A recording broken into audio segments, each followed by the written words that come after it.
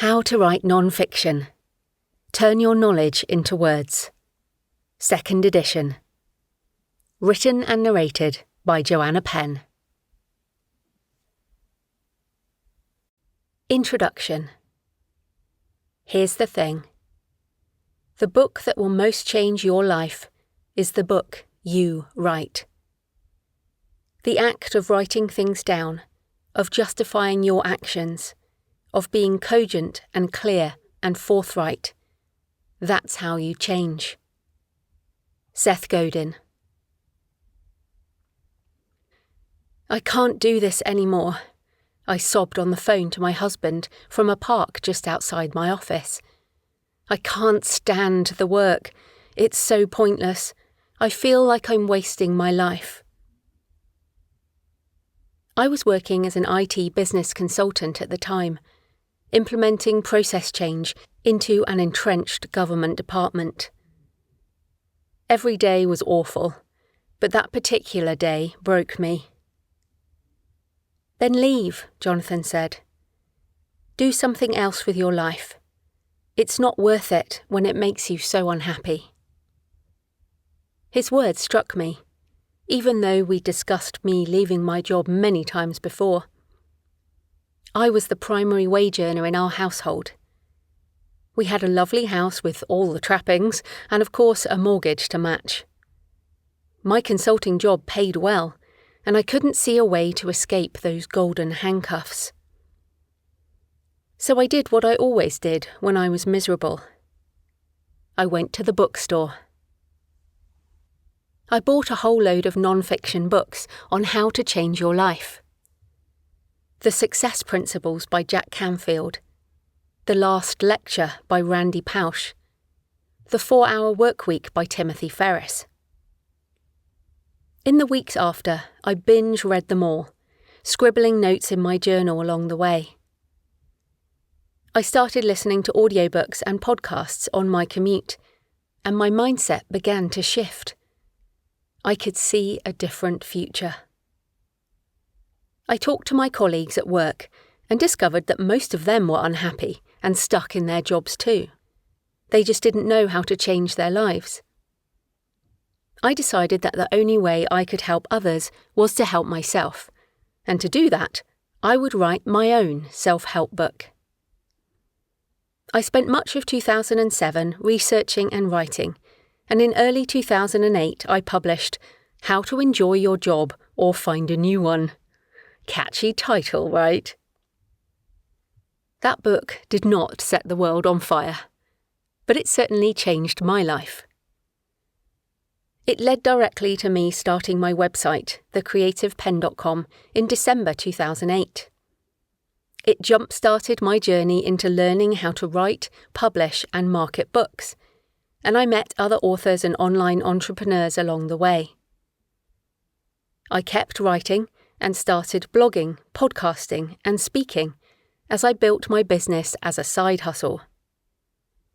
I finally left my consulting job in September 2011, the same year my first novel came out. In 2012, I rewrote and reissued that first non-fiction book as Career Change, with new chapters on making the transition from day job to creative entrepreneur. At the time of writing this book, I have over 40 books out under 2 different author names. I write non-fiction self-help as Joanna Penn, and thrillers, dark fantasy, crime, horror and travel memoir as J.F. Penn.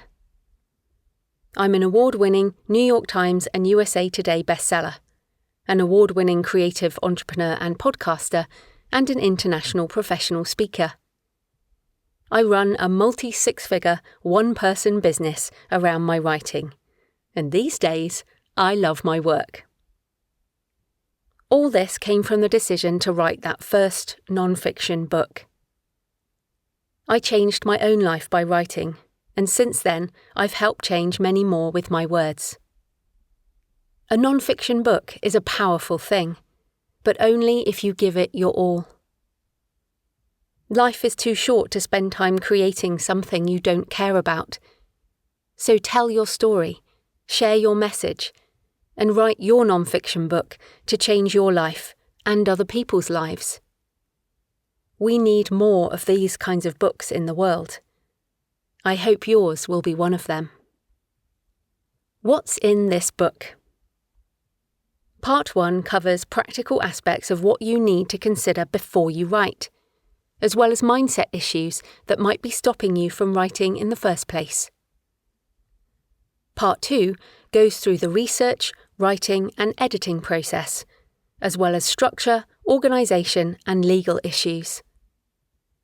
Part 3 is about the business side of a non-fiction book and the basics of marketing and promotion. You can read the book in order or jump straight to the section you're interested in. There are questions, as well as recommended books and resources throughout this book. You can download the questions and appendices, as well as find links to the companion workbook at thecreativepen.com/non-fiction download. Please note, this book contains affiliate links to products and services that I recommend and use myself. This means that if you purchase through my link, I receive a percentage of the sale at no extra cost to you. But of course, there is no obligation to buy or use my links. Thank you, and let's get into the book. Part 1. Before you write. 1.1. Why write a non-fiction book? Writing isn't about making money, getting famous, getting dates, getting laid, or making friends. In the end, it's about enriching the lives of those who will read your work, and enriching your own life as well. Stephen King, on writing. Writing a book is hard work. You need a reason to carry you through the tough times. Why do you care about this subject so much that you want to invest the time, emotional energy, and maybe money in order to write it? What will keep you going through the process of writing, publishing, and marketing? What is your why? Here are some reasons people write non-fiction books. 1. You've been through a particular experience, and you want to help other people going through the same thing. A lot of non-fiction books start this way.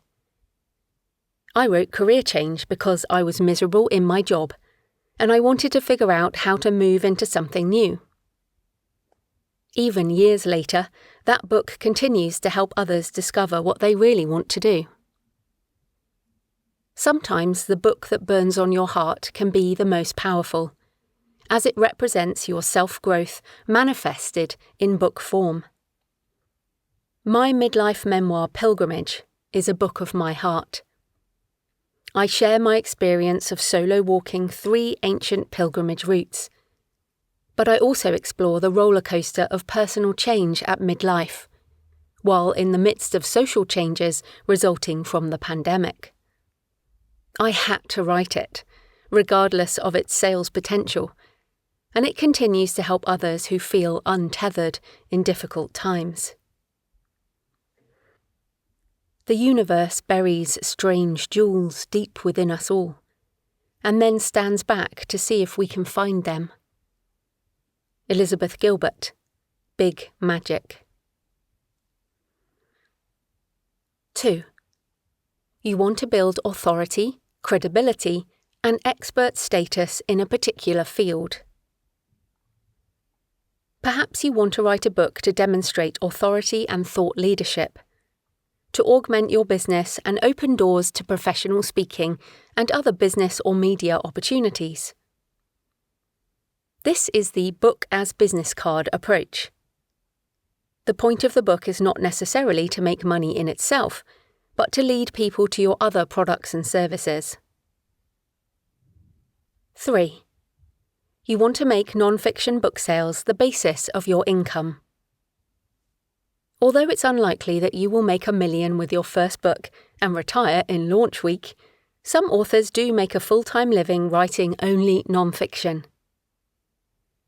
It usually involves writing or co-writing multiple books in a series, so you make more income per customer. It might also involve bulk sales and other multiple streams of income covered in Part 3. 4. You have an audience already and you're writing to help them.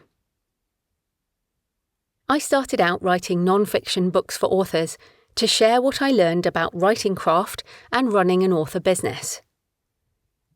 Over time, I attracted an audience, and so I continued to write books to help them in the same niche.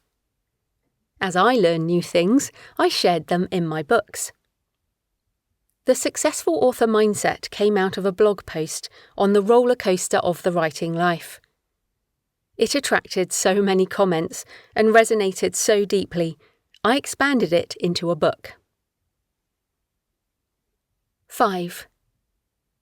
You're deeply fascinated with a topic and want to produce a book on it. These are the type of non-fiction books that can go on to win literary prizes, and they can consume the author for a long time.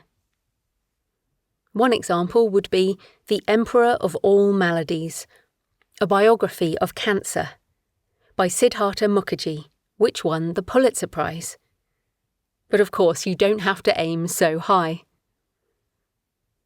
I first learned about the concept of the shadow in Jungian psychology back when I was at university in the 90s. Over 2 decades later, after much research and soul-searching, I finally finished Writing the Shadow, Turn Your Inner Darkness into Words, about how writers can channel their most authentic selves to make their work stand out. What's your why? Whatever the reason behind your desire to write a non-fiction book, I absolutely believe that you should go ahead and write it. After all, the book you write could change your life, as it has done for me, and hopefully you'll help other people, and maybe even make some money along the way. What is your definition of success?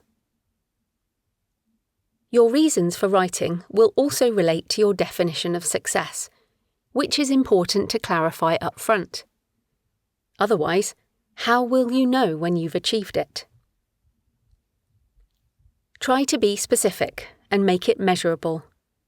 For example, if you want authority and influence in your field, how will you measure that? Is it the number of speaking events booked, the number of podcasts you appear on, or the number of consulting sessions sold? What about an income goal? For some people, making an extra $200 a month might be a fantastic achievement. Others might aim for $5,000 a month from multiple streams of income based around the book. One person's idea of success is rarely the same as another's, so be specific about how you will measure your achievements, for this book and for your non-fiction career as an author. Writing a book is a tremendous experience. It pays off intellectually. It clarifies your thinking. It builds credibility. It is a living engine of marketing and idea spreading, working every day to deliver your message with authority. You should write one. Seth Godin, Advice for Authors. Questions. Why are you writing a non-fiction book? What are the reasons that will carry you through the tough times? What is your why? What is your definition of success? How will you know when you have achieved success? How will you measure it? 1.2 Types of non-fiction books. It's important to consider upfront what type of book you're writing, and there are broad types that can help you shape your own. These sit above genre or subcategory in the bookstore, although some books, of course, will span multiple types. The important thing is to identify where your work might fit into the ecosystem and find examples you can use as models for your own book. Go through your bookshelf. What are the books you like and why? Where do they fit in the publishing ecosystem? Here are some of the main types of non-fiction book. How-to, instructional books promising a clear transformation for the reader. This includes the broad categories of self-help, art and photography, business and investing, cooking and food, crafts and hobbies, health and fitness and dieting, sports and travel. It's easy to identify a target market, and the reader may not even care much about who wrote the book. For example, how to use an air fryer to cook simple, healthy meals for kids. Do you care who wrote this? If you just bought an air fryer and you want some help with ideas for kids' meals, you'd buy it. Motivational books like How to Practice, The Way to a Meaningful Life by the Dalai Lama, and The Success Principles, How to Get from Where You Are to Where You Want to Be by Jack Canfield also fit into this niche. Most of my non-fiction books fit here, as they have a clear transformation for the reader implied in the title. Inspirational or personal stories, memoir, narrative, non-fiction. There's a difference between writing non-fiction to showcase a business as a calling card and writing heart-based non-fiction to teach deep wisdom. Dr. Karen Wyatt, from the Creative Pen Survey. These books are about the personal journey that an individual has been through and help readers by providing inspiration to overcome challenges and transform their lives. Prescriptive information is useful, but the personal story of transformation can be more motivating. Eat, Pray, Love by Elizabeth Gilbert is a memoir about finding happiness after a painful divorce, but could also be compared to books in the category above, like The Happiness Project by Gretchen Rubin, which includes personal anecdotes but offers more prescriptive how-to information than Gilbert's book. My memoir, Pilgrimage, fits here because, while I offer practical tips about solo walking, my thoughts about midlife are at the heart of the book.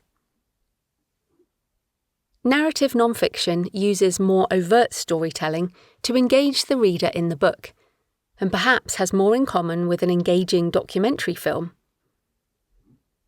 While the material is rooted in fact, the reading experience feels more like entertainment than a lecture. Examples include The Big Short by Michael Lewis, which was turned into an Oscar-winning film, as well as The Immortal Life of Henrietta Lacks by Rebecca Skloot. Deep dive books on a single topic. These are books readers turn to for information, though they are written for a general audience as opposed to academic specialists. Often, these books are evergreen, meaning the topic or information might be relevant for many years. Examples include a biography, like Steve Jobs by Walter Isaacson, a social science book like Sapiens by Yuval Noah Harari, a finance book like Money, Master the Game by Tony Robbins, or a history book like Guns, Germs and Steel by Jared Diamond. Sean Coyne, author of The Story Grid, calls these big idea books and explains why they can be so successful. Academics appreciate the research cited to support the big idea. How-to readers take away actionable steps that they believe can better their lives. And narrative non-fiction readers are captivated by the storytelling. This is why big publishers love the big idea book. It can become a blockbuster bestseller. Academic textbooks, technological or trends or manuals. Books in this niche have a specific audience, for example, universities, schools, libraries, or specific industry professionals. They can support higher prices per unit, and they can be sold in bulk, so are not even measured by bestseller lists. They often need to be updated to stay current, so there are frequently multiple editions over time. The need to update material regularly can be difficult for the author. If you have more than one book, you may feel like you are constantly updating your backlist. For example, if you write a book on TikTok marketing, it will probably be out of date on the day of publication, as they change the algorithm regularly, and what worked last week might not work this week. The same applies to books on software or hardware, as well as books focused on medical, legal, technological shifts, or anything written in a field where advances are made on a regular basis. It's also applicable for political books that fit a zeitgeist. For example, the British Brexit vote gave rise to a new political subgenre of books, but the political landscape continues to evolve. The same could apply to the Trump administration in the US. If the political shift becomes more of a cultural movement, the books could be evergreen, capturing a moment of personal experience in an ever-changing environment. But it's certainly worth considering shelf life when you're looking at book topics, if you're aiming for a long-term career. Questions. What kind of book do you want to write? Can you identify at least 5 books that your book might be similar to? Which categories do they sit in? Where do they fit into the publishing ecosystem? Is your topic likely to result in a book that is evergreen, or one that needs to be updated frequently? 1.3. What if you don't know what kind of book you want to write? I know how this feels, because I'm a discovery writer. I don't plot or plan. I figure out what I'm writing by actually writing. My memoir pilgrimage is an example of this process of uncovering a book. Because although I had been writing journals about my travels for decades, nothing emerged as a coherent potential project. I knew I wanted to write a book with something to do with travel. I just didn't know what kind of book it would be. Travel is a big category, and I had a lot of different inspirations, which made it harder to choose. My mum took me and my brother to live in Malawi, Africa, in the early 1980s, and my memories of going to school there are full of the wonder of being somewhere else. I remember looking out at the sunrise over the Sahara Desert from the plane cockpit back in the days when they let kids go up there. Those were also the days when people still smoked on planes, and I remember how my mum made us breathe through handkerchiefs to save us inhaling too much. Those early years triggered my wanderlust, and I started reading travel books in my teens. The Life of My Choice by Wilfred Thesiger, 7 Pillars of Wisdom by T.E. Lawrence, The Songlines by Bruce Chatwin, and so many more. I wanted to be like them and travel the world, experiencing everything and writing about my adventures.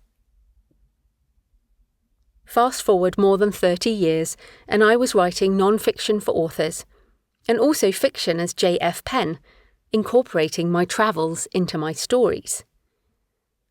Morgan Sierra in my Arcane thriller series is my alter ego, and her adventures and thoughts are often my own.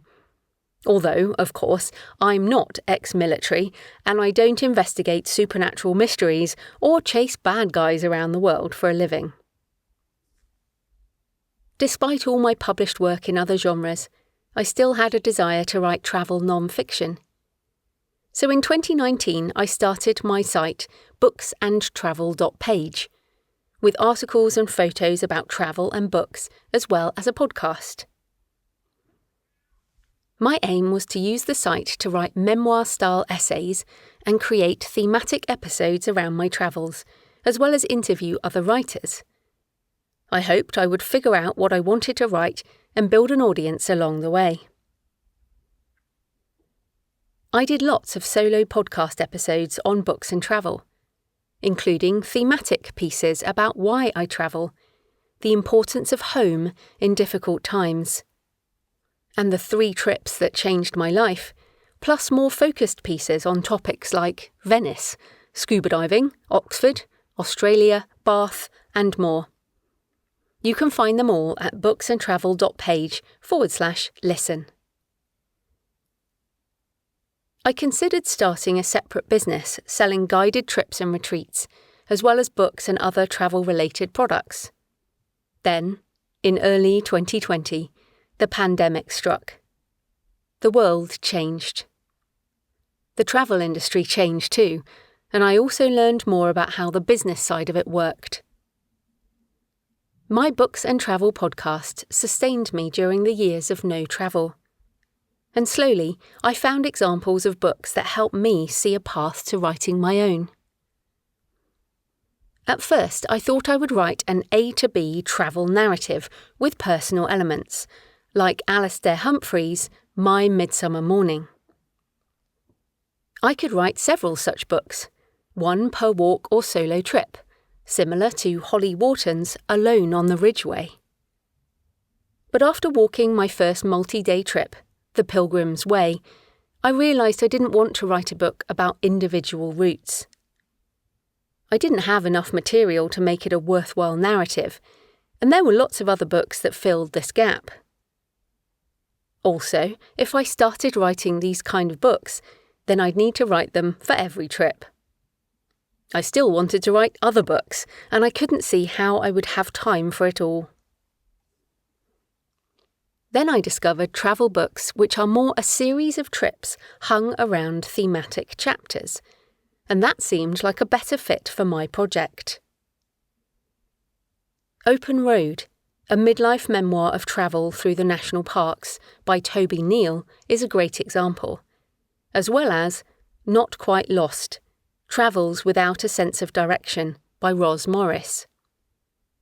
Both have chapters about different places interspersed with emotional aspects of memoir, and this is how I stumbled upon a way to shape pilgrimage.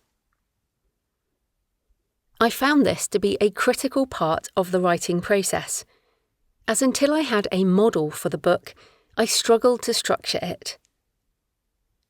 Once I knew it would be thematic chapters with personal vignettes, it was easier to work out what the book might be. And that was after writing many tens of thousands of words. I don't consider those words wasted though, because I was finding my way through the process, and that in itself is rewarding. I hope this encourages you if you're struggling to figure out what the hell you're writing.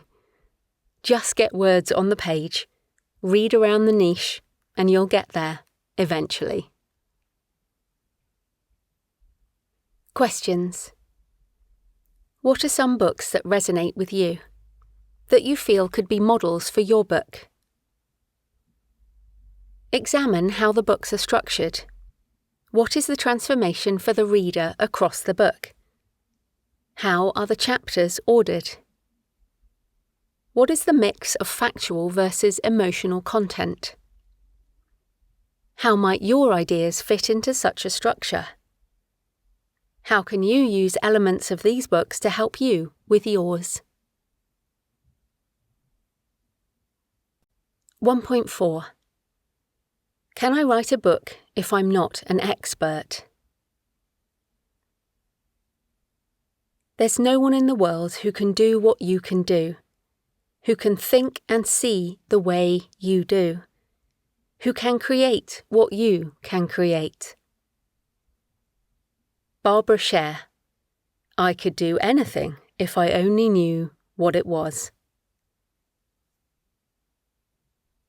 I surveyed my audience at the Creative Pen to prepare for the first edition of this book, and asked, what is stopping you from writing? Over half of the respondents listed some variation of self-doubt and imposter syndrome around whether they would be qualified to write a book. Here are some of their comments. Can I write on a topic that I'm not an expert in? I sometimes feel like a fraud. I don't have the authority to write non-fiction. I'm not an expert in this field. What right do I have to write this book? Do I need a PhD to be taken seriously? Should I write the book even if I'm not an established professional in my field? I have 30 years' experience, but regardless of how much experience I have, self-doubt stops me from writing. If you feel this way, consider the following. You can help people wherever you are on the journey. You might have noticed that I am not Malcolm Gladwell, or Elizabeth Gilbert, or any of the other famous name-brand non-fiction writers you might list. But I have written multiple non-fiction books on different topics, as well as an award-winning memoir, so I have experience in the topic of this book. I don't have any formal qualifications in writing or publishing, but I can share my journey and what I've learned along the way in the hope it helps you. Perhaps you will even find my experience and advice more relevant because I am not famous, as I'm nearer to where you are on your author journey. Perhaps something I say will touch you or help you or inspire you, so this book will be value enough. In the same way, you can write a book based on where you are on the journey. Your experience is valuable, and if you share it, you will help others along the way. You are not the only one who feels lost, broken, desperate, joyful, wildly hopeful, yearning or seeking, and you can reassure others who feel the same way. Sark, Juicy Pen's Thirsty Paper. It's not about you. Of course, the book is all about you, in that you're writing based on your experience, but on another level, the book is not about you at all. When it goes out into the world, the book is all about the reader. People read to improve their lives or change direction, to learn something, or to escape their life for a while. The author of the book is a conduit to the reader's transformation. I read a lot of non-fiction books as part of researching my fiction as J.F. Penn, as well as business, finance and travel. I read for the nuggets of information and inspiration I can glean, and often I don't remember the author afterwards. I don't have to, because I've taken what I needed from the book. Of course, there are some authors who I remember and whose other books I seek out because something resonated with me. But that's certainly not every book I read.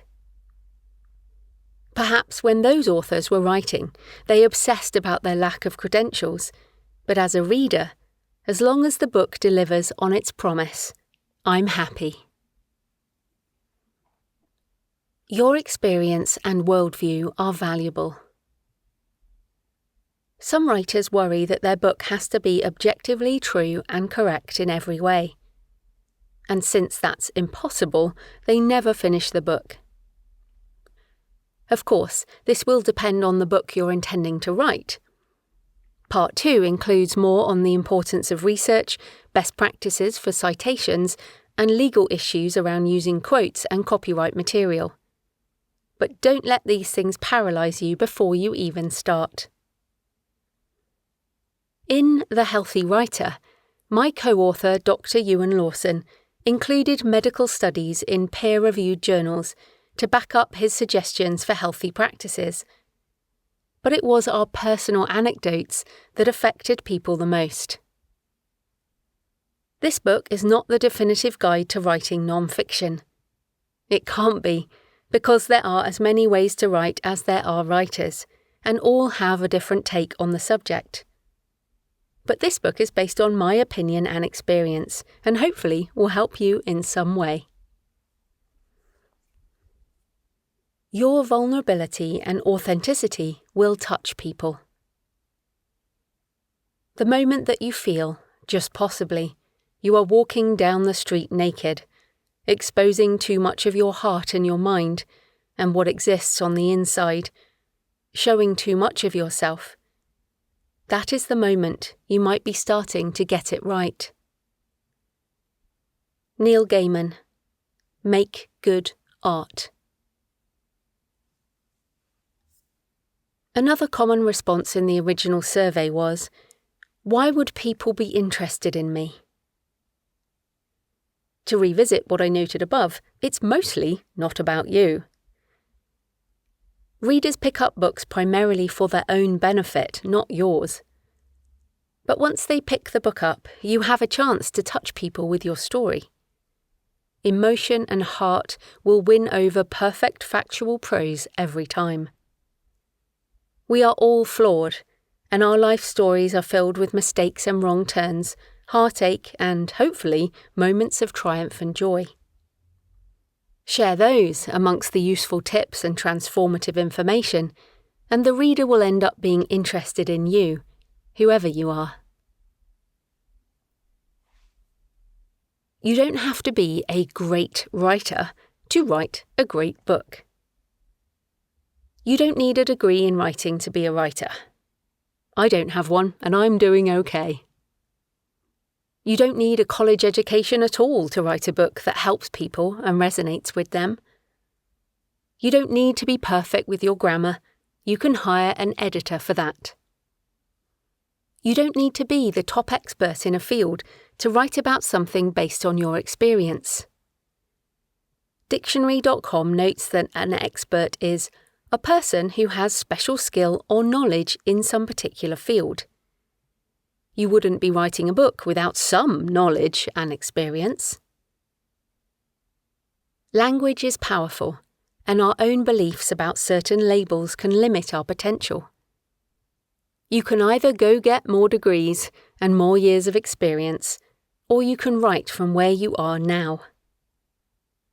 Be useful, be inspiring, be entertaining, be genuine, and the reader will forgive any foibles in writing. Now, to have things alive and interesting, it must be personal. It must come from the I, what I know and feel. For that is the only great and interesting thing. That is the only truth you know that nobody else does. Brenda Euland, If You Want to Write. You have permission to share your truth. If you're waiting for someone to anoint you with the writer stick, then here you are. You have permission to write your book. Don't dream of what might be. Get over yourself, go forth, and write. Questions. What's stopping you from writing your book? If you think you need to be an expert, then how do you define an expert? How can you become one so you can satisfy your own definition? Is it possible that other people might call you an expert if you share your journey? What do you know or understand or feel about your topic that no one else does? 1.5. Who are you? Personal stories, originality, and the importance of voice. You own everything that happened to you. Tell your stories. Anne Lamott, Bird by Bird. Lots of people write about the same topics, but your experiences make your book original. It's your take on the subject. Trust yourself and lean into what makes you, you. Brainstorm aspects of your life that might be interesting to other people.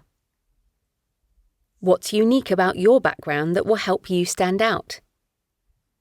What part of your story will help illustrate the topic you want to talk about? The more you share your personal story and aspects of your life, the more people will resonate with you and your book. If people begin to know you, like you, and trust you, they will be more likely to listen to you and buy your books and products. Of course, you have to define your boundaries, but personal stories are critical, both in the book itself and also in your marketing. As Maya Angelou said, "People will forget what you said, people will forget what you did, but people will never forget how you made them feel." Emotion comes from story and connection, not from listing facts or prescriptive how-to information.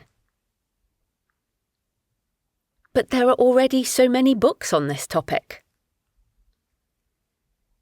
A lot of non-fiction authors let this objection stop them from writing.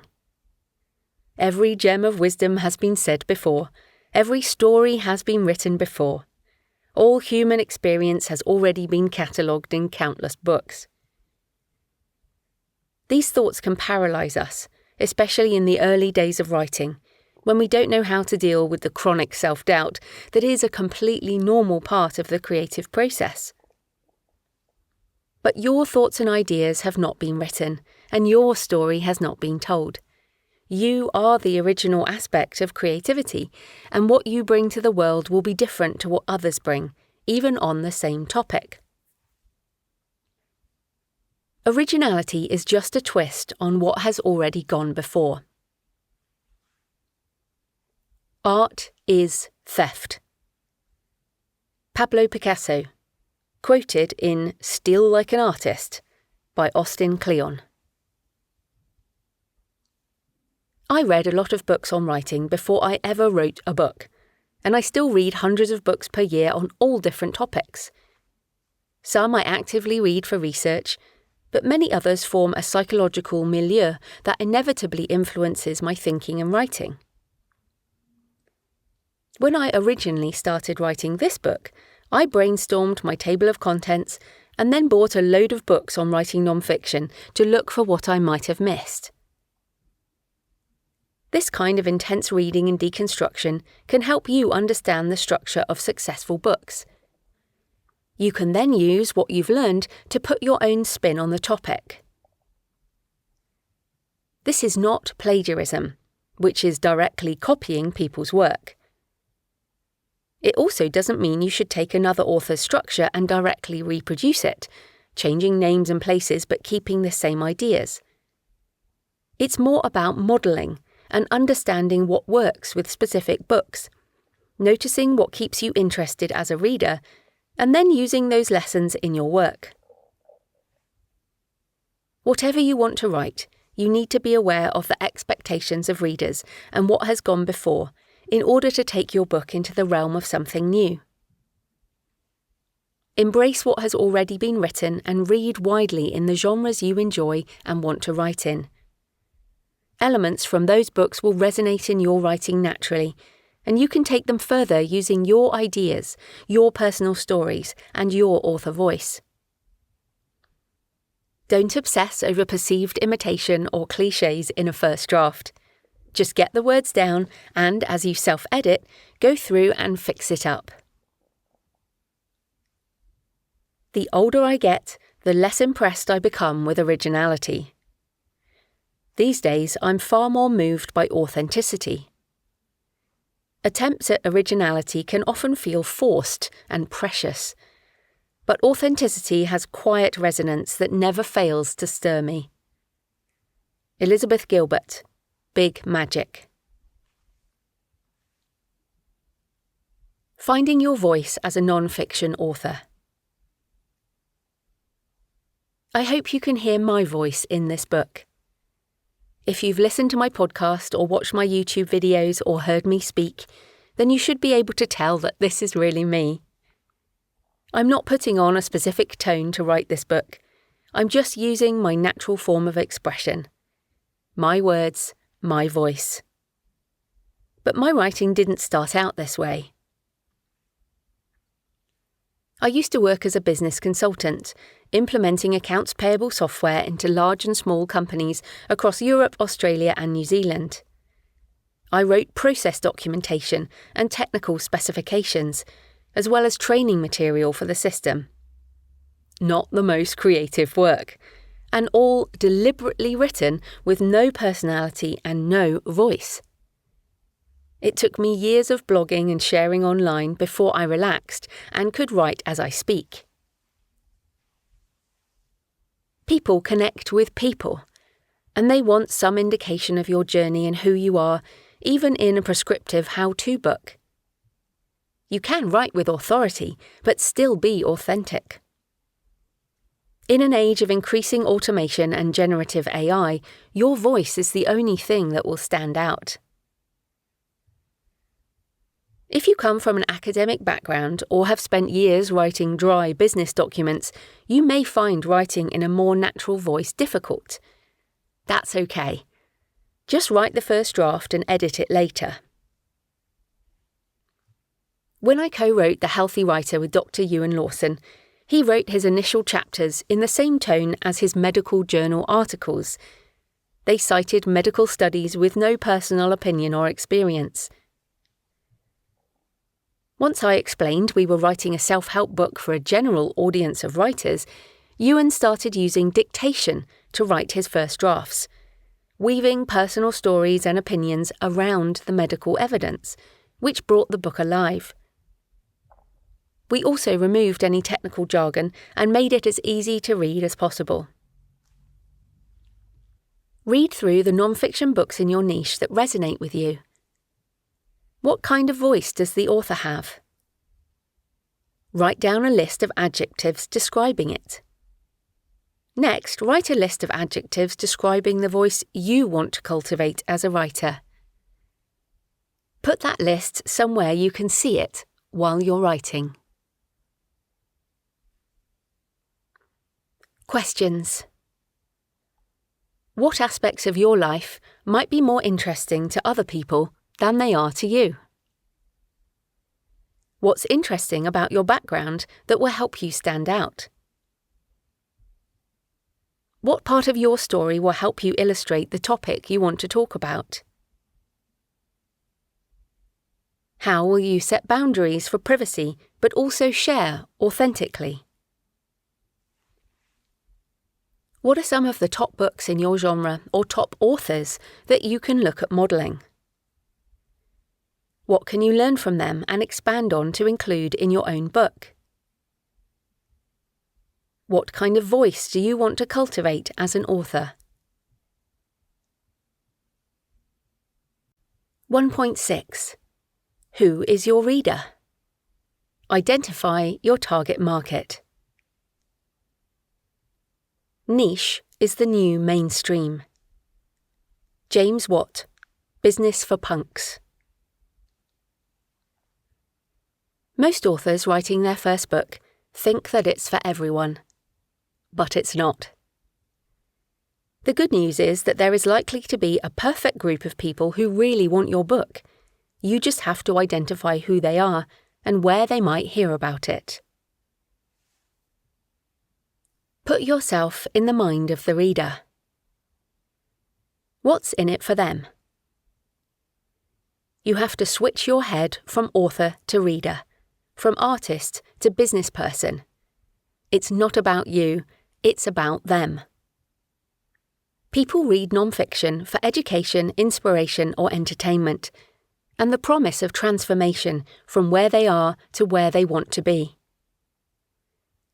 The reader wants to understand something about themselves or their current situation, and they're reading a book to learn from your experience, as well as gather specific steps for how to deal with their own. Why will someone want to read your book? Knowing the answer to this question will help you narrow down your audience and begin to think about how you will be able to reach them. Here are some different reasons that might apply. 1. It helps with a specific problem. This explains the popularity of weight loss and self-help books every January. You're reading this because you want to write a non-fiction book. You will take what's relevant from these pages and hopefully go on to write one yourself. That's the transformation I want to make in your life. My job as the author is to provide information, inspiration, and strategies that will help you reach that goal. What problem does your book help people with? And what strategies and solutions can you offer within? 2. Your book is on a specific topic. Many non-fiction readers have special interests on specific topics and may buy lots of books in the niche, as well as in related niches. I buy lots of books around death culture and memento mori, as well as the deep ocean, investing, and travel. What topic is the focus of your book? And how does it intersect with other niches? 3. The reader knows and likes the author. This reason is why those with a large platform get book deals. YouTubers, TikTokers, celebrities, and anyone with a big enough reach can easily find readers. If you have an audience, you might get a book deal because people will buy it and read it anyway. Do you have an audience already? What do they want from you? These questions will help you make a start on your target market. Once you determine who is already in your audience, you can expand to think of intersecting audiences you might be able to reach next. Demographics and psychographics. Some books are obviously aimed at particular demographics.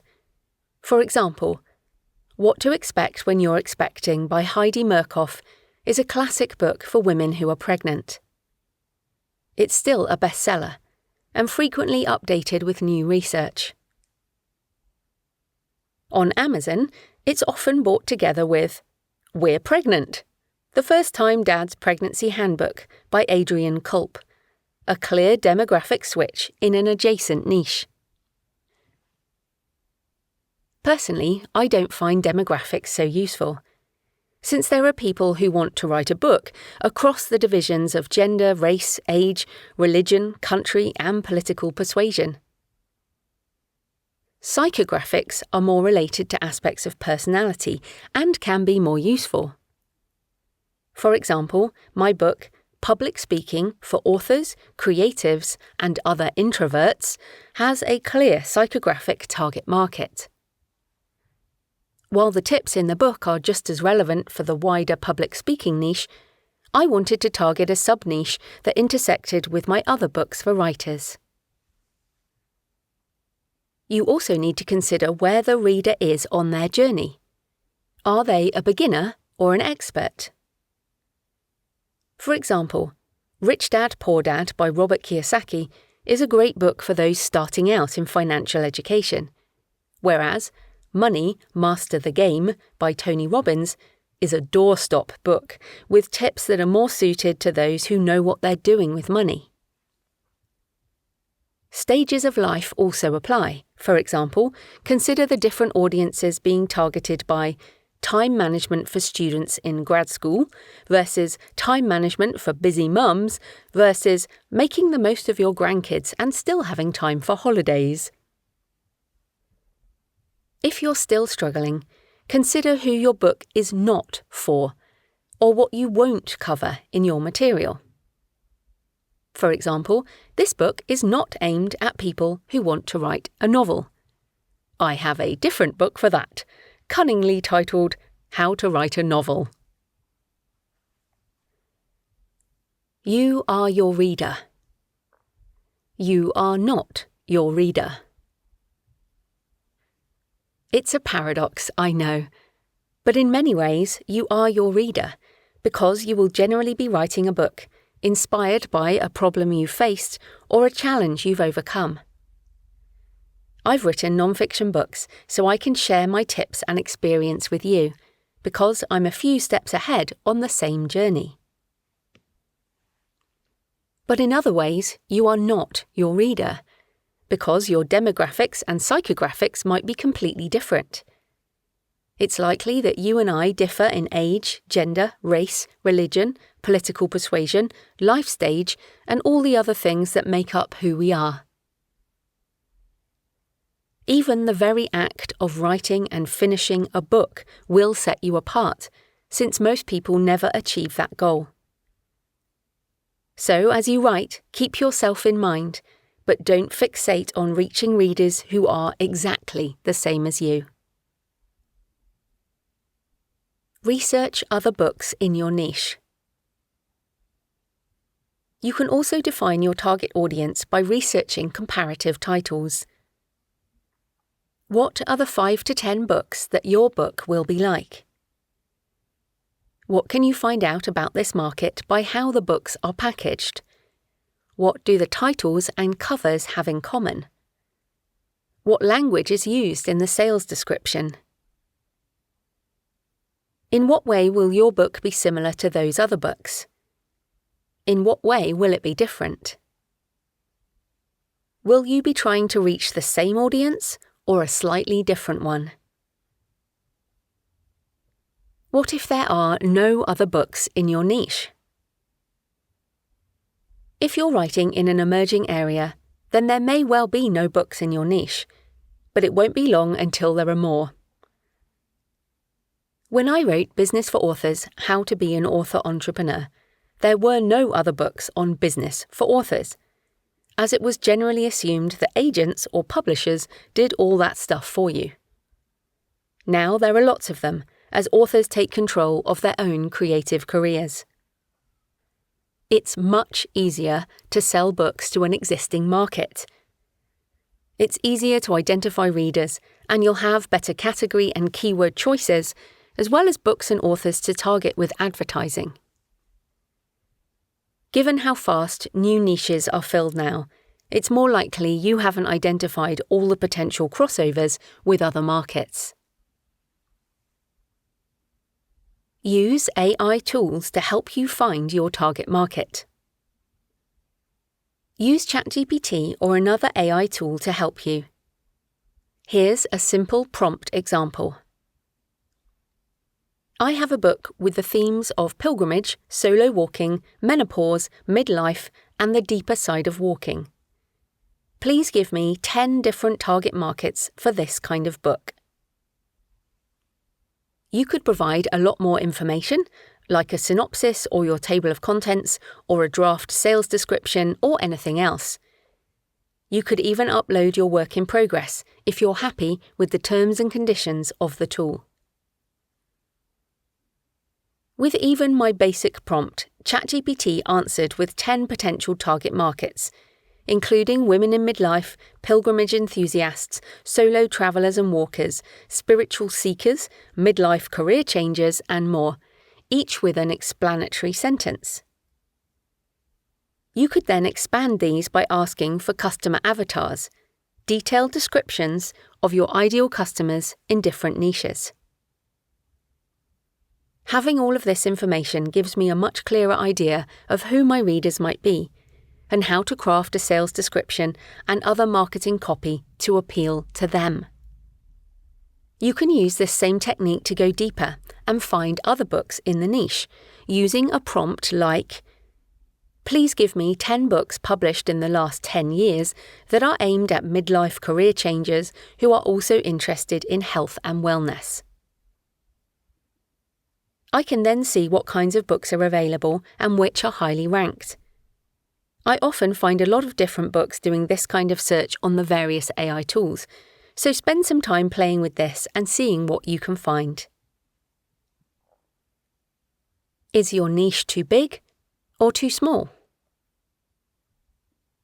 Understanding your niche can help you position your book and make sure it appeals to specific people, rather than going too broad.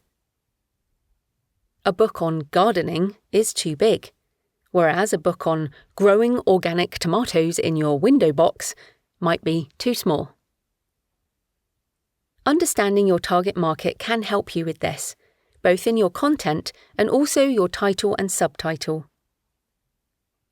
With my memoir Pilgrimage, I struggled with the subtitle, eventually settling on Lessons Learned from Solo Walking 3 Ancient Ways.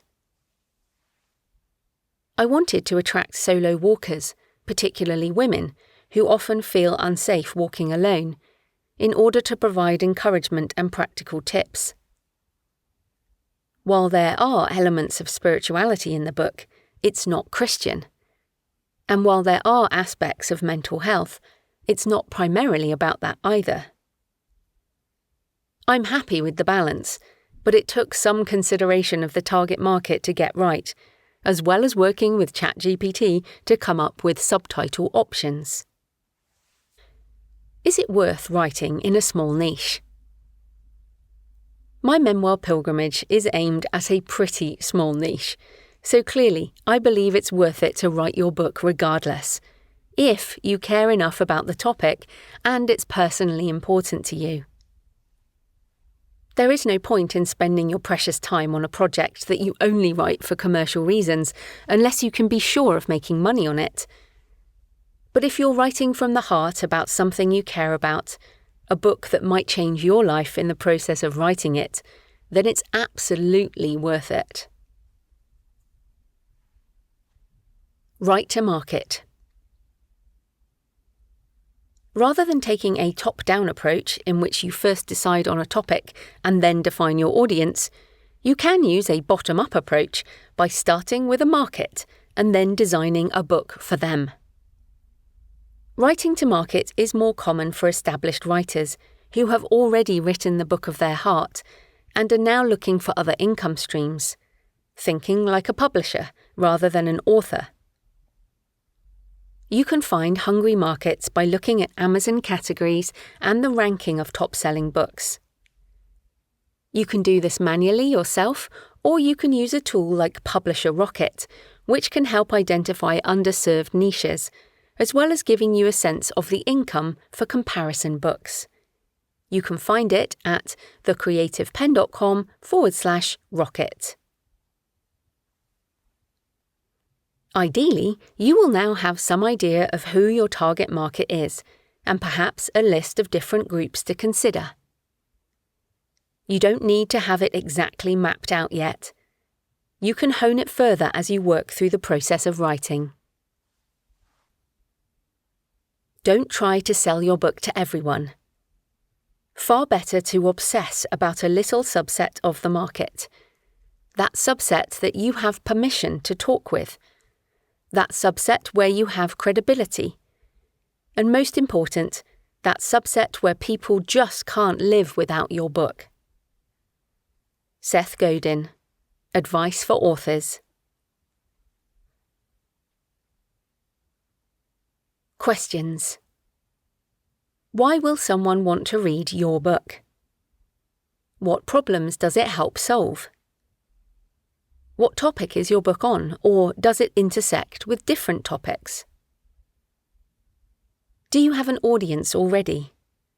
What do they want from you? Do you have particular demographics or psychographics in mind as a target audience? How are you like your readers?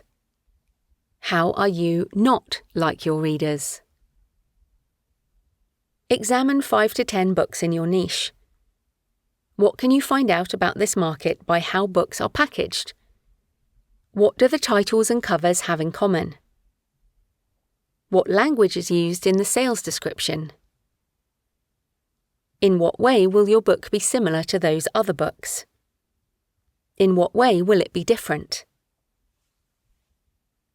If you used AI tools to help you, what did they identify as some of your possible target market niches? 1.7. Decide on your book title and subtitle. You might already have a title in mind, or you might not have a clue. Don't worry. At this early stage, you can use a working title and refine it as you go through the process. For many years, I worked sporadically on a book about creating from the shadow side and using our inner darkness to bring depth to our writing based on Jungian psychology. I didn't know what the title would be, so for years I called it The Shadow Book. In 2023, I finally finished and published it as Writing the Shadow, Turn Your Inner Darkness into Words. But that title didn't emerge until I had almost finished the manuscript. Even if you're sure of your title, consider the following, as you may need to change it or add a more effective subtitle. The importance of keywords and search engine optimization, SEO.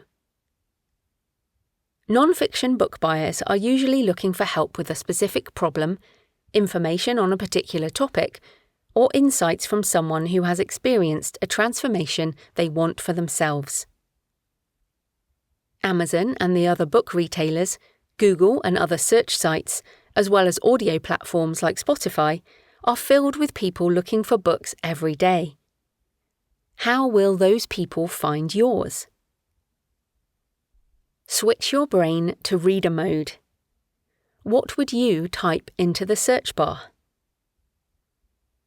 These are keywords or keyword phrases, and they are the words you need to consider as part of your title and subtitle, if you want your book to be found in this way. I use this principle for my non-fiction books.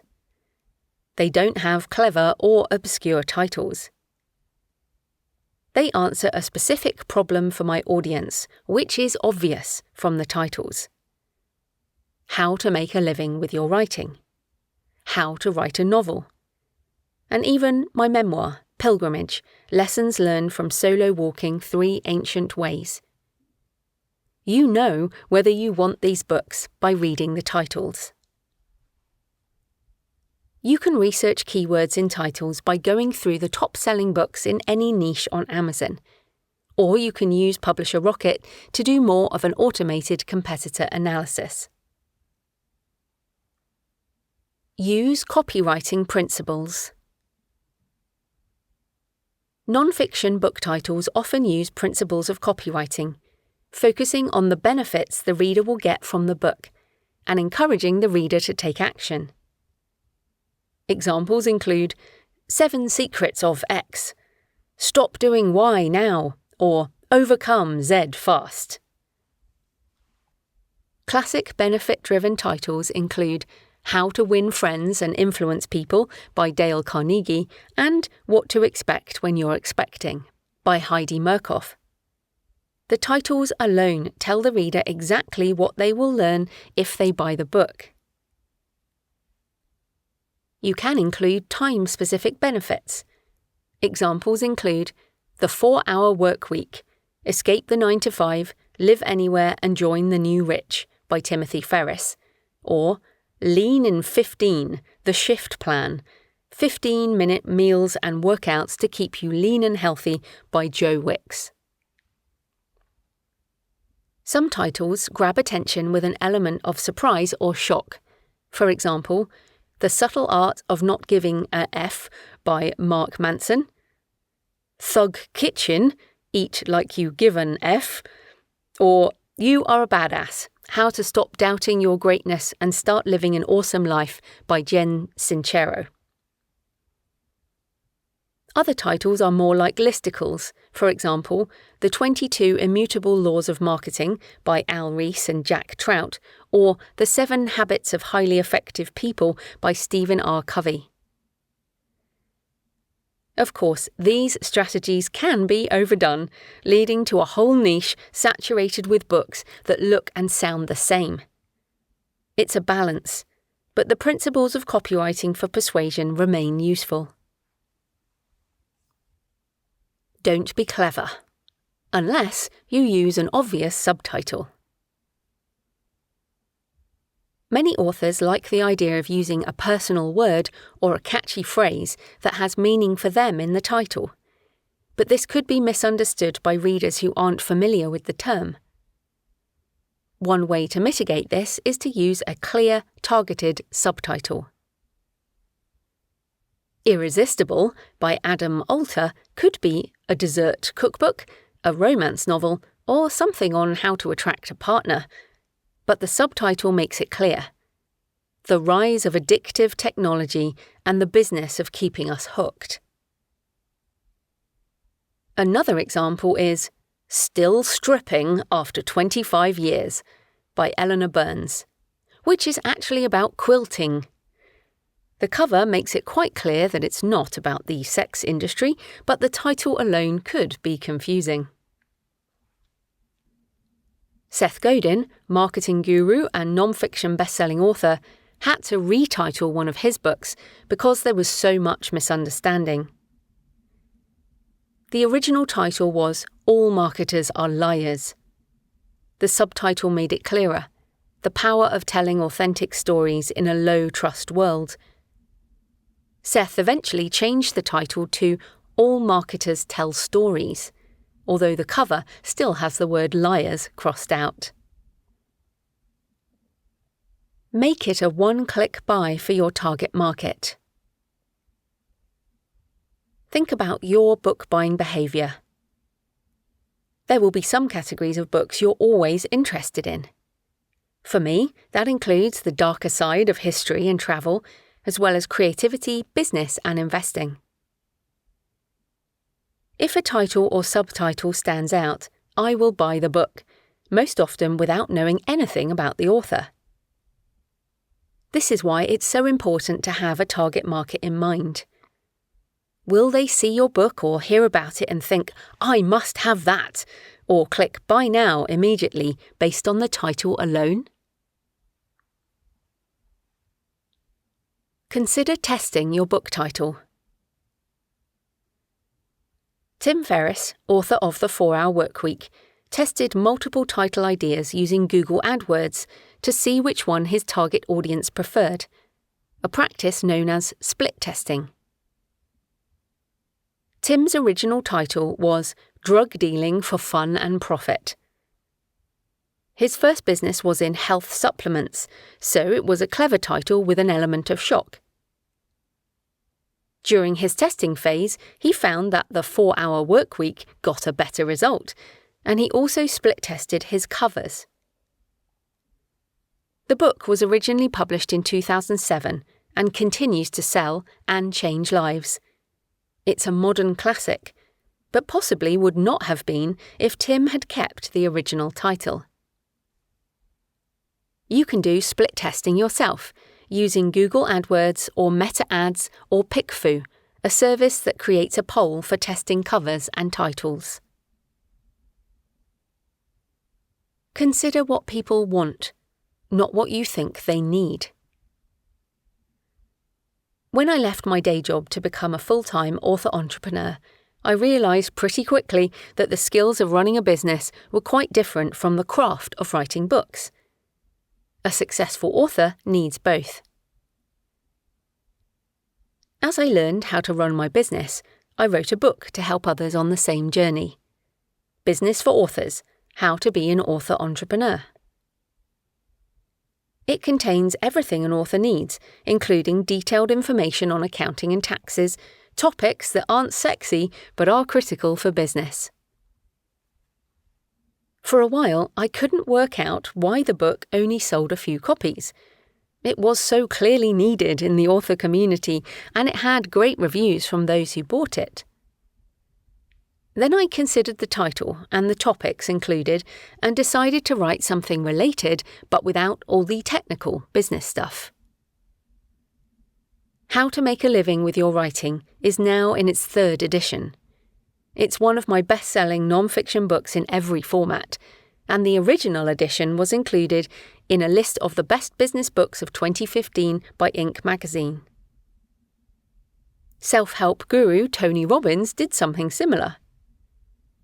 He published Money, Master the Game, a doorstop book packed with interviews and tips and advanced strategies for building wealth in 2014. It was way too much information for the average person. Clearly, it didn't hit the market he wanted it to, as 3 years later he published Unshakable, Your Financial Freedom Playbook, a cut-down version in a much more easily digestible format that I recommend to anyone interested in investing. Changing your book title after publication. If you're with a traditional publisher, this might not be possible. But if you're an independent author, you can always change your title later, as long as you own and control the rights to the book. You can upload a new version and overwrite the previous ebook edition so it retains reviews, although you will need a new ISBN for print editions.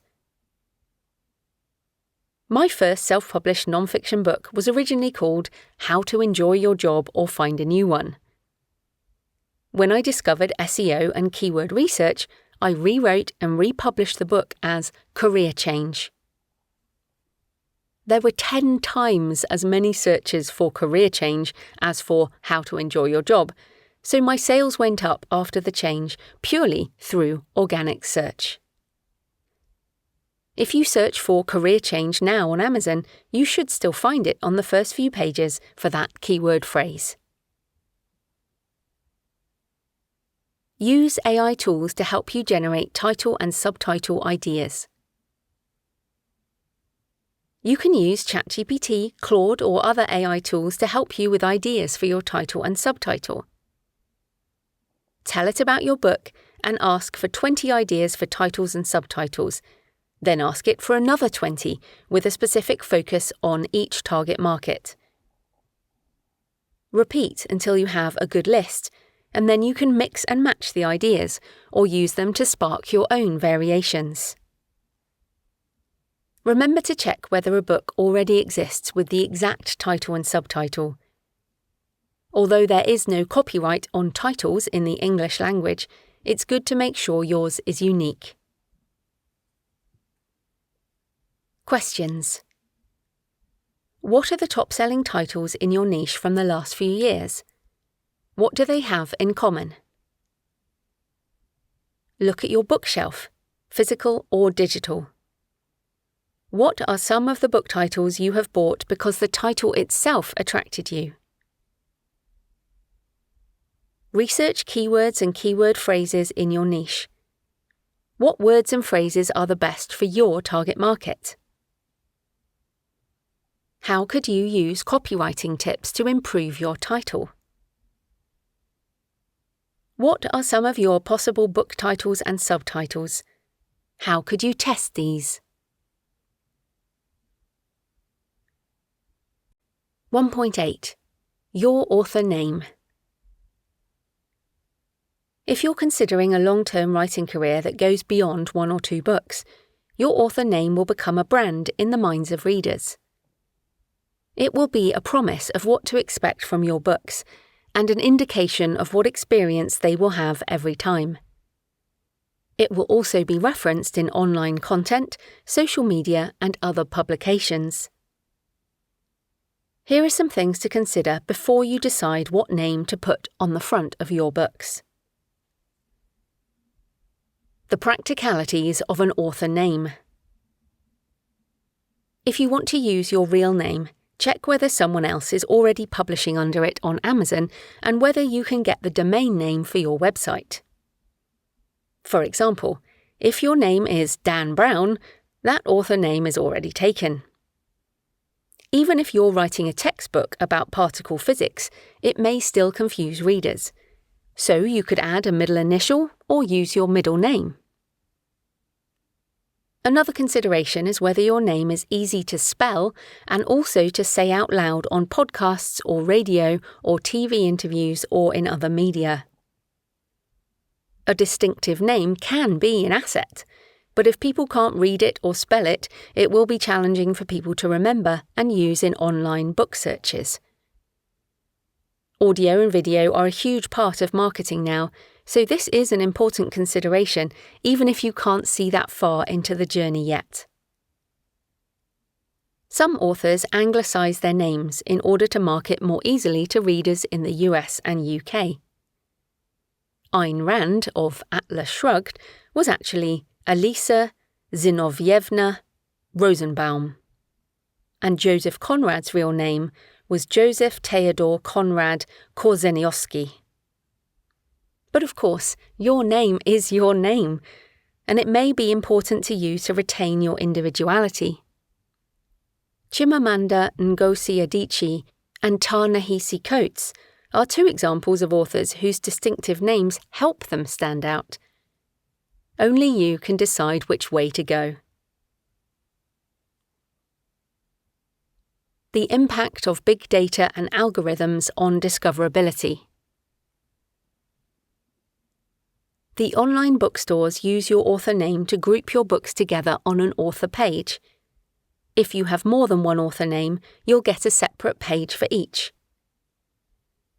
I write under two names: Joanna Penn for non-fiction self-help for authors, and J.F. Penn for thrillers, dark fantasy, crime, horror, and memoir. I have separate websites, separate email lists, separate social media. It can be difficult to manage both sometimes, but I find it useful. It helps me creatively, as I schedule J.F. Penn time for fiction, and I need to be in a different headspace for that kind of creativity. It also segments my audience, and there is only a small crossover between them. This separation also helps the book sales algorithms recommend books to different target markets. You want the algorithm to be able to easily identify readers for your book, as this helps the system sell for you. When to consider a pseudonym. A pseudonym, or pen name, is a name you write under that is different from your real name. This can protect your privacy if you have a professional career that you want to keep completely separate, or if you're writing about sensitive topics. However, even if you add layers of protection, it's still possible you could be identified, so make sure you consider implications before publication. What about the legal aspects of multiple names? You can register your copyright with both names. I include my pseudonym and my legal name on the copyright registration form. With banking Know Your Customer (KYC) requirements, you will likely have to use your real name when setting up a bank account for your books, but you can use a company name for your publishing contracts if you're running your author business as a company. If you self-publish, the author name field is separate from your account name and your bank account name, so you can have multiple author names under one publishing platform account. Questions. Can you get the website name and the Amazon author profile for your name? If not, what are your options? What are the pros and cons of using a pseudonym? What are the pros and cons of using multiple author names if you write in very different genres? 1.9. Your publishing options. There are many ways to get your book into the world and into the hands of readers. The key question is which method works for you and your book for now, as well as which methods fit into your broader long-term author career. If it's your goal to continue publishing books, of course. It all relates to your definition of success, so keep that in mind as you read on. You certainly don't need to decide on your publishing direction before writing, but it might change the trajectory of your book, so it's worth considering options up front. But don't get sidetracked. If you find yourself obsessing over publishing and not making progress with your book, put those thoughts aside and get back to writing. Are you writing a book or a book proposal? This is the biggest difference between traditional publishing and self-publishing, and will also differ by genre. If you want a traditional publishing deal in most non-fiction genres, you submit a book proposal and sample chapters. You write the book once you're under contract. If you want to self-publish or use a partnership publisher, or if you're writing memoir regardless of publishing direction, then you'll need to complete at least a full draft of your manuscript before proceeding to the next steps of the publishing process. Regardless of your choice, writing a book proposal can be an option, as it will help you consider all the aspects that go into making a successful book. The next chapter walks you through how to write one. Let's first explore your publishing options. Traditional publishing. This is the established route of querying agents and submitting to publishers. With non-fiction, you can sometimes submit directly to publishers, depending on their submission criteria. The benefits of traditional publishing include prestige, kudos, and the validation you get from making it through the process, as well as an established professional team to manage editorial, publication, and, hopefully, book marketing. An agent and traditional publisher will not ask you for money. They will pay you royalties, and perhaps even an advance against those royalties, although amounts and contractual terms will vary. Some publishers will distribute your book to physical bookstores, and you may have a greater chance of competing for literary awards, as well as licensing subsidiary rights, like film and TV. One downside of traditional publishing is that the process can be quite slow. Authors who go this route usually pitch multiple agents and often receive multiple rejections. Even if you find an agent, it will take more time to get a publishing deal, and then more time before the book is out, often a year or more after the contract is signed. Royalty rates are lower because the agent, publisher, and distributors take their percentage, and there is sometimes a lack of transparency around earnings. Some authors are disappointed by the lack of marketing for their books, and publishers inevitably move on to the next project in their pipeline. They are businesses, and they need to make money after all. There are different kinds of traditional publishers, from imprints of huge multinational houses to digital-first publishers, to small independent presses specialising in specific genres. There are also varying kinds of contracts with differing advances and royalty rates, as well as agents with varying levels of experience. If you want to try this route, do your research. Learn how the industry works, understand how publishing contract clauses impact your career, pitch the right project to the right people, and you are far more likely to be successful. If you're asked for money to publish, then the company fits into the partnership model covered later in this chapter. For more details on traditional publishing, check out Jane Friedman's site and her downloadable chart with the spectrum of publishing possibilities at janefriedman.com. Professional self-publishing, or being an independent, indie author. You can self-publish your book for love, not money, and print some for friends and family. But I'm assuming you want your book to reach lots of readers and hopefully make you good money. In this model, which is my primary approach, the author treats the production of their book as a business, investing in professional services up front, like editing and book cover design, as well as marketing and book promotion after publication. Distributing the book is mostly free, and the services take a varying percentage of sales.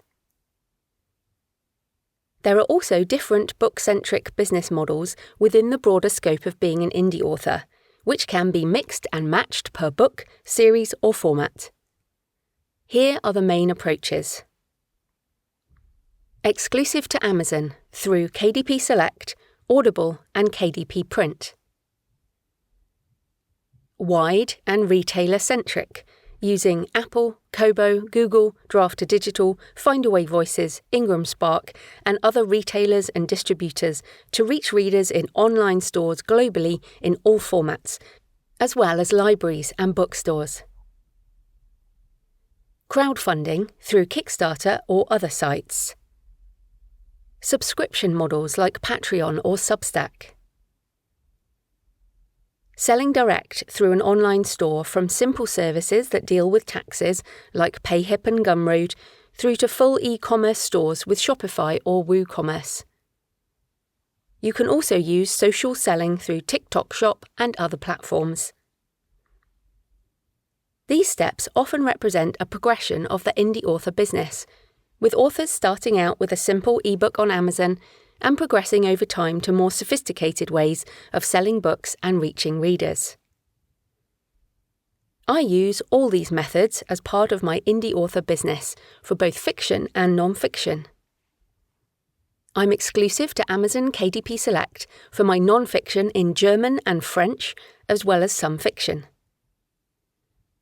I'm wide on all the retailers for my non-fiction books in most formats. I crowdfunded Pilgrimage and Writing the Shadow on Kickstarter for the initial special hardback run and early access, which made over £62,000, around $80,000. Pilgrimage went on to win an award at London Book Fair for Best Self-Published Non-Fiction. I sell my non-fiction direct on my Shopify store at creativepenbooks.com, and also have exclusive deals like bundles and workbooks that are not available on other platforms. If this sounds complicated at this stage, don't worry. You can start simply and expand your author business over time.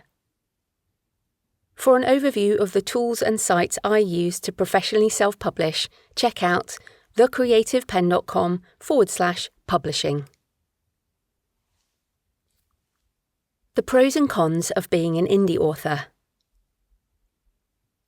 The benefits of being an indie author include creative control over what you write and how often you release books, as well as how you publish and market. You can publish quickly and receive income much faster, within hours or days if you sell direct, or within a couple of months with the retailers. You own and control your intellectual property, IP, rights, so you don't have to ask permission to sell your books in whatever formats you like, wherever you want in the world, taking advantage of new opportunities as they arise. You can also selectively license your rights. For example, license your books in all formats to a traditional publisher in North America and self-publish everywhere else in the world. Or license paperback only, while keeping ebook and audiobook rights. The royalties are higher, as you do the work up front, and the distributors take a small cut of each sale. You can set your own prices and control your profit margin. Plus, you can bundle books and add higher value products and services as you expand your business. It's also tremendously empowering because you are in control. Your books, your business. Of course, there's a lot to learn. But if you're curious and enjoy experimenting and trying new things, you can run a successful author business. It just takes time and practice. I have a degree in theology and used to implement accounts payable systems in a corporate job. I do not have a degree in writing, publishing, marketing, or business. I've learned everything on the job through books, podcasts, courses, and consistent practice. as well as by hiring skilled freelancers, attending conferences, and building my author network. The downsides of going indie include the lack of prestige, kudos, and validation by the publishing industry, even if some indie authors are more successful than their traditionally published peers. Indie authors can be excluded from certain conferences and physical bookstores, as well as literary awards and competitions, but this is slowly changing. You certainly need to upskill, as well as find and manage freelancers. You need a budget for editing, cover design, and marketing, and you need to learn how to promote your books in an increasingly crowded market. If you take it a step further and publish direct with your own store or via crowdfunding, you'll need to manage taxes, customer data, and customer service, as any e-commerce business must do. But you also have the benefits of a closer relationship with your readers, faster payment, and even more control. Professional self-publishing is not for everyone, but I love almost all aspects of being an indie author. It suits my personality and the way I like to work. But don't worry, there are gradations of growing indie. Start simple and expand your author business as you learn and grow. Where to find more information about professional self-publishing. I have lots of information on my site, thecreativepenn.com, and I interview mostly self-published authors on my show, The Creative Penn Podcast, every Monday. For many more ideas, check out selfpublishingadvice.org, a free site written by indie authors for indie authors. It's run by the Alliance of Independent Authors, ALLI, which you can join to learn more and access further help through the community forum. You can find guidebooks, a weekly podcast and blog, as well as a free online conference and other resources. As Orna A. Ross, founder of ALLI, says in Creative Self-Publishing, ALLI's Guide to Independent Publishing for Authors and Poets, being an indie author is a wonderful job, with a high level of creative and commercial freedom. But that's not to say that self-publishing is easy. To be an author, to be a publisher, to run a creative business, these are three challenging ambitions, all rolled into one indie author. You. Partnership publishing. In this model, sometimes also called hybrid publishing, the author pays upfront for services and the partnership publisher handles design and production. The publisher may also offer marketing, promotion, and bookstore distribution. Many non-fiction authors have other businesses and don't necessarily want to do all the tasks associated with self-publishing, but also don't want to hand over the whole project and most of the profits to a publisher. If you have a budget and you work with a recommended company, then partnership publishing can be a good option. It can work especially well if you already have an audience, established business, or speaking career. The benefit is that you have a team who know what they're doing, but the downsides include the difficulty of finding a good company to work with, as well as a potentially expensive process. You can find vetted and recommended services in the Alliance of Independent Authors Self-Publishing Services list, which ranks publishers and adds a warning if they are not acceptable. It's compiled for authors by authors. You can find it at selfpublishingadvice.org.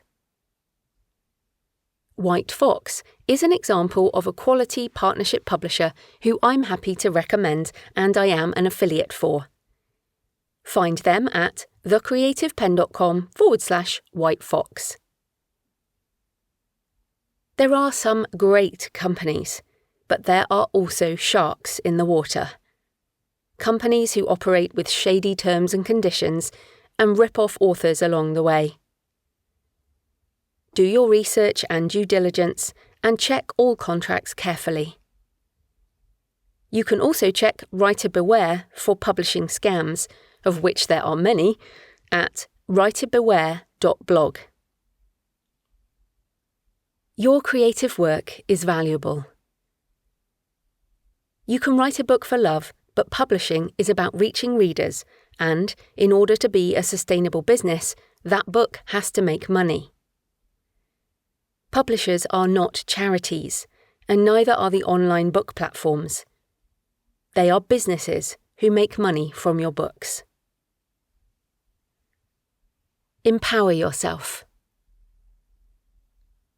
Learn about intellectual property, IP, and copyright, as well as rights licensing, before you make a decision. If you're offered a contract for all rights in all languages, in all formats, existing now and to be invented, in all territories for the life of copyright, 50 to 70 years after the death of the author, for a few $1,000s, you need to understand what you're signing away. Instead, consider selective licensing. This might be across different books, for example, pitching a traditional publisher with one project while self-publishing another. It might also be across different formats, for example, licensing print editions while retaining ebook and audio rights. It can also be across different territories, for example, licensing North American rights to a traditional publisher and self-publishing into the rest of the world, or even by territory and language, like a Spanish language edition available in Spain but not in North and South America. It can also span different timeframes, for example, licensing a book for a 7-year deal and getting the rights back later in order to self-publish. There are so many options once you understand how intellectual property and rights licensing works, which makes being an author a much more lucrative and exciting prospect. While you need to pick a publishing direction for your book at some point, you don't have to make one choice for your entire career. Many authors choose a hybrid approach, combining different paths as they become more successful. Which publishing choice is right for you? Only you can decide. So do your research into your options while you keep writing. Questions. Which of these publishing models attracts you the most? Why is that? What are the pros and cons of this approach? What are the next steps you need to take in that direction? 1.10. Writing a book proposal. Publishers are businesses. They make money by selling books to readers and by licensing other formats and selling subsidiary rights like film and TV. If you want a traditional publishing deal for your non-fiction book, you need to put yourself in the position of a commissioning editor. Yes, they want a well-written book, but ultimately it needs to sell. Your book proposal is how you persuade them that this is something they want to publish. They will likely have feedback that will shape the final product, so if you want a traditional deal, you don't need to finish a whole book, you just need a proposal and sample chapters. Pulitzer Prize-winning and New York Times best-selling author Charles Duhigg explained his book proposal process in an interview on the Creative Penn podcast. I put together a 50 to 70-page proposal, and that proposal is first of all written in the voice of the book. So it's actually as if you're reading little samples of chapters. I'm trying to prove to myself as much as my editor there's enough here for a book. That allows me to stress test whether there is a book there. Because if I can't write a great proposal, I'm not going to be able to write a great book. A book proposal is not necessary for independent authors, because you decide what to write and publish. But it is a useful tool regardless. It helps you focus on the target reader and how you might help them, rather than dwelling on the minutiae of the writing itself, which can come later in the process. Here are the suggested sections of a book proposal. Front matter. This includes your proposed title and subtitle, as well as your author name, as discussed in previous chapters, as well as a content overview. The pitch. This is the problem you're trying to solve for the people you're trying to reach. It's the transformation they might experience by reading your book. This section should also discuss how your book is similar to, but also different from, other books in this niche. Why are you the person to write this book? Include relevant details about your background and why you've written the book, as well as your applicable credentials and personal experience. Assume that the agent or publisher will search for you online, so make sure your various profiles are up to date before submission. Target audience. Who are the people your book is specifically designed to reach? What benefits will your book provide for them? Analysis of comparison titles, known as comps. By now, you should know the 5 to 10 books that are similar to yours, those that your book would sit next to on a bookshelf. They should be recent enough that they can provide marketing comparisons, so try to find books that have been published within the last 5 years. And don't only include famous books, as they are outliers. You should have a deep knowledge of the other books in your genre, so consider how yours might align, but also provide a different perspective. Your author platform and marketing plan. A compelling book is not enough in a crowded market. Publishers need to know how you can help them reach readers and sell more books, if they're going to take a risk on your project. Celebrities and well-known authors have an easier time getting book deals because publishers know they can reach a large audience who will buy their books. But anyone can start to build an author platform, an umbrella term for all the ways you can reach people with your message. You don't need to have a vast audience for your podcast or TikTok profile or YouTube channel or an established media presence, but it may help. If you're already reaching a substantial number of people through various channels, then list these with verifiable numbers. Note any media or podcast interviews, professional speaking appearances, memberships in organisations aligned with your audience, and any other networks that might help with marketing. You could also list any quotes or endorsements you have from brands or relevant people in the niche. If you have no author platform, then include your ideas for marketing the book. Demonstrate your understanding of the current state of book marketing and list ways you might go about reaching readers. For example, 5 topic-specific podcasts you would pitch to talk about the book, or 5 influencers who you could send a copy. See Chapter 3.3 for more on author platform in particular and marketing in general. Current state of the manuscript. Indicate where you are in the research and writing process, how long the book is or might be, and how long you expect it will take to finish. Table of contents and chapter outline. If relevant, include a table of contents and a few sentences per chapter, so the scope and structure of the book is clear. Sample chapters. Don't start from the beginning or the introduction of the book. Instead, include a few chapters that are interesting, thorough, and well written. Your goal is to make an agent or publisher want to read more. Where do you send your book proposal? Do your research around the best fit for your book.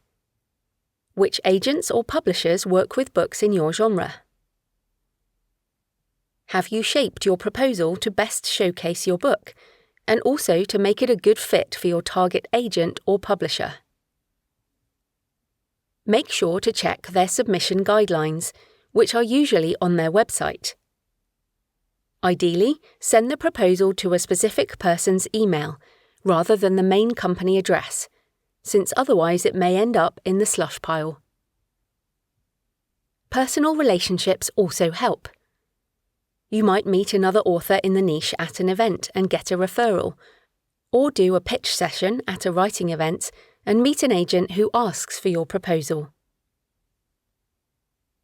Use AI tools to help you. AI research tools like ChatGPT and Perplexity AI can be useful in helping you identify target agents and publishers, as well as finding comparison titles and information for the other sections of the proposal. Here's a sample starter prompt that you can modify for your situation. I'm in the UK and writing a self-help book about how lifting weights can help women after menopause physically and mentally. Can you give me a list of 10 UK agents who I could pitch with this book? Within the same chat, you can also ask, now please give me 10 UK publishers who might be right for this book. In addition, you can use it to find comparison titles. Please give me 15 books published in the last 10 years that are similar to this in the physical and mental health niches. You can also use this to expand on your target market. Please give me 10 different niche markets for this book that I can target with book promotion. Then you can delve down further for marketing. Please give me a list of 10 podcasts that are still active right now that intersect with this book and my target markets. You can also use ChatGPT or Claude to help you with the succinct pitch, since it's often easier to write a longer book than it is to write a short, catchy hook. Check the terms and conditions of the tool, and if you're happy to upload your work, as I am, then upload or copy and paste your draft proposal, whatever you have so far. It doesn't matter if it's rough. Use a prompt like this. Attached is my draft book proposal. Can you please write 3 variations of a pitch paragraph that encapsulate the project and make an agent or publisher want to buy? You can iterate with these prompts to help you through the process, although, of course, you will need to edit into your own voice and for your specific situation. However you choose to publish, a book proposal can be a good tool to help you consider the business aspects of what happens after publication. Book proposals force you to consider the kinds of fundamental questions, both personal and professional, that alter lives. Writing one helps define who you are as a writer and how you want to make your mark upon the world. It provides a systematic context that encourages you to focus your work, memorialize your ideas, and celebrate you. Writing a proposal can be, and often is, a transformative experience.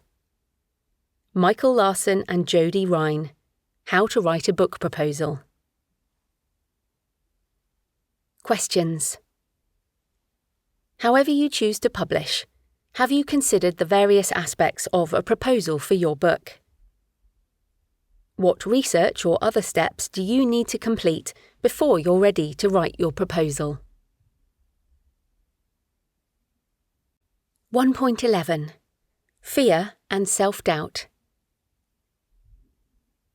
Creativity cannot take a single step forward without fear marching right alongside it. Elizabeth Gilbert, Big Magic.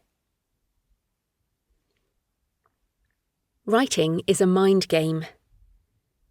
You must embrace the discipline of getting words on the page, but you also must accept that fear and self-doubt are an inherent part of the creative process.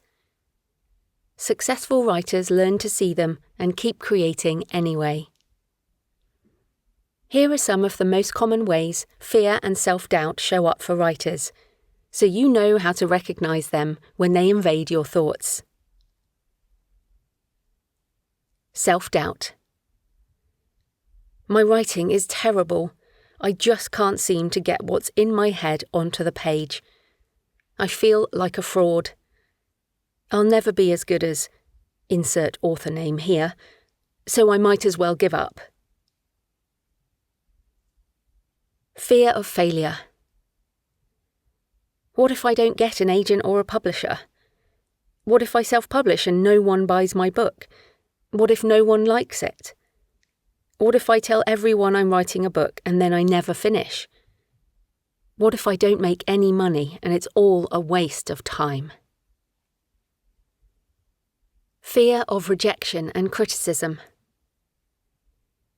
What if an editor rips the book apart? What if I get loads of one-star reviews? What if I get attacked by reviewers and readers on social media? What if the criticism is true and I really am that bad? Fear of judgment. What will people think of me if they read the book? What if they think I'm weird for writing this? What if my family and friends hate what I've written? What if people laugh at me behind my back? Fear of success. What if my book is a runaway success and suddenly everyone knows who I am and trolls attack me on social media? What if my accounts get hacked or people ask me for money? What if the haters come for me and I get cancelled? These thoughts and questions are all part of the roller coaster of the creative journey, and we all go through elements of them along the way. I still struggle with self-doubt and fear of judgment and criticism in particular. You're not alone on this journey. Here are techniques that might help you reframe your thinking on these issues so you can keep writing. The fear is often worse than the reality.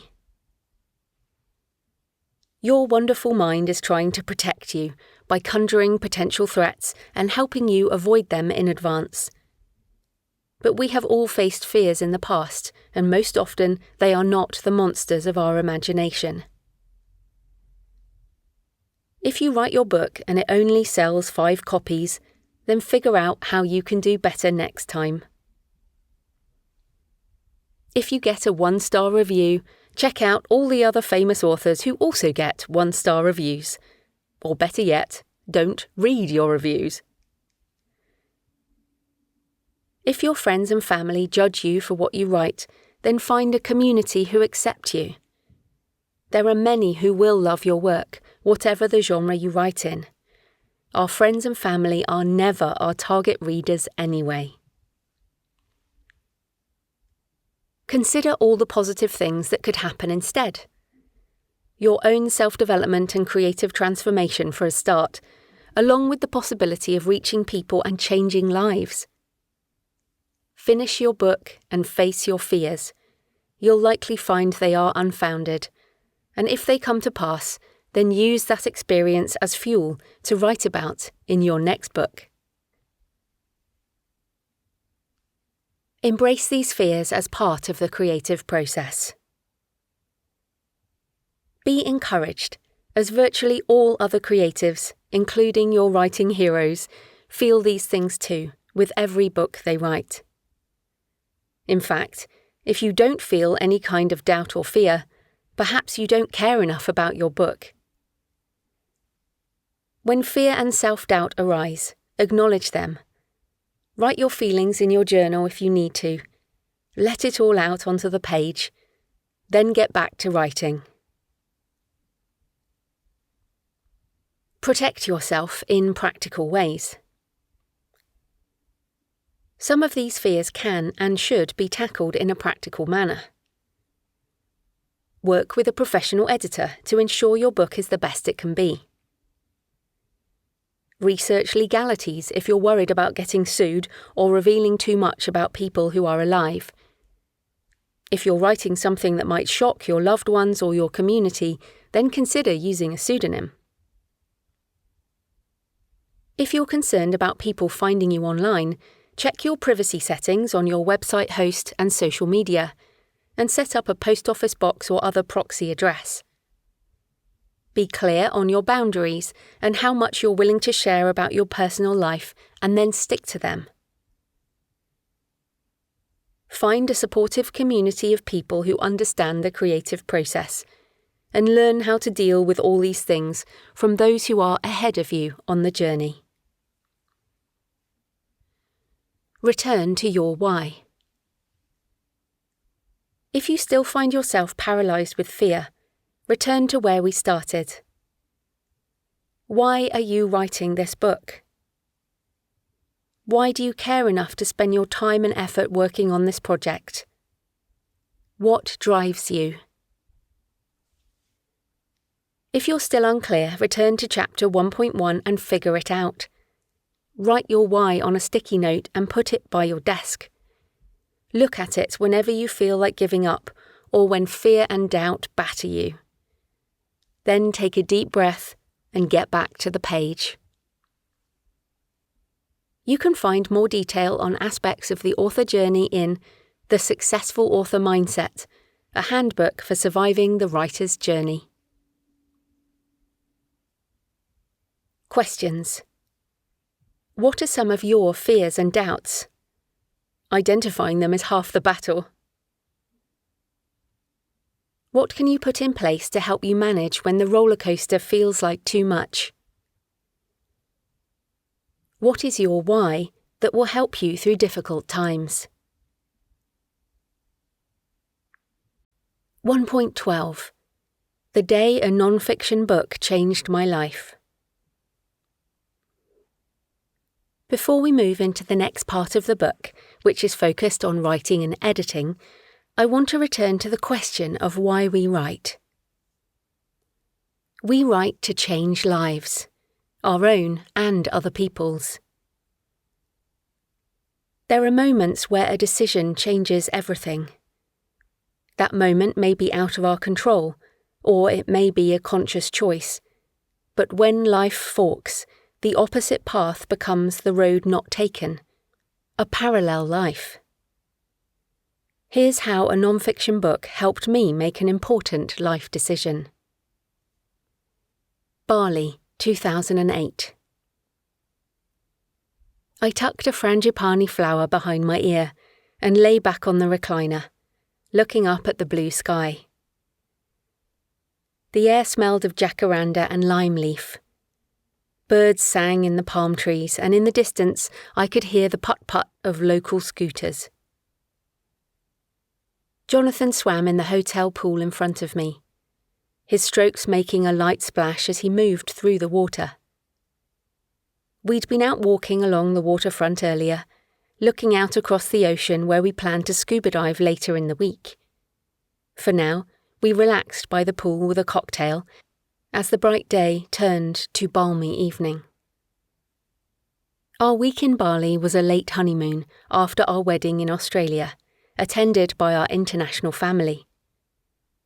It was also a turning point for me. I was planning to come off my contraceptive pill on this trip.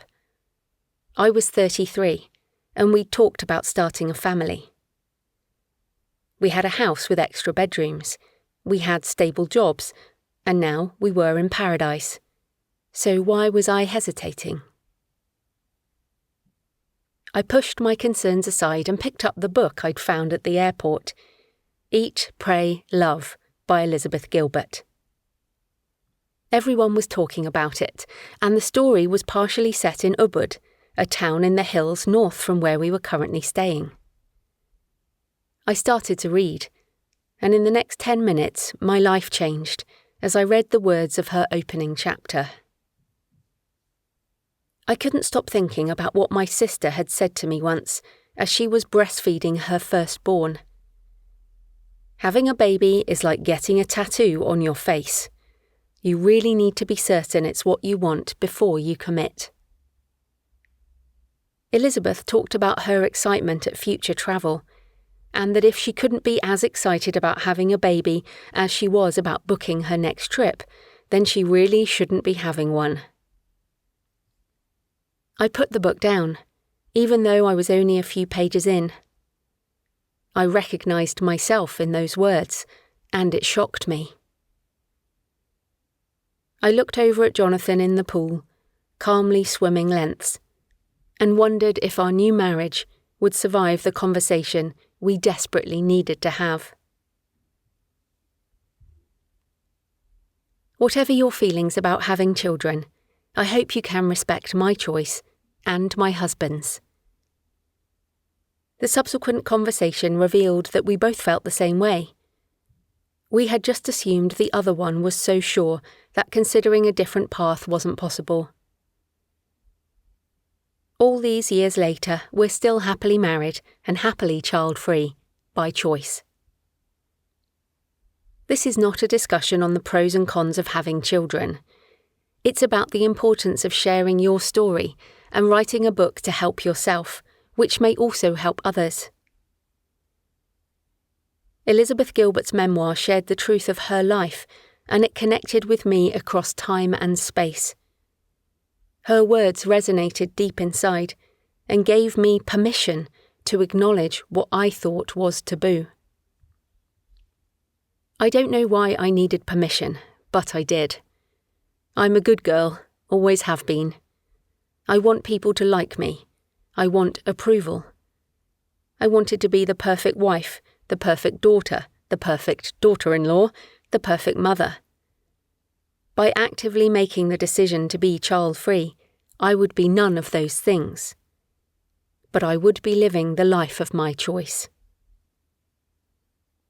Since sharing that personal story in the first edition of this book, and also on my podcast, many women have emailed to tell me that I've given them permission to make a similar decision. I was hesitant to share it originally for fear of judgment, but in the end, passing on the life lesson helped others as it helped me. So please don't write yet another book filled only with prescriptive how-to information. Write your story and share the depths of your emotional journey. It might change your life and touch the hearts of those who desperately need to hear it. Part 2. Writing and Editing. 2.1. Gather existing material. A note-taker becomes a writer when his or her need to write is sustained by a subject that allows, in fact demands, that this be organised into a project. André Gorz, Letter to D. If you're an expert on your topic, you might already have a lot of material that could form the basis of your book. For example, recordings of talks or workshops or interviews ready for transcription, blog posts and articles, slide decks from speaking engagements or presentations, workbooks, handouts or papers from events, journals and notebooks with handwritten notes, Evernote or Notion folders or other online note-taking apps with saved information, surveys and feedback forms from your audience, comments and questions from your website, YouTube or social media, notes from books or ebook highlights you can export for analysis. This gathering process can be overwhelming, especially if you have a lot of material, but you might find rich seams of information and personal stories if you examine what you already have before jumping into writing. Here are some other approaches. Dig into your past. I use excerpts from my journals in many of my non-fiction self-help books. Snippets from a time when I poured my heart out onto the page, without knowing that I might later share those words in public. Of course, you need to be selective in what you share, but your vulnerability can bring a topic alive and help the reader hear your authentic voice. Mining my journals has been a challenge since I've been keeping them sporadically from aged 15 and pretty consistently for the last few decades. I have a lot of them, so it was hard to find relevant moments in many years' worth of writing. I started by allocating dedicated time to the process and then paged through the journals, marking useful pages. Not just for a specific project, but those that perhaps might be useful in the future too. For The Healthy Writer, I remembered a poem I'd written years ago about my migraines, so I hunted specifically for that. I finally found it in a cardboard folder in a box I hadn't opened for many years. It was worth digging out because those lines of pure pain helped me remember what life used to be like when I suffered from migraines, and then how I solved that problem. Sharing your personal transformation is one of the most powerful aspects of writing, so spend some time digging out the perspective of your previous self if you can. This is also where AI tools can be useful. Take a picture of a page of handwriting. Upload it to ChatGPT or another AI tool and ask it to transcribe into plain text. It does a pretty good job, even with my terrible handwriting. You could also use dictation, covered further in Chapter 2.7. Capture your experience as you go through it. Sometimes you decide to write a book on a topic, and then you go through an experience that shapes the material, so you can write notes while you're doing it. This was the case for my travel memoir, Pilgrimage, Lessons Learned from Solo Walking 3 Ancient Ways. Although I didn't know exactly what I would write, I was definitely going to write something, so I captured the experiences along the way with photos and also by writing a journal. I prepared in advance by making a list of questions to consider as I walked. If you don't help yourself with some prompts, it's hard to pay attention to specific details, especially if you're tired and not in the mood to write. My questions included: what am I escaping from? What is ancient and what is modern? What can I be curious about today? What is the shadow or the darkness here? I printed the questions and stuck them into my journal as a reminder of what I wanted to think about. If you'd like some ideas for your own questions, you can find the full list at booksandtravel.page/pilgrimage-questions. I walked in the Northern Hemisphere autumn, September and October, for all 3 of my solo walking pilgrimages, and woke before dawn most days. I went to bed early, so I wrote every morning as I was usually too exhausted by the evenings. For journal geeks, I mainly use Leuchtturm A5 hardbacks with plain paper and a teal or blue cover. They are not cheap, but my words are worth it. I do have some beautiful fountain pens, but I mostly write with a plain black biro. As a backup, I took pictures of my journal pages every night and synced them to my Apple Photos, so even if I lost the physical journal, I'd still have my thoughts. While walking during the day, I added notes into the Things app on my phone as a reminder of what I wanted to write about later. There are lots of different note-taking apps, and you can find some of my daily notes as an example at thecreativepen.com/daily notes. I also took a lot of pictures of different kinds on my phone and shared some of them every day on Instagram at JFPennAuthor. These included beautiful or interesting pictures of the route, architecture, nature, landscapes, as well as selfies for social media. I also took specific photos of details to write about, like plants or signs, food, my blisters and rashes and minor injuries so I knew what day I got them, my gear, receipts from places I visited, screenshots of the map so I could pinpoint where I was when things happened, and many more. It's better to capture more than you might need. Minor things, like the Estrella Galicia beer I had at the end of a particularly hot day, or the rickety stile I used to climb over a sheep fence, or the elderly man who told me a rainstorm was coming over the mountains, may end up more important than you think in the finished book. I also had maps and guidebooks which I referred to before, during, and after each trip. You could use audio recording for voice dictation, or to capture the sounds of a place, or for interviewing people. You could also use video for personal recollection, social media, or to produce marketing material later. A good example is Alastair Humphrey's book trailer for My Midsummer Morning, made from snippets of film before and during his adventure to busk across northern Spain in the footsteps of Laurie Lee. You can find it at thecreativepen.com/midsummer-trailer. Process what happened soon afterwards. In order to figure out meaning and deeper layers, you need processing time for each experience. Sometimes you can turn your notes into a book more quickly, but it might also take years, depending on your situation.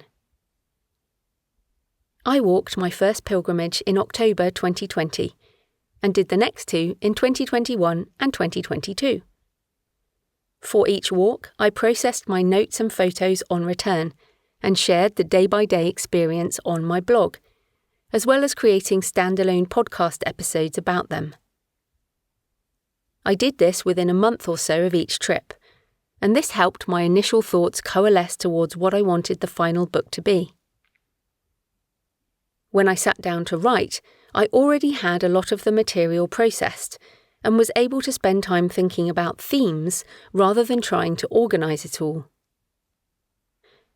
These examples might give you ideas for how you process and share your experiences, and you can find everything linked at booksandtravel.page/pilgrimage-resources.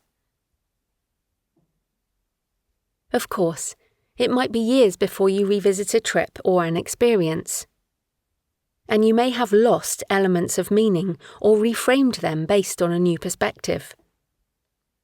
That doesn't mean a book written much later is invalid, it just means it will be different, as you are different. A good example is Cheryl Strayed, who wrote her memoir Wild more than a decade after finishing the Pacific Crest Trail. The book has gone on to sell many millions of copies, win multiple awards, and become a movie starring Reese Witherspoon.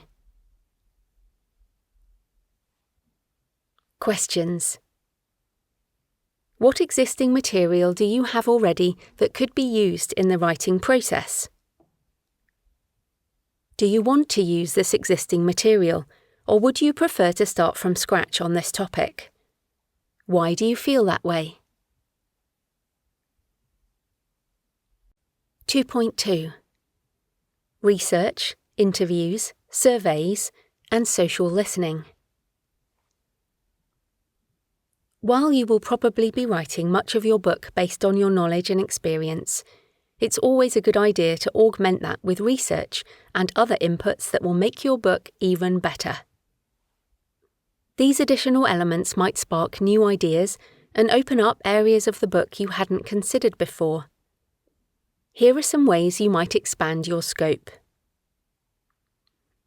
Read books and take notes. Books are made out of books. Cormac McCarthy. Reading or listening to books, podcasts, and articles by other authors on the same or tangential topics will help you add to your material. Originality and creativity are often not found in brand new ideas, but more in your personal take on a topic that builds on what others have discussed before. Some authors worry they may inadvertently plagiarize other authors, but there's an easy way to avoid this. Never copy and paste whole segments from other people's work into your manuscript or even your notes. Instead, paraphrase as you go, or if you want to quote directly, use quotation marks around the text, and note the name of the person and where you read or heard the quote. In an age of generative AI and misinformation, citing your sources is more important than ever. But if you keep good records, this shouldn't be a problem. Ryan Holiday, author of The Obstacle is the Way and other books on Stoicism, uses index cards to take notes on the books he reads. Over time, he gathers together blocks of cards which he uses to shape his own books. Ryan described his process in an interview on the Creative Penn podcast. When I read a book, I usually have a pen, or I fold and mark the things that I think were important. Then, a couple of weeks later, I go back through the book. I take notes and transfer those to note cards. Then those note cards are organised by theme in boxes, and each book is normally its own box. That's my personal system. You can find more help on this in Research Like a Librarian, Research Help and Tips for Writers for Researching in the Digital Age by Vicky J. Carter. Conduct interviews. My rule is that if I interview someone, they should never read what I have to say about them and regret having given me the interview. Malcolm Gladwell. You can bring a whole new level of depth to a book if you include excerpts from interviews or anecdotes and tips from people who have been through the transformation or experience you are focusing on. Stephen Pressfield spent months in Israel interviewing veterans from the Six-Day War for his book, The Lion's Gate, and talked about his interview process on the Creative Penn podcast. The history was still there. So I went over to Israel and I interviewed 67 or something veterans, fighter pilots, tankers, men and women, and I had 400 hours of interviews. You can also include the interviews in a podcast or series of audio or video extras that go alongside the book. This can be extra marketing, bonus content, or the basis of a multimedia course. Conduct a survey. If you have an audience already, doing a survey can be a powerful way to discover the problems and questions of people in your target market. You can use free Google Forms for surveys, but you can also use a premium site like SurveyMonkey, which has more extended functionality. I surveyed my audience before co-writing The Healthy Writer with medical doctor Ewan Lawson, and the experiences of respondents shaped the table of contents, as well as giving us ideas for extra chapters we hadn't considered. We also included quotes throughout the book from writers suffering various health issues. If you conduct an original survey, you could also use the results as a marketing asset. Traditional media is always interested in a survey that reveals new insights about a group of people, particularly if it indicates a headline that makes people click to read more. Consider how you might word your survey questions to make the information usable in multiple ways later. You can use ChatGPT or Claude to help you come up with questions for a target market, or paste your ideas in and ask it for feedback and additional questions. Consent and permission. With surveys and interviews, include a section about consent, so you can use the gathered material in your book and for marketing purposes. This can just be a checkbox that indicates permission, or something more extensive, depending on the topic and intended use. Social listening. Social listening is about monitoring conversations across social media, blogs, forums, and other online platforms to find insights into specific topics, industries, or keywords.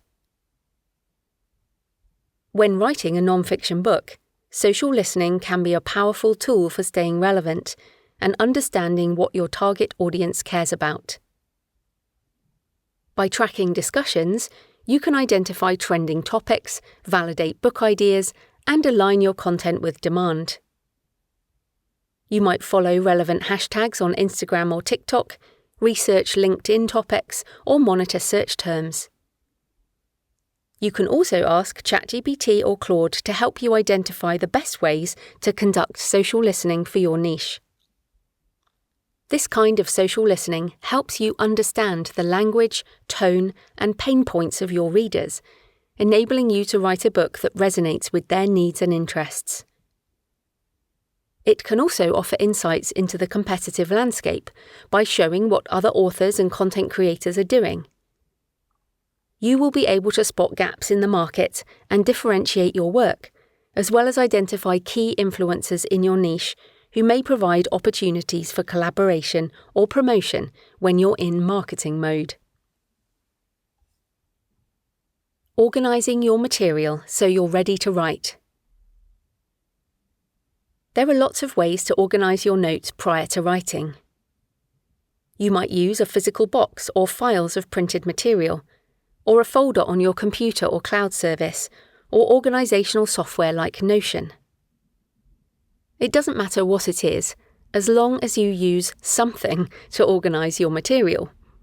Otherwise, non-fiction projects can swiftly feel like they're out of control and too unwieldy to work on.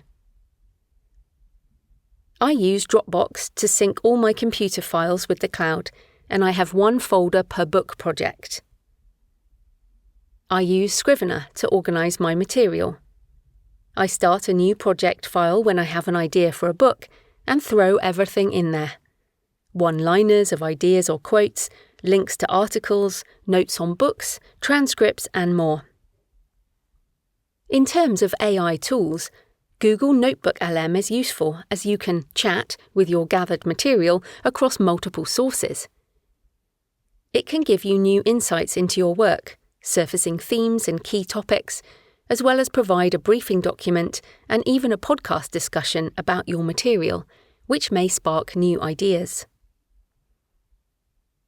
When to stop researching. While it's important to research around your topic, beware of procrastination and analysis paralysis. You can do just-in-time research as you write, as well as starting from scratch and filling parts in later.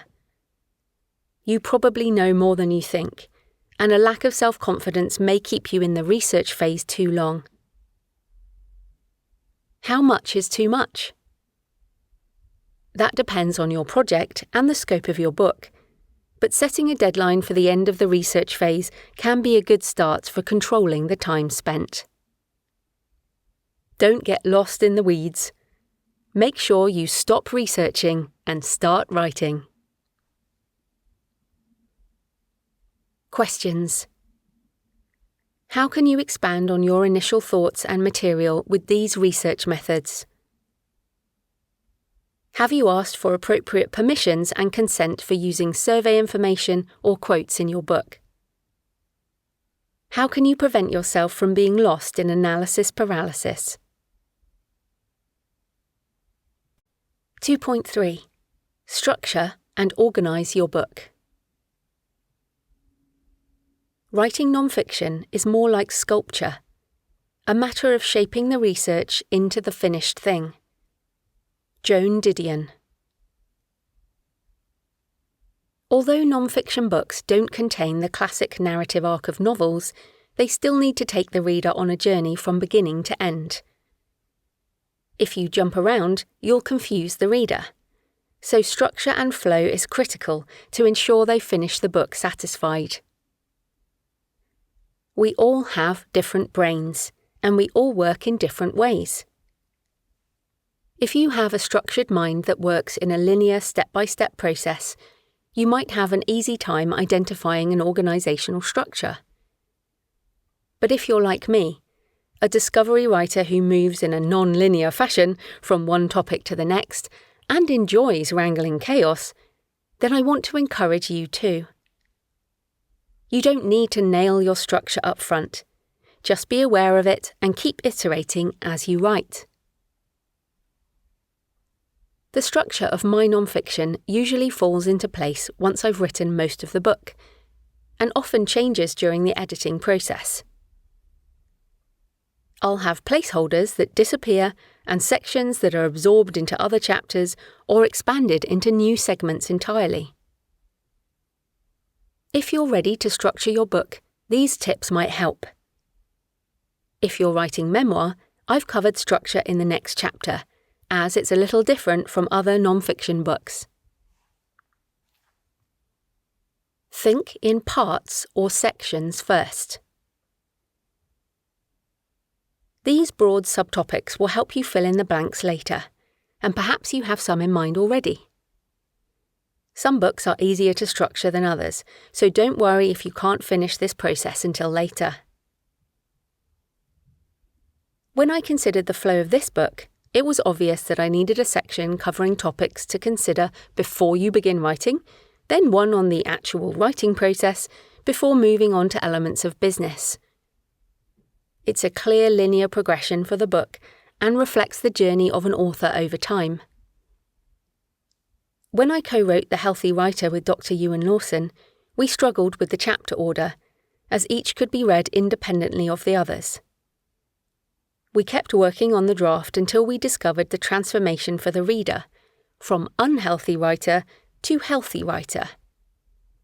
We then restructured the book into those two main parts, and everything fell into place. Outline your draft table of contents. If you're clear on the overall structure, you can expand each section into chapters, breaking everything into more specific elements.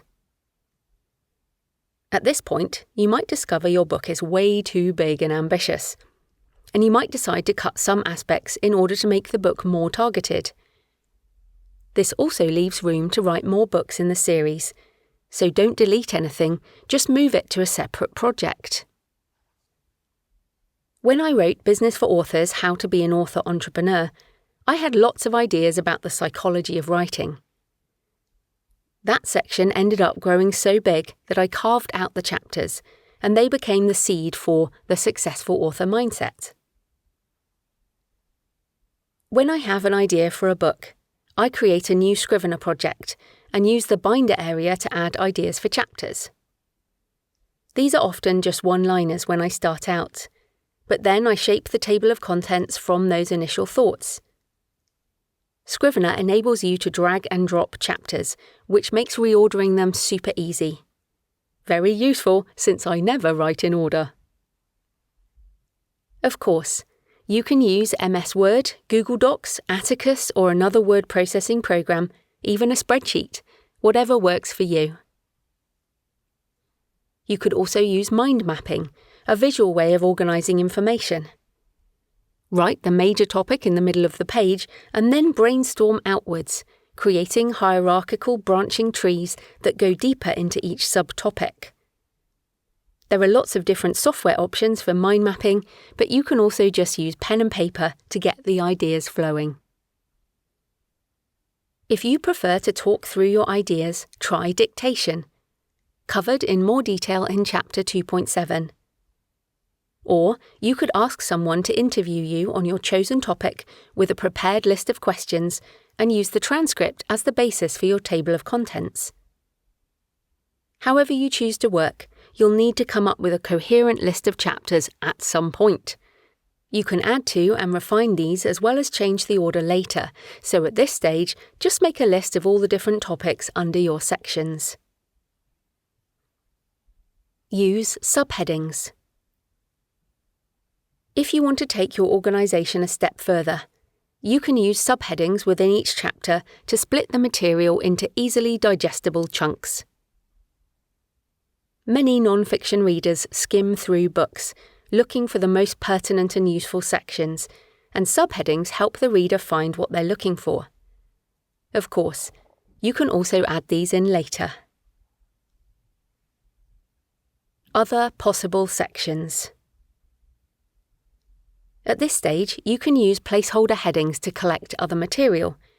You can firm this up later as you work through the book, but it's a good idea to note them down along the way so you don't forget anything.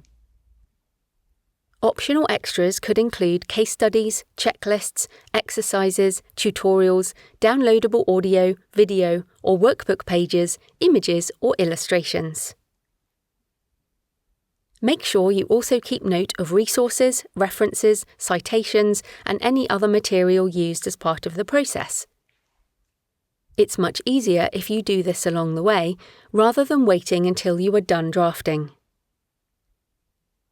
At some point, you'll also need an author bio, as well as acknowledgements, and while you don't need them immediately, it can be good to keep these updated along the way too. Use AI tools to help structure and organise. I'm a discovery writer, so I often start my writing process with a seed idea followed by extensive research.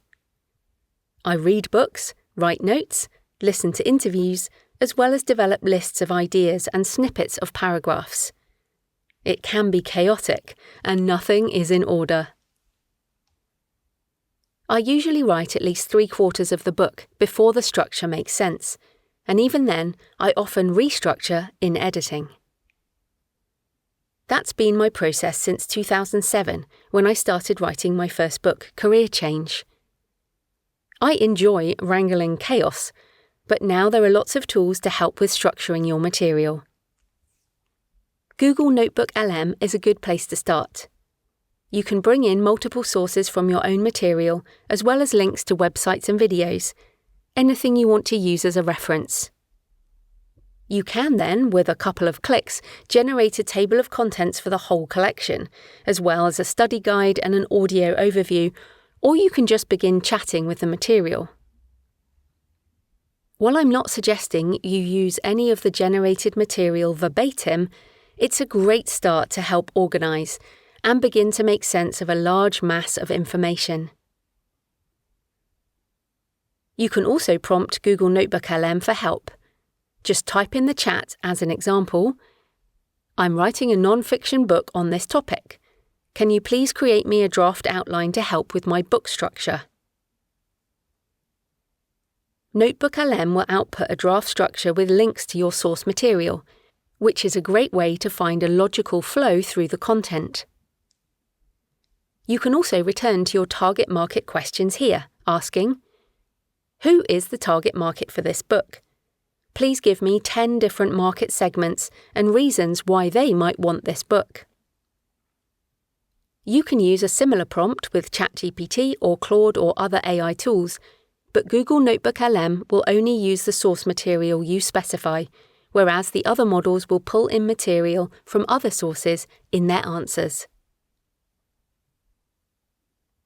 Questions. Do you find structure easy to impose, or is it something that emerges from your writing? How will you structure your book? What are the top-level parts, and how can you break those down to lead the reader through a coherent journey? What are the extra sections that you might consider as you write? 2.4.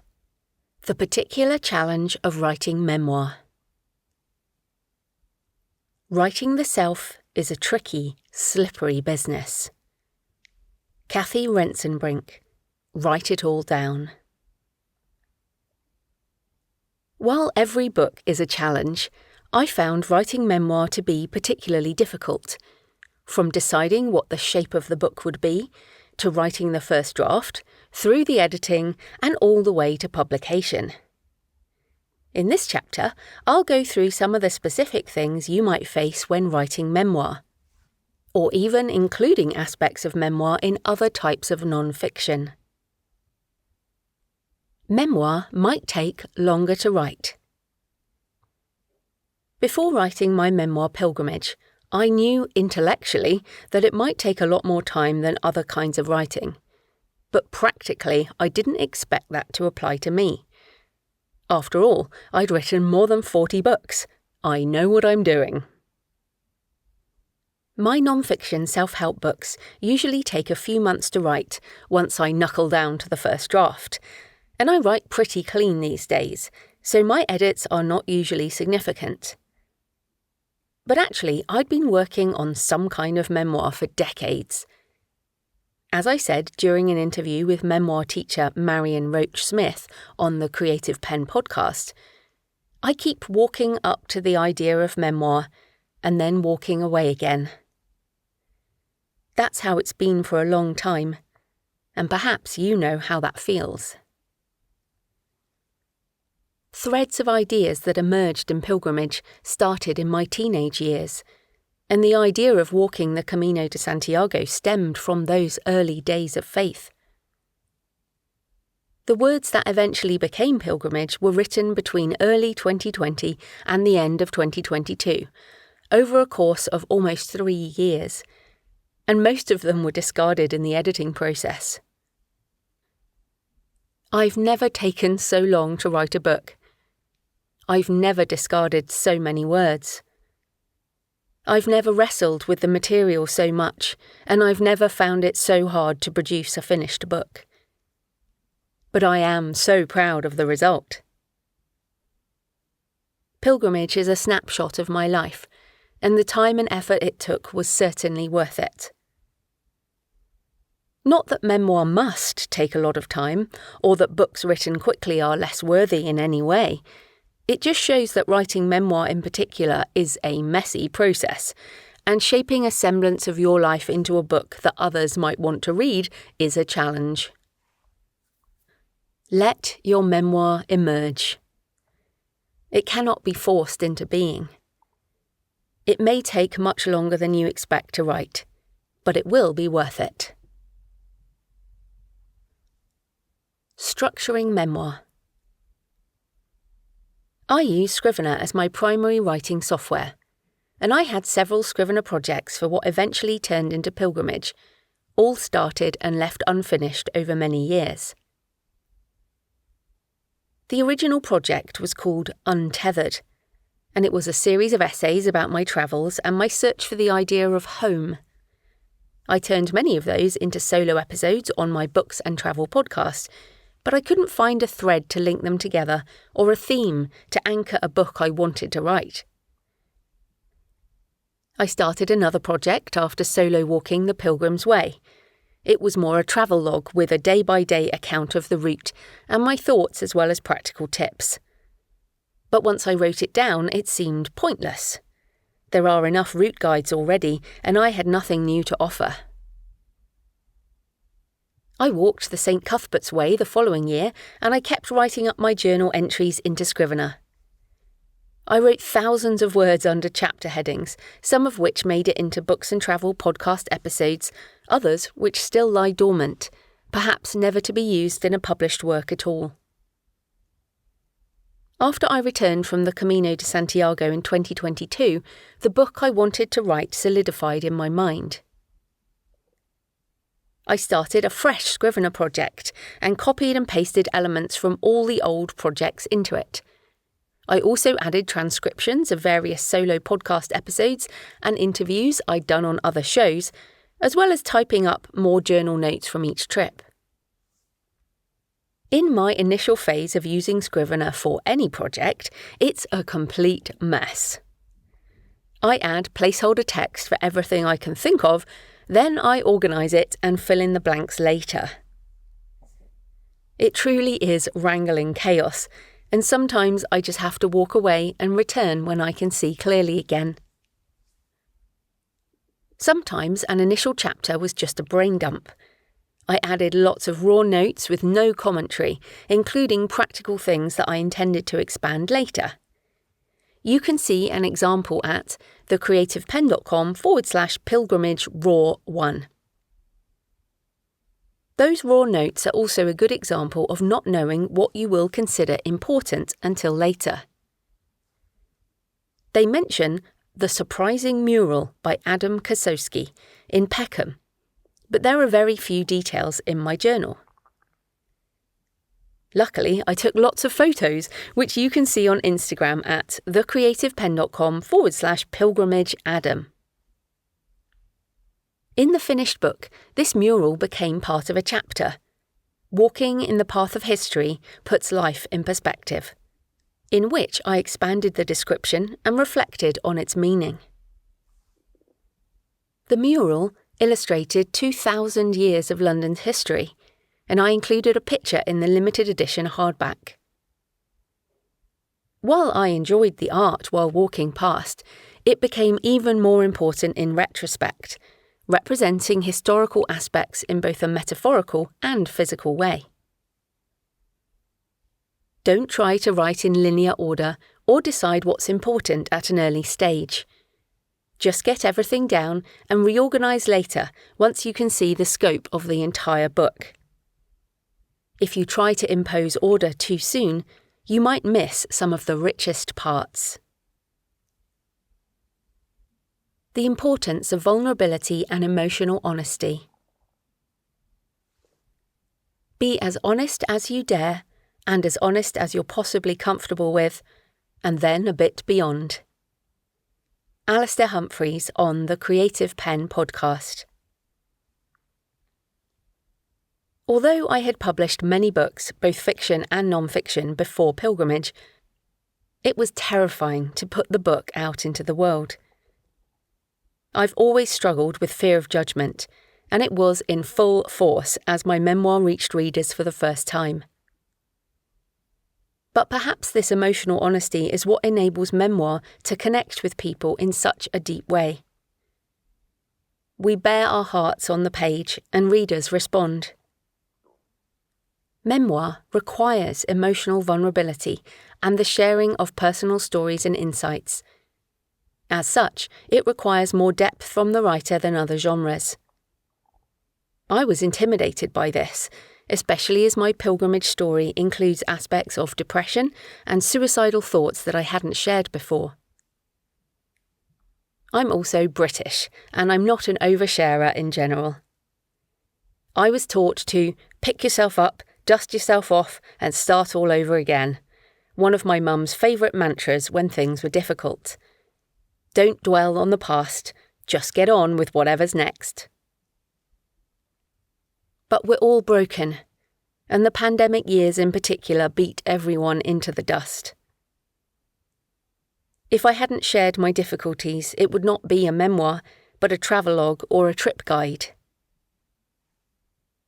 Memoir demands emotional depth, so I included aspects of physical pain, mental health problems, and even the hormonal rollercoaster of being a woman in midlife. To be honest, I questioned whether to include that section. But my depression and insomnia were so closely linked to my hormones, and were so quickly fixed by HRT, that I included it in the hope it would help others. Since publication, I've received many emails thanking me for sharing, so it was worth it. Of course, there were things I edited out. Things related to people I love that didn't serve the story, and therefore were unnecessary in the book. Other things that I hadn't processed enough to share at that point. But I included everything that the book needed. Writing Pilgrimage also helped unblock some of my resistance to writing in a more vulnerable way, which led to Writing the Shadow, Turn Your Inner Darkness into Words, a book I struggled with for many years and finally managed to write. The gifts of memoir are rich indeed. Character arc in memoir. We're not reading your story for what you did. We're reading your story for what you did with it. Marion Roach Smith on the Creative Pen podcast. A memoir requires a character arc, and that character is you. It's not just what happened, it's why it matters and how you changed as a result. This transformation is what the reader is seeking in their life, and your story helps them see that change is possible. When I returned from walking the Camino de Santiago, I realised how much things had shifted for me since I walked the Pilgrim's Way 2 years before. My mental and physical health were transformed, and I felt like I had come home to my husband Jonathan and my city of Bath. I had always struggled with the idea of settling, and had never found a place I truly felt at home. But something shifted after the Camino, and I stopped wanting to always move on. A month later, we adopted 2 British short-hair cats, Cashew and Noisette. You can find lots of pictures of them on my Instagram at jfpennauthor. This might seem like a minor thing, but we last had a cat, Shmi, in Australia in 2011. It had been over a decade since I felt settled enough to commit to looking after animals again. I had turned a corner in my life, and suddenly I saw how the book would end. I'd been through a transformational character arc without even realising it during the process, and perhaps that is how life works. When we're in the middle of a difficult time in life, we can't see the end or reflect upon its meaning. We have to finish the experience in order to truly understand the arc. So if you can't see the character arc and transformation in your story, you might not have finished your journey yet. Questions. What are some of the particular challenges you might face if you're writing memoir or including aspects of memoir in another kind of non-fiction book? How can you prevent yourself from rushing to commit to a shape or structure for the book before you're ready? 2.5. How to write the first draft. Almost all good writing begins with terrible first efforts. You need to start somewhere. Anne Lamott, Bird by Bird. When you haven't written a book before, you assume it's easy enough. This is why authors commonly hear things like, "Oh yes, I'll write a book someday when I have the time." As if time is all you need. I still find first drafts challenging after more than 40 books, but I have some specific processes and tools that help me get it done and may also help you. There are no rules. Find a process that works for your personality and lifestyle. It's important to state up front that there are no rules. Too many writing books and courses end up making writers feel bad in some way because the suggested process doesn't work for them. We are all different people and we all have different lives. So in this chapter, I offer only suggestions, not commandments. Discard any that don't work for you and find your own way into writing. The important thing is finishing the book, however you get there. I spent years hearing authors say, "You should write every day," or "Writers write," which made me feel guilty, even as I managed to produce finished books. I've been a full-time author entrepreneur since 2011, and I still don't write every day. Instead, I work in projects and phases. Once I've decided on the book I'm going to write, my next project, I go deep into research. Then I write the first draft in binge writing sessions, clearing my calendar to get it done. Then I edit, publish and market that book before moving on to the next one. I rarely work on more than one book project at a time, so most of my actual writing is done in a shorter period during the first draft and editing phase. This process works for me, and you must find what works for you. Here are some more ideas. Schedule blocks of time for writing, and only write in that time. Scheduling your writing time is the secret to completing a book. If you get your butt in the chair or stand and dictate for consistent periods of time, you will finish a draft. While you don't have to write every day, it can be easier to get the first draft done in a compressed period. If you leave a first draft for months or even years without touching it, you'll find it hard to return to, and the threads of the book will be difficult to pull back together. I use Google Calendar to schedule my time, and when I'm in the writing phase, I put blocks in for first draft writing. I turn up for those appointments with myself in the same way as I would turn up for an appointment with another professional whose time I respect. I don't turn up late. I don't cancel on myself. I don't miss sessions. During each time block, I focus on writing words and finishing draft chapters. No email or messaging. No social media. Just words on the page. If you can't block out an hour or more of free time, try smaller chunks, or postpone other commitments until you're finished. During my first draft phase, I reduce and postpone other meetings, appointments, and social events in order to have time to get the writing done. You need to get black on white and finish that first draft in order to edit it into something useful later. The routine produces. John McPhee, draft number 4. Find a location that will help you create. Our brains get used to specific locations for specific things. If you always watch TV from the couch, you'll sit down on it and automatically turn the TV on. If you use your home office for email or accounts, or if it's cluttered with children's toys or unfinished DIY projects, you'll find it hard to write your book there. I've tried different writing locations over the years.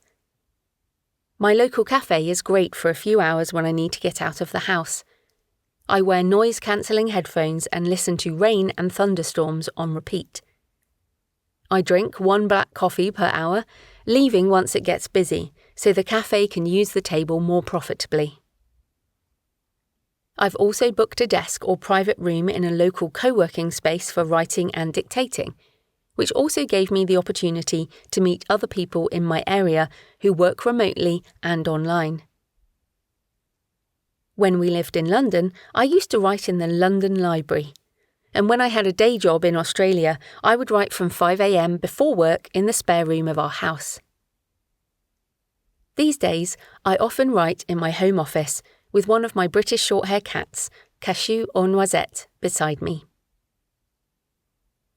If I find I'm getting too distracted, I put on my noise-cancelling headphones, which help me focus.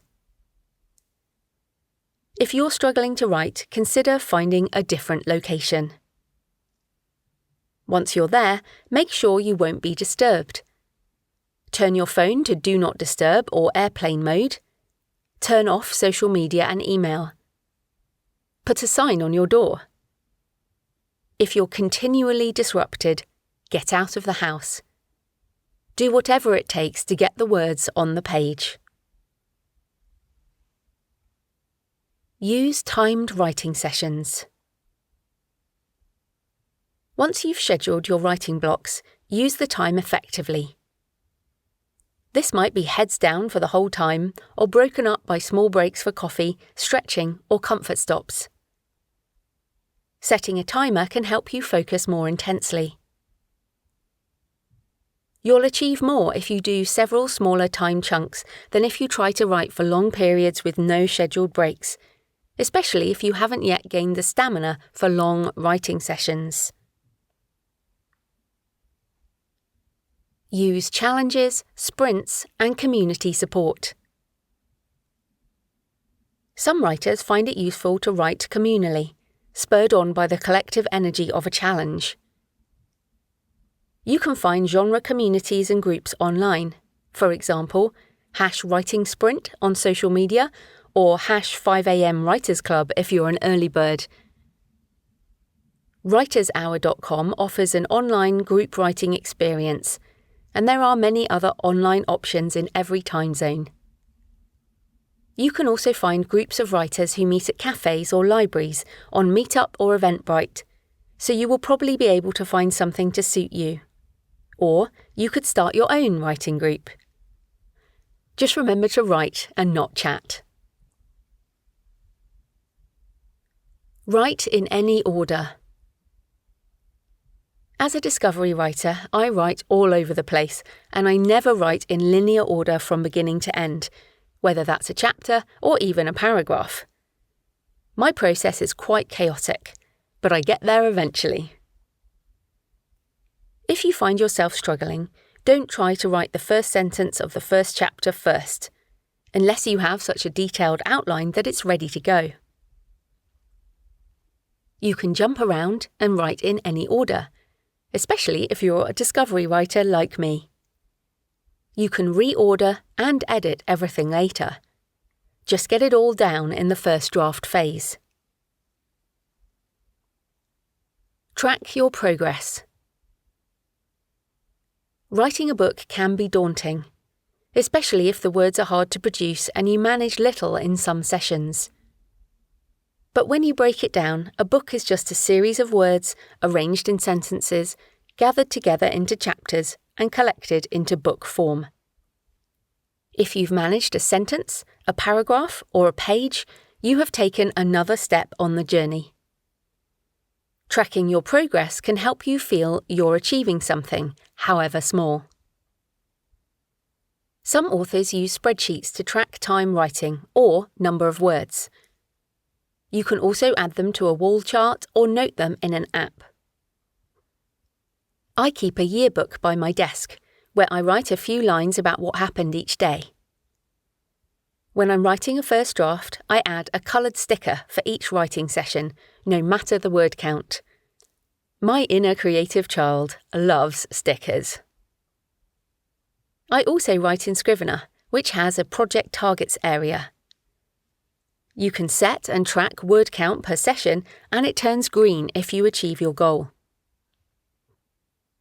I also use coloured flags in the manuscript, turning the chapters yellow when I finish the first draft. I turn them blue after editing. This makes the manuscript more visually manageable, and if I can change the colour of a flag by the end of a writing session, I feel like I've won the day. Writing first draft words with AI tools. You are responsible for your own use of the generative AI tools, so these are just my thoughts. You must make your own decision about the line between human creation and generative AI. If you're going the traditional publishing route, check submission guidelines, as this may stop you using the tools even if you want to. Personally, I use ChatGPT and Claude as well as other AI tools for many parts of my creative and business processes, but not for generating first draft words for my non-fiction books or memoir. None of this book is generated by AI tools, except those parts where I quote the responses based on a prompt, which are clearly marked. While it's certainly possible to use the tools for first draft writing, they will not reflect your voice or your personal experience unless you edit substantially. Generating words will also shortcut the process of thinking about your topic or niche, and that's an important part of the self-development process. You will not experience the transformative effect of writing a non-fiction book if you outsource the effort, whether that's to a generative AI tool or a ghostwriter. People can get emotionless, impersonal advice and tips about anything from AI tools or a search engine, but that's not what we are writing. So while I encourage use of the tools for some things, I don't advocate using them for writing, at least not at the time of writing this second edition. Once again, you are responsible for your use, and you get to make the decision about your book. How much do you want this? If you're struggling to find time to write, or months and years are going by without progress on your book, then revisit the reason you're writing. Does finishing this book really mean that much to you? We all make time for the things we value. If you're not making time for writing, then it's not high enough on your priority list. That's okay, because life is difficult enough without writing a book. The only person who can decide whether it's worth the time is you. My turning point as an author came when I fully committed to the writing path. I stuck at my consulting job for many years, thinking that it was just what I had to do to get by. It was only when I started crying at work most days, wondering what the hell I was doing with my life, that I found the necessary motivation to make a change. I started getting up at 5 a.m. to write, learn the craft, and build my author platform. When I returned home after work, I didn't watch TV. I read books on writing, creative business, and online marketing. I started my podcast and YouTube channel and joined social media. At the weekends, I ducked out of social arrangements so I could have a whole day for writing. I made time for the book by giving up other things. Remember, writing is simple, but it's not easy. Getting black on white can sometimes seem like the hardest thing in the world, and yet your book will be nothing without words on a page. Getting them down takes time, and setting aside time requires you to make a choice about what you value and what you want to achieve. You can find more tips in my book, Productivity for Authors. What people say they want and what they're willing to work their ass off to get are two different things. Hugh MacLeod, Evil Plans. Questions. Have you scheduled time blocks for writing in your calendar, not just in your head? Have you found a location where you can write without being disturbed? Have you found ways to stop yourself from being distracted when you write? Are you going to use timed writing sessions? And how will you break these up? How will you track your progress? How will you structure your time so you finish this book? How will you keep yourself focused? Where is your line when it comes to using generative AI tools? How much do you want this? What will you say to yourself if you struggle with writing? 2.6. Writer's block. Nobody cares much whether you write or not. You just have to do it. Natalie Goldberg, Writing Down the Bones. Most writers have struggled with getting words on the page at some point. But writer's block is not some monolithic disease with one cause and one cure. The term is often used as a catch-all for a number of issues which can have different causes and solutions. Some blocks are caused by fears, anxieties, and mindset issues, as covered in Chapter 1.11. But here are some more examples of when you might find your writing grinding to a halt. You don't know how to write a book. I had assembled enough material to fill a silo, and now I had no idea what to do with it. If I was blocked by fear, I was also stymied by inexperience. John McPhee, Draft Number 4. If you don't know how to write a book, you can end up flailing around and wasting time, frustrated because you're not getting anywhere. Hopefully, this book will help you. If you're still struggling, go back to the first principles. Schedule timed writing sessions, get your butt in the chair, and figure it out along the way. You're trying to write the wrong kind of book. You might have a block around the kind of book you intend to write. Perhaps you think you need to write a Pulitzer Prize-winning tome that will take years to complete. But the thought of something so massive also paralyzes you. Don't worry. You don't need to write an important book that becomes a classic and stands the test of time. Pick something simple, shorter, and less ambitious to start with. You can always work up to that magnum opus later. Malcolm Gladwell expanded on this in an interview, saying, "I deal with writer's block by lowering my expectations. I think the trouble starts when you sit down to write and imagine that you will achieve something magical and magnificent, and when you don't, panic sets in. The solution is never to sit down and imagine that you will achieve something magical and magnificent. I write a little bit, almost every day, and if it results in 2 or 3 or, on a good day, 4 good paragraphs, I consider myself a lucky man." Another reason you might encounter writer's block is that you think your book is too short and you're wondering how to pad it out. But this is an old way of looking at non-fiction books, and more to do with traditional publishers requiring a contractual word count. Your book might be perfect at a shorter length.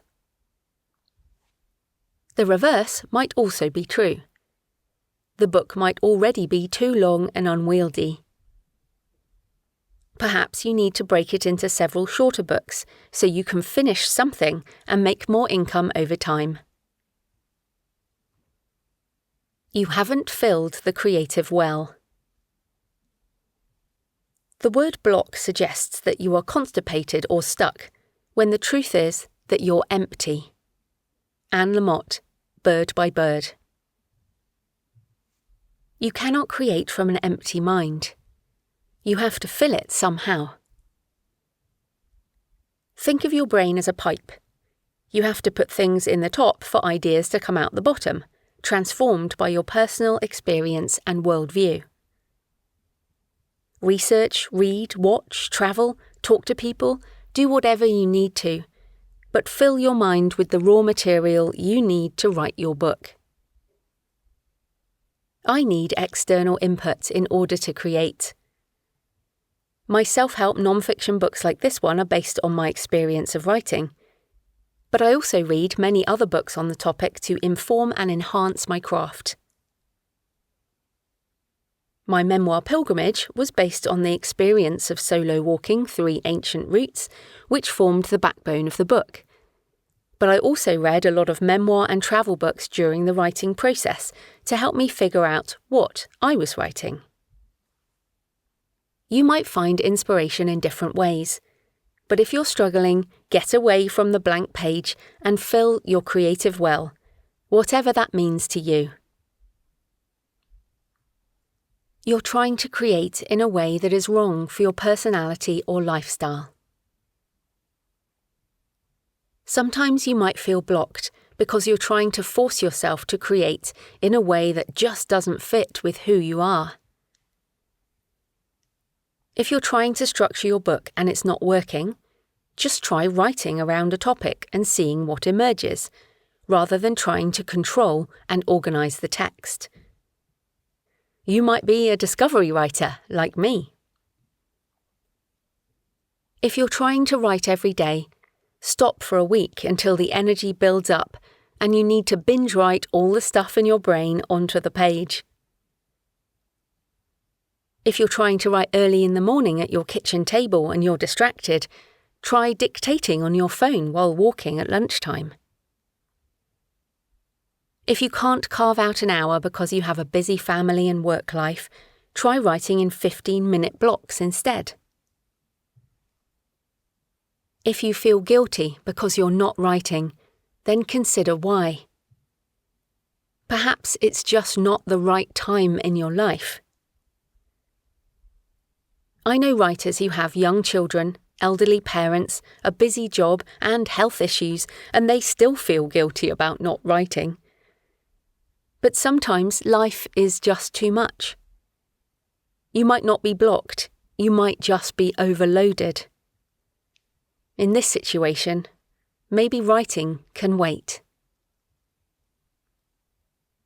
You didn't realise that writing would be this hard. Writing a book is a challenge. It's much harder than you expect it to be when you start out. So at some point you will face the difficulty of knuckling down and doing the work. People who haven't written a book before expect it to be a simple process of turning thoughts into words on a page. But thinking and writing is tiring, and it takes stamina that you need to build up over time. Some days you feel you're in flow and everything is amazing. The next day, each sentence is a grind. But that's not a block. It's the creative process. Sometimes you just need a break. If I'm stuck in the middle of a chapter or just feeling over it, I go for a walk. If I've been working on something for an extended period of weeks or months, I might need a longer break. A few days or weeks away from the manuscript, and you'll come back to the page renewed. Of course, if you're just procrastinating, stop what you're doing, get your butt into the chair and write. How much do you want this? If you're feeling blocked but you're committed to writing this book, then you need to figure out the problem and deal with it. There will always be challenges. Your job is to overcome them and finish what you've committed to. I love being an author. I'm so proud of my creative body of work. I can hold my books in my hands and say, I made these. Writing that first book changed my life, and I want that for you. You will have brick walls along the way. Only you can smash through them.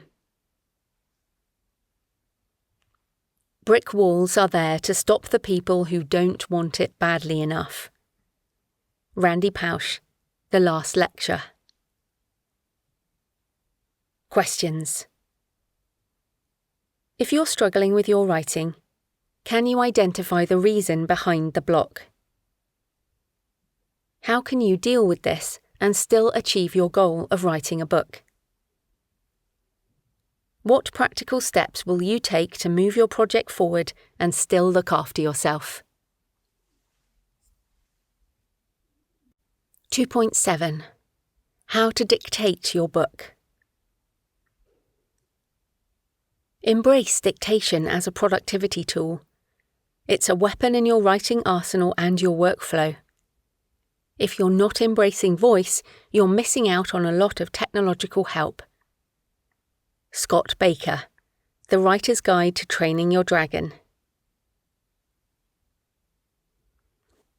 The word writing is associated with touching keys on a keyboard to make letters appear on a screen or inscribing by hand onto paper. But the result is a mode of communication from one brain to another through the medium of words. Your voice can generate those words just as much as your fingers can. Famous authors who relied on dictation include Winston Churchill, Barbara Cartland, and Dan Brown. When Terry Pratchett, fantasy author of the Discworld series, developed Alzheimer's disease, he couldn't write anymore, so he moved to dictation in his final years. Clearly, dictation can work for many writers across different genres, and it has become more popular for authors as technology makes it easier and faster. Why might you consider dictation? Writing speed and stamina. Most people can speak faster than they write, so dictation is quicker for getting words on the page. You will need to do a light edit to correct transcription issues each time, but if you want to get your first draft done faster, dictation can be effective. If you have a structure with chapter headings and even subheadings, you can use those to talk about each topic, then transcribe the results and use that to start your draft. You can also ask ChatGPT to ask you 20 questions about a topic, then use your answers as your starting point. Record yourself answering those questions and it will spark more thoughts as you go. Use of existing material. You might already have recordings of your course material, professional speaking or webinars, or teaching in some form. If you have the audio files, you can use transcription as a start to your draft. I used to teach online courses, and I used the recordings from those as the start of several of my non-fiction books. Increased creativity. Some writers have a problem with perfectionism and critical voice in the first draft. They struggle to finish a book because they constantly edit what they write. If you dictate, you can bypass your critical voice and focus on finishing the first draft. You also don't have to dictate a perfect draft. Just get your thoughts down and expand and edit them later. Kevin J. Anderson, author of On Being a Dictator, says, "The biggest advice that I would give for you and for other writers to get started with dictation is don't try to write that way. The best way to start is to do notes or brainstorming. Take your phone or recorder and just go for a walk. It's almost like free association." Health reasons. You can dictate standing up or walking, or even lying in bed, and many writers with health issues find dictation useful. Dictation can help ease or prevent pain now, and learning how to write with dictation can also future-proof your living as a writer in case of health problems later. I started dictating when I developed pain in my wrists and forearms, and used it to write some of my first drafts. I eventually corrected the pain issues through changes to my health and fitness, which I wrote about in The Healthy Writer, and now I prefer to write in a local cafe, which is not so conducive to dictation. But I'm glad I learned the skill and I use it occasionally, just not for every book. Use AI tools to help. Speech-to-text is one of the most common AI use cases, and the tools are improving all the time. You can either choose to have the tool transcribe as you speak, or record the audio file and transcribe it later. Built-in dictation tools. Most phones and computers have dictation mode built in for any application where you can use text. If you open MS Word on the PC, Pages on the Mac, or Google Docs, you will find dictation options as part of the software. Just enable it and start talking. On your phone, look for the microphone icon when your keyboard pops up, and use it to dictate into any app you choose. Specialist transcription apps. Most note-taking apps have built-in dictation. For example, when I'm out walking, I sometimes dictate into my Notes app on the iPhone, or I use Gmail to dictate something and then send it to myself for later. More specialist apps include Dragon Professional as well as Otter.ai, which I use to transcribe my podcast interviews. If you want to use audio and video for social media marketing or other content repurposing, then I recommend Descript, which has built-in transcription and also enables you to edit audio and video files by editing the text, as well as transform recordings into audiograms, video clips, and more. Cleaning up the transcription. Initial audio file transcription is rarely perfect, although you can hire human transcriptionists or editors if you want someone else to clean up the files. You can also use AI tools to clean up raw dictation if it's missing dialogue tags or punctuation. Use ChatGPT or other tools with a prompt like, "Please clean up this raw dictation and add appropriate punctuation and fix any typos." I've found this to be remarkably accurate for when I can't even understand myself. You still need to edit the material, however you get it onto the page, but dictation can give you a great start with a first draft. Questions. Why might you consider dictation? How might it help your writing? What's stopping you from dictating? How can you work through those issues in order to try it? What method of dictation might work for you? What tools do you need to get started? 2.8. Turn your online content into a book. Many non-fiction authors start out with online content in other formats, which they later turn into a book. If you have high-traffic articles on your website or Substack, or videos that go viral on YouTube or TikTok, or posts that resonate with people on Instagram or other social media, then it might be worth considering how you can expand that material into a book. The idea for my book, The Successful Author Mindset, came from an article on the roller coaster of being a writer, which took off in my community. The popularity of the article gave me the confidence to expand the initial idea into a full-length book.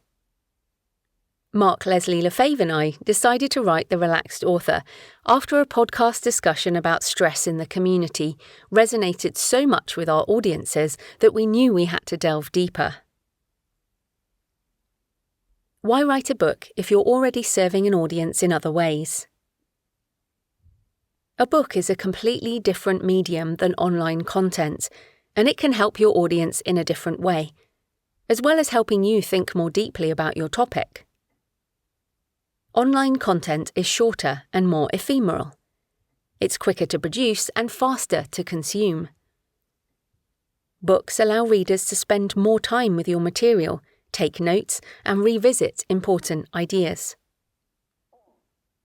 A book also provides credibility and authority, and can provide you with other forms of income, through book sales in multiple formats, but also through speaking opportunities. You can also reach people who read books as their preferred way to learn. For example, I don't watch videos online, but I do read non-fiction books and listen to non-fiction audiobooks and podcasts. So if you want to reach people like me, then a book is the best way to do it. A good example is Gary Vaynerchuk, who has an extensive online presence on multiple channels, but still turns his ideas into books, sharing how his online process works.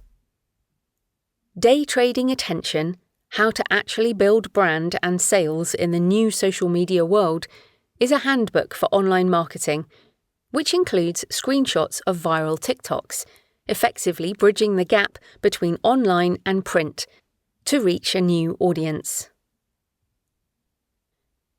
It's not just repurposing content. Mining your existing content is always a good starting point, but a book is a very different product to a video transcript or podcast discussion.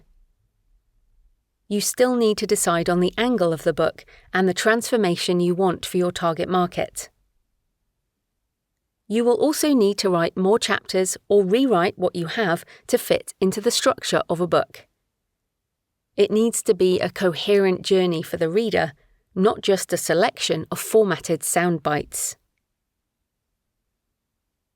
Write a book online first. Another way to do this is to actually write the book online, which will help you build an audience who might buy it later, and allow you to learn about your target market along the way. You might even make some money while you write. Best-selling author of fiction and memoir Toby Neal wrote her travel memoir, Passages, about travelling the USA during changing times in her Substack newsletter, and has used the platform to sell subscriptions and build her audience. Toby is an experienced author, so she understood how to structure her online writing in a way that also enabled the finished book to emerge coherently. This method might not be the best way to start a book if you've never written one before. From book to online content. While I have used ideas from my online content as the basis for chapters in my books, I generally prefer to go the other way. I use chapters from my books as evergreen articles, and I've made videos and podcast episodes based on the content. These are more shareable online and drive traffic to my website, where people find links to my books and may also sign up for my email list or join my community. A non-fiction book is a souvenir, just a vessel for the ideas themselves. You don't want the ideas to get stuck in the book. You want them to spread. Which means that you shouldn't hoard the idea. The more you give away, the better you will do. Seth Godin, Advice for Authors.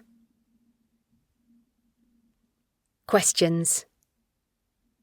How could you turn aspects of your online content into a book?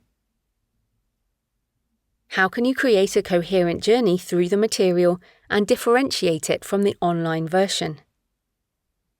If you want to go the other way, from book to content, how can you incorporate chapters in a way that will make them more shareable and bring the text alive? 2.9. Co-writing a non-fiction book. Co-writing is a great way to write a book faster, as well as share the load of marketing. You and your co-author will bring different areas of expertise, and having a writing partner may even make the writing process more fun. I've co-written several non-fiction books. The Healthy Writer with Dr. Ewan Lawson, The Relaxed Author with Mark Leslie Lefebvre, and Co-writing a Book with Jay Thorne. I've also co-written a number of novels, and the process of working with someone else has been different every time. What are the different ways of co-writing? Your process will depend on the experience of the writers involved and the way you each prefer to work, but there are several main methods. A. Each author takes different sections or chapters and writes separately. This is how Ewan and I worked for The Healthy Writer. Each of us owned our different chapters and retained our individual voices throughout. B. Each author writes in every chapter, retaining separate voices. For The Relaxed Author, Mark and I wrote our thoughts on each topic and marked them clearly in each chapter. This made the audiobook as collaborative as the book itself, as we each recorded our separate sections and then collated them together. C. A/B drafting and revision. While you plan the book together, one author then takes the lead in writing the first draft. The other author edits the material, so there is one coherent voice present throughout. The reader cannot tell who wrote which section when it's complete. You can also combine these, taking different approaches per chapter, as Jay Thorne and I did for co-writing a book. How to find the right person to co-write with. Trust and communication are crucial, so it's best to already have some kind of relationship with the person you intend to co-write with. You will need to work together on planning and structuring the book, then writing it, and then on publication and book marketing. These tasks go on for many years, and since copyright lasts from 50 to 70 years after the death of the author, depending on jurisdiction, you will be tied together for longer than a marriage. Do not enter into a co-writing relationship lightly. Co-writing also works best if you're at a similar level of writing ability, so one person isn't doing all the heavy lifting. When Ewan approached me with the idea for The Healthy Writer, I asked him to write a test chapter so I could see what his writing was like. As you'd expect from an educated doctor who writes for medical journals, it was well written, but also technical and overly professional. We worked together to help Ewan explore his more informal voice, which is more appropriate for a self-help book, and only then did we decide to work together.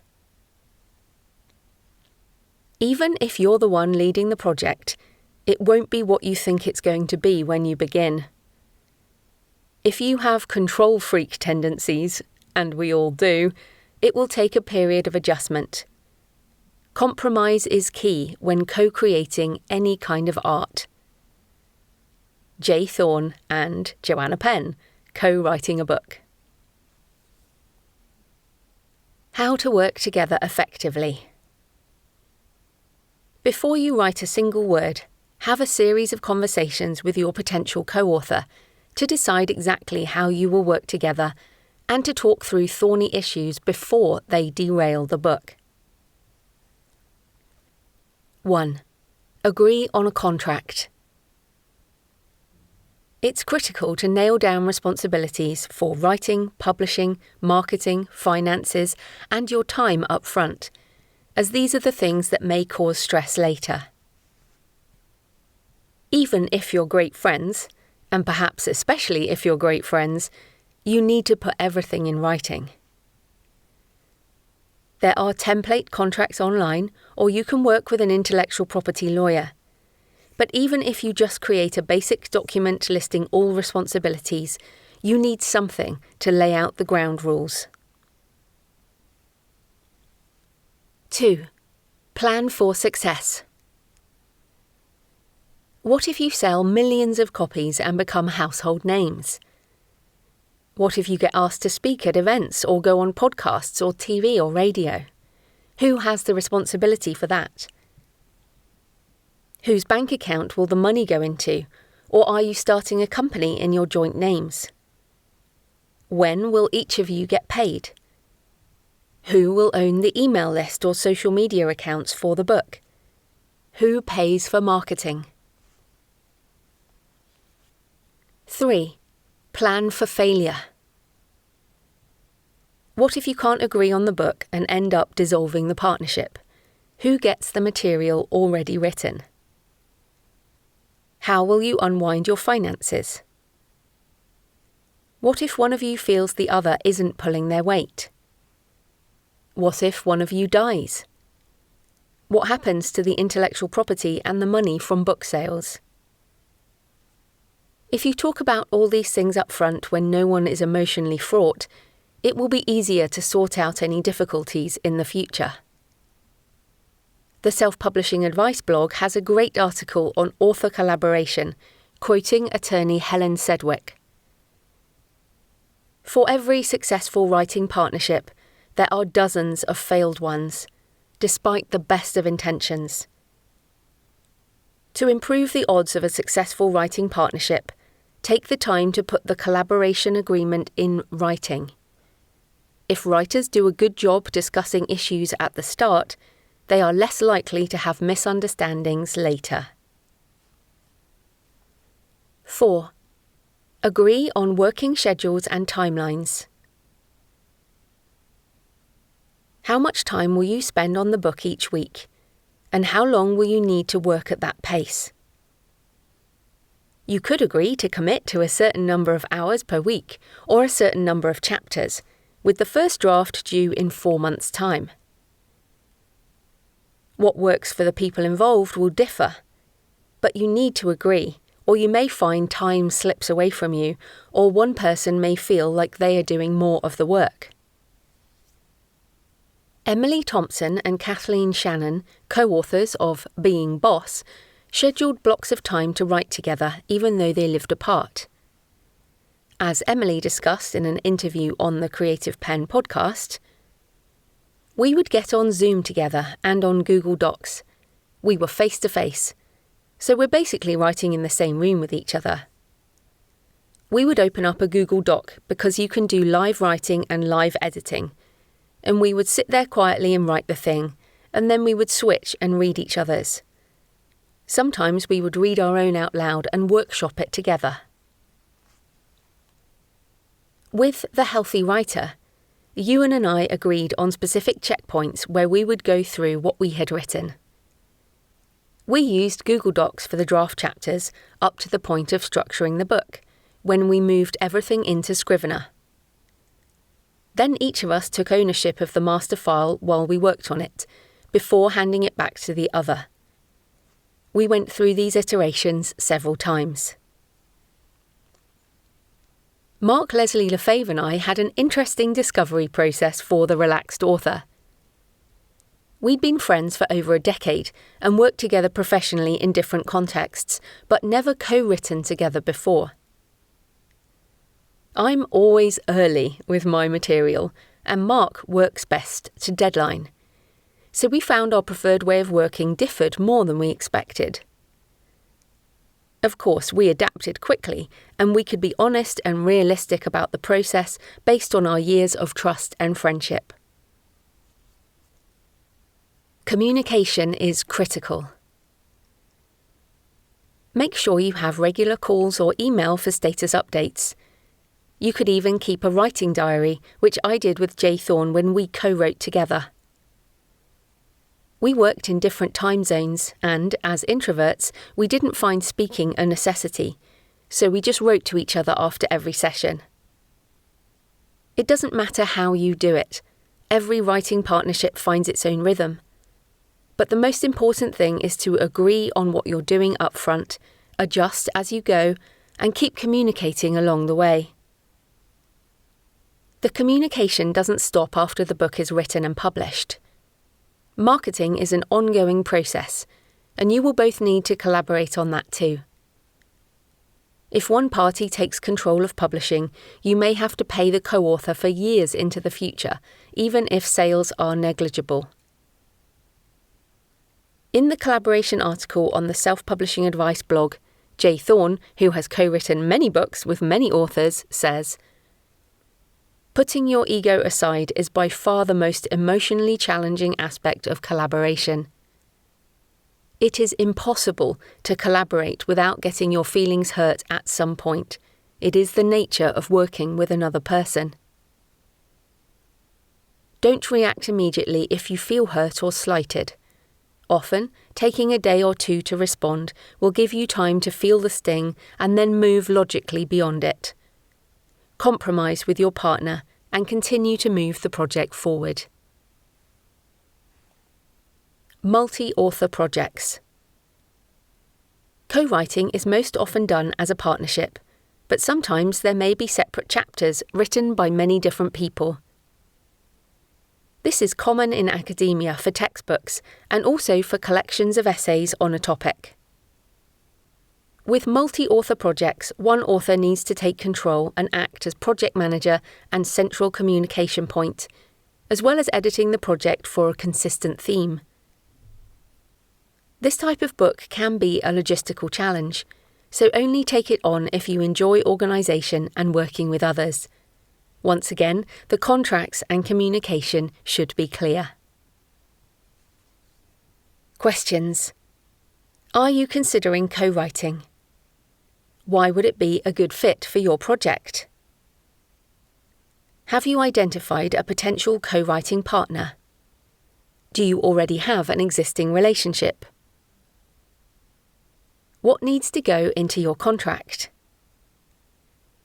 How will you work together in a practical way? How will you communicate? How will you ensure your relationship is preserved in case of difficulty? 2.10. How to turn a boring book into an engaging read. One of the challenges in writing non-fiction is to get the balance right. You don't want a dry academic tome, but neither do you want a fluffy book with no substance. You also want to feel that your writing project is a creative experience and not a painful college assignment. So how can you turn what feels like a boring book into an engaging read? Share your story and your personal experience in your voice. What makes non-fiction come alive for me are the personal stories and journal entries to illustrate a point. I love it when I'm reading a non-fiction book in a more conversational tone, as if I'm sitting down having a cuppa with a friend and learning something along the way. Lisa Barrick, from the Creative Pen Non-Fiction Survey. If your book is boring, it's probably because there is no story and no personality in it. You can only bring a subject alive if you make it real by sharing your story and personal experience. Talk to the reader as if they were in the room with you. Share your emotion, your heart, your passion, as well as your knowledge. I came up against these issues when I started writing this book.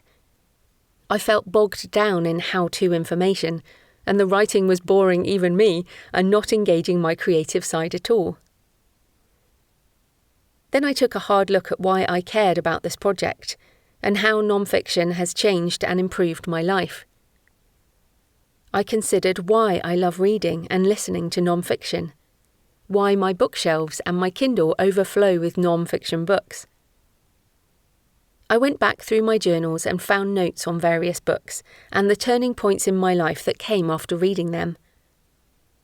By sharing those memories, by tapping into that passion, I found the book again. Finishing it became a creative challenge, and I discovered a renewed eagerness for the project. I hope you find the result useful. Don't be too academic. Don't use big words. They mean so little. Oscar Wilde. Don't write like an academic unless you are writing an academic paper or thesis. And if you're writing something like that, then this is not the book for you. The academic audience is completely different, and if you want to turn your thesis into a book, then you need to substantially rewrite it. After all, you're trying to educate, inspire, or entertain a reader, not a professor or other specialists in your field. Eliminate jargon and remove cliched phrases that have become overused in your industry. I used to work in management consultancy, and we would play bingo at conferences with overused phrases like blue sky thinking, scope creep, quick wins, out of the box, or whenever anyone mentioned a 3-letter acronym or TLA. Every industry has these words and phrases. You need to decide whether your audience understands them. If not, should you explain them or get rid of them completely? Use active language, and if you're struggling, use a tool like Grammarly or ProWriting Aid to identify passive sentence structure, which is particularly common for academic writers. Experts writing non-fiction are prone to putting on a posh academic overcoat. The language can be dry, technical, and passive. Work hard to make your prose accessible and tell an engaging story. Shrug off that overcoat and let your passion shine through. Dr. Ewan Lawson, my co-author on The Healthy Writer. Use quotes, images, illustrations, photos, or other visuals. Go beyond words on the page and think about other elements that can bring your book alive and convey your ideas in new ways. I enjoy using quotes from books and from writers who take part in my surveys, as it brings in other voices, changes the tone, and backs up my thoughts on the topic. I used diagrams in my book Career Change to turn the process into a visual journey. More evidence of my consulting background. You can create visual elements yourself, hire people on sites like Upwork, or license images, photos, or illustrations if you prefer.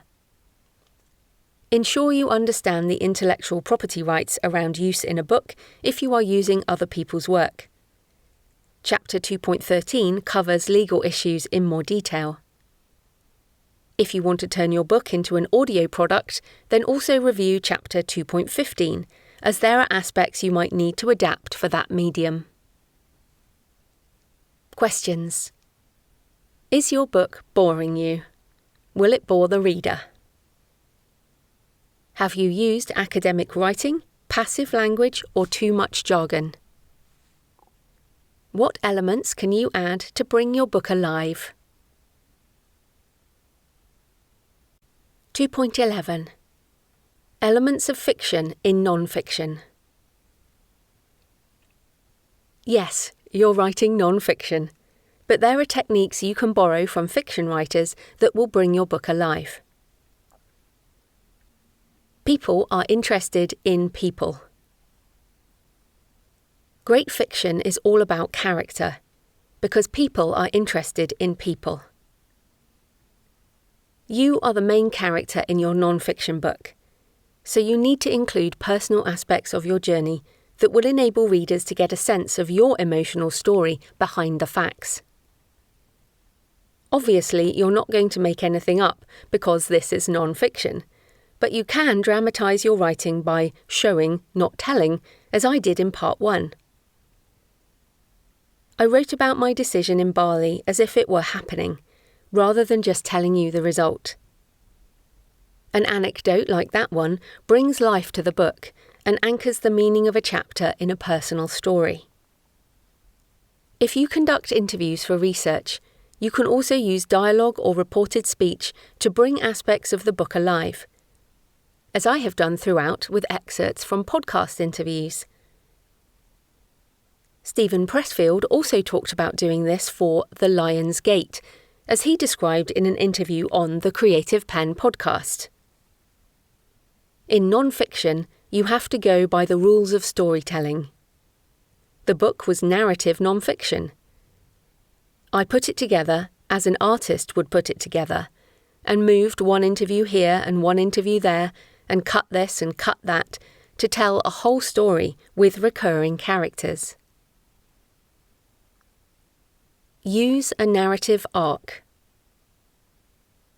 The arc of a story takes a character from where they are at the beginning, through the trials and tribulations of what opposes their goal, to an ending where they either triumph or fail. The character is transformed by the experience, and there is a clear arc from where they started to where they end up. Your book can take the reader on that same arc if they follow the path you have set before them. This book has an inherent arc.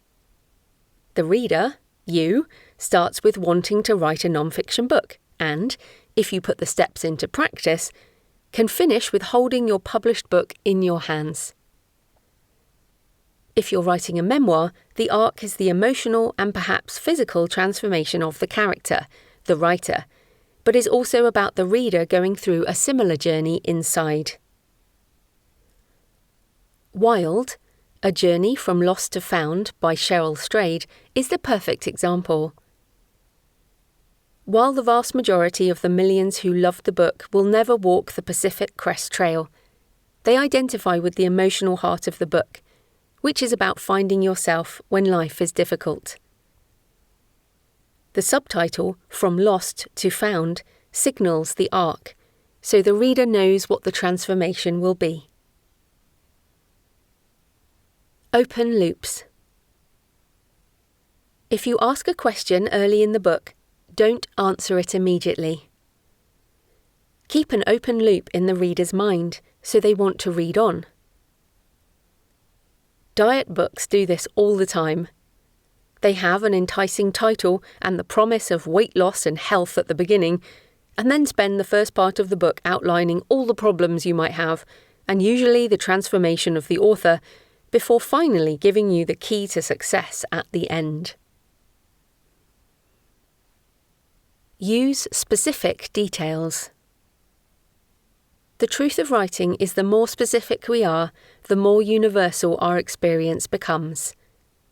Rachel Herron, author of Fast Draft Your Memoir on the Creative Penn podcast.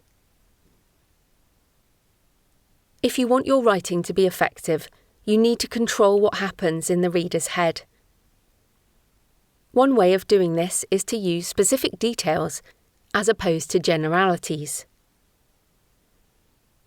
In The Healthy Writer, I tell a personal story about my experience of headache and migraine, using specific details about the sounds, sights, and the physical sensations of pain. 2 bars of steel bore through my eyes, and the surface of my eyeballs expand from pressure. Pixels split into too much detail, and everything is magnified and in capitals. Sound is amplified to a roar made up of billions of tiny noises all crowding for attention. Breathing sounds like a deafening waterfall, music a thudding cacophony. There's buzzing in my ears, an insect trying to get out, or blood knocking on my brain. My vision narrows as a mask, pink and orange patches dancing on the walls. Hopefully you will agree this is more specific than saying, "I had a bad headache." You can also be specific around settings or locations, as I did with sensory detail in my Bali story in chapter 1.12. If you need any more fiction tips, check out How to Write a Novel, From Idea to Book. Questions. What elements of fiction could you use to make your book more engaging? Where does your reader start? Where do you want them to end up? What is the transformation they will achieve through your book? 2.12. Does non-fiction or memoir have to be true?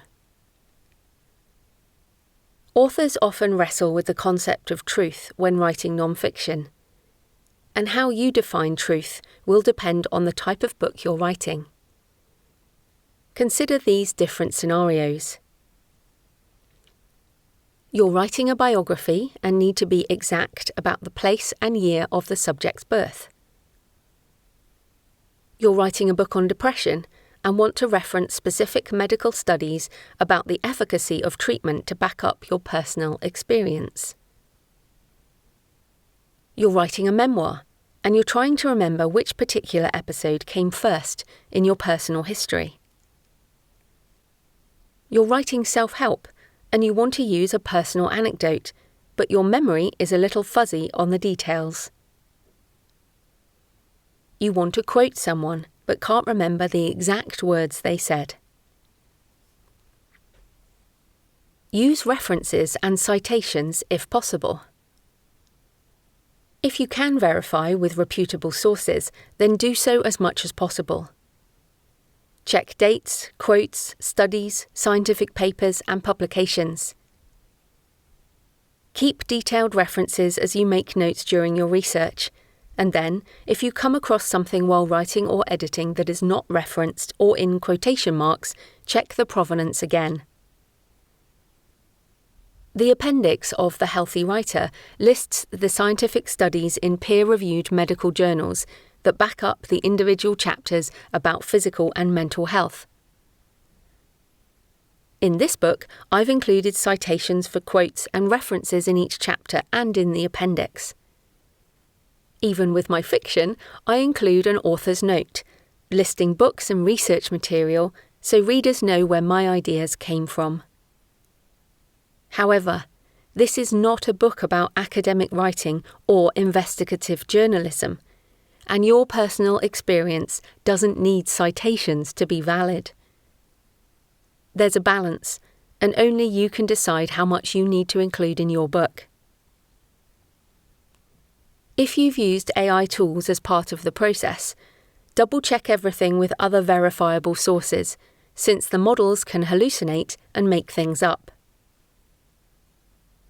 If you're paralyzed by the need to make sure every single thing is double and triple checked, perfectionism may kill your book before it ever reaches the world.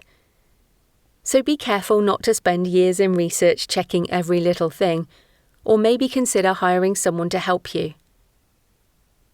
Many copy editors will include basic fact-checking as part of their service, but you can also hire specialist fact-checkers or research assistants. Provide the right information for the level of your book, and care enough about your audience that you do your best to make sure everything is correct. Truth, with a capital T, versus truth, with a small t. You're seeking the truth of memory, your memory and character, not of unbiased history. Mary Carr, The Art of Memoir. The concept of truth is fuzzier when it comes to personal memory, and you need to decide how far you want to go to find it when writing memoir or sharing personal anecdotes. Everyone remembers things differently, and your truth may not be the same as someone else's. For example, I'm happily married for the second time now, but my first marriage ended in divorce. My truth about that time is dramatically different from the experience of my first husband, and both sides are true in their own way. Memoir is not autobiography, with a blow-by-blow account of all the details, nor is it an exacting forensic report. It is a story, albeit a true one. Lying or making things up entirely is clearly not acceptable, but a writer may use narrative techniques from fiction. They may turn several minor characters into one person. They may write things out of order. They may write a conversation as they remember it, but memory is, of course, flawed, and a dramatized conversation will not be exactly what happened. As Rachel Herron, author of Fast Draft Your Memoir, says, "The truth in the memory is changed every time you pull it out." Travel writer Alastair Humphreys expanded on this theme further on the Creative Penn podcast, noting, "I never make up stories of stuff that didn't happen, but I often amalgamate a lot of different truths. Lots of different memories of, say, campsites, or perhaps different individual people I've met. I often amalgamate all of these things into one nugget of a story, which serves to tell, more accurately, how the experience was at the time, and, in a way, to make it more truthful. Not to make it more factual, but to make it more truthful." Even if the specific details are fuzzy, you can still aim for emotional truth in your book. My memoir Pilgrimage is emotionally true in every way, and it's also factually correct as much as possible. This striving for truth also resulted in my decision on the final Pilgrimage cover design. My designer Jane made different options that reflected popular covers in the solo walking and travel memoir niche, and I shared them in a poll with my audience. The overwhelming winner was a cover with sun and sea and primary colours that had a happy, happy, joy, joy vibe. But that was not the emotional truth of my pilgrimages or the resulting book.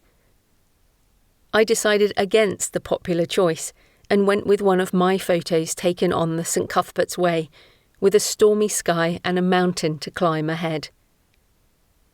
It fitted the truth, capital T, and the truth, small t, of the book, and as one of my own photos, it is authentic in every way.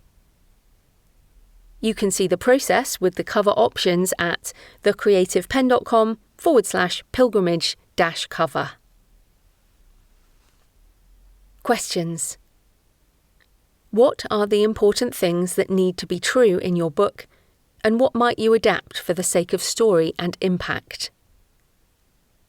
How will you ensure factual truth where important without getting caught in the trap of perfectionism? 2.13 Legalities. Copyright and licensing, quotes, lyrics, images, and more. Disclaimer. I am not a lawyer, and this is not legal advice. Please seek legal help if you need specific advice about your situation. This chapter is an overview from my perspective based on questions that authors ask.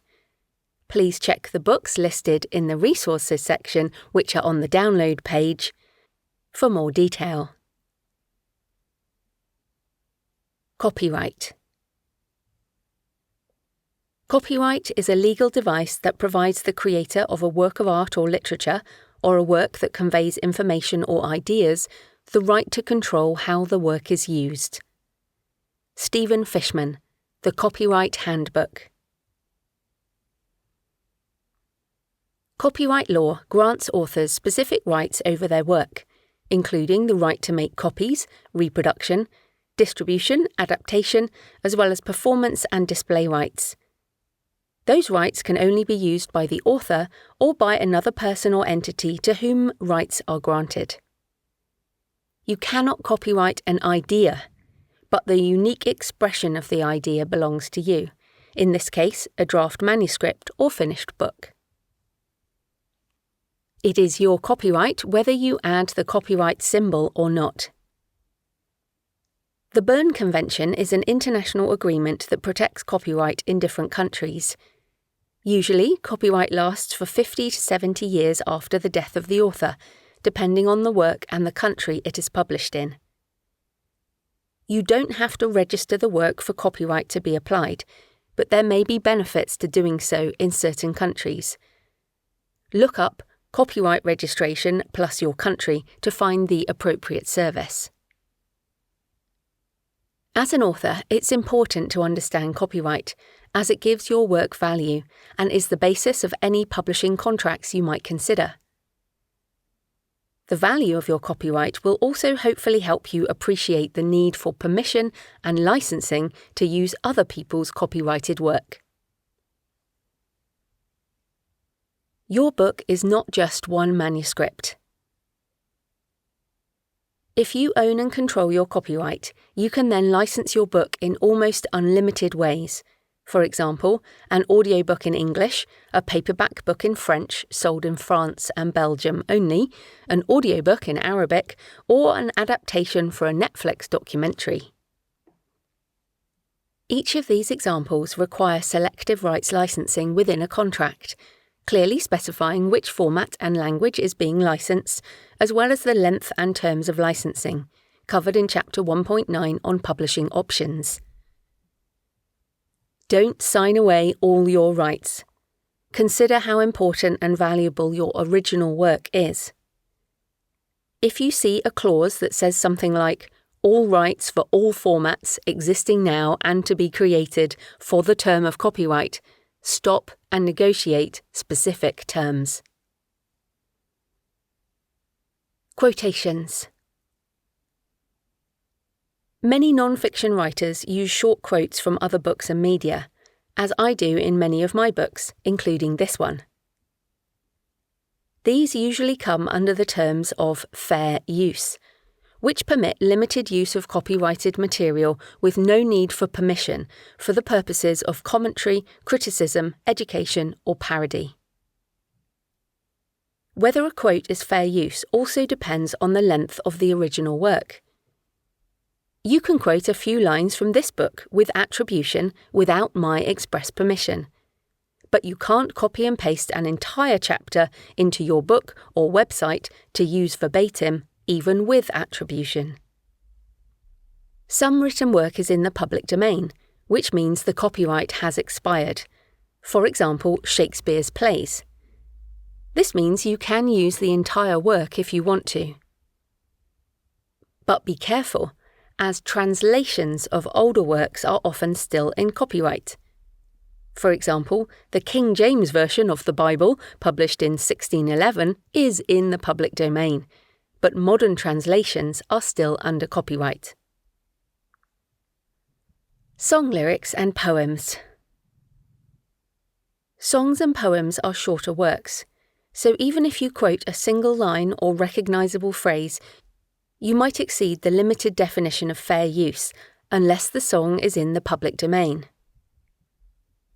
For this reason, it's best to avoid lyrics and poems unless you have explicit written permission for use. This can take time and potentially be expensive.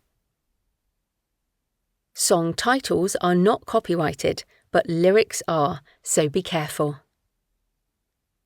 For more detail and a sample permission letter, see How to Use Memorable Lyrics Without Paying a Fortune or a Lawyer by Helen Sedgwick and Jessica M. Brown. Citing sources. You should always cite your sources, whether that is a conversation or a website or podcast or book or however else you came by the information. Don't claim something is yours if you found it elsewhere. The format for citations will depend on the type of book you're writing and the format in which you're publishing. You can just refer to the person or source within the text, as I do in this book. Many mass-market non-fiction books also include a bibliography or appendices with citations by chapter. In The Healthy Writer, we listed medical references used within the book in the appendix, and you can also use an index if desired.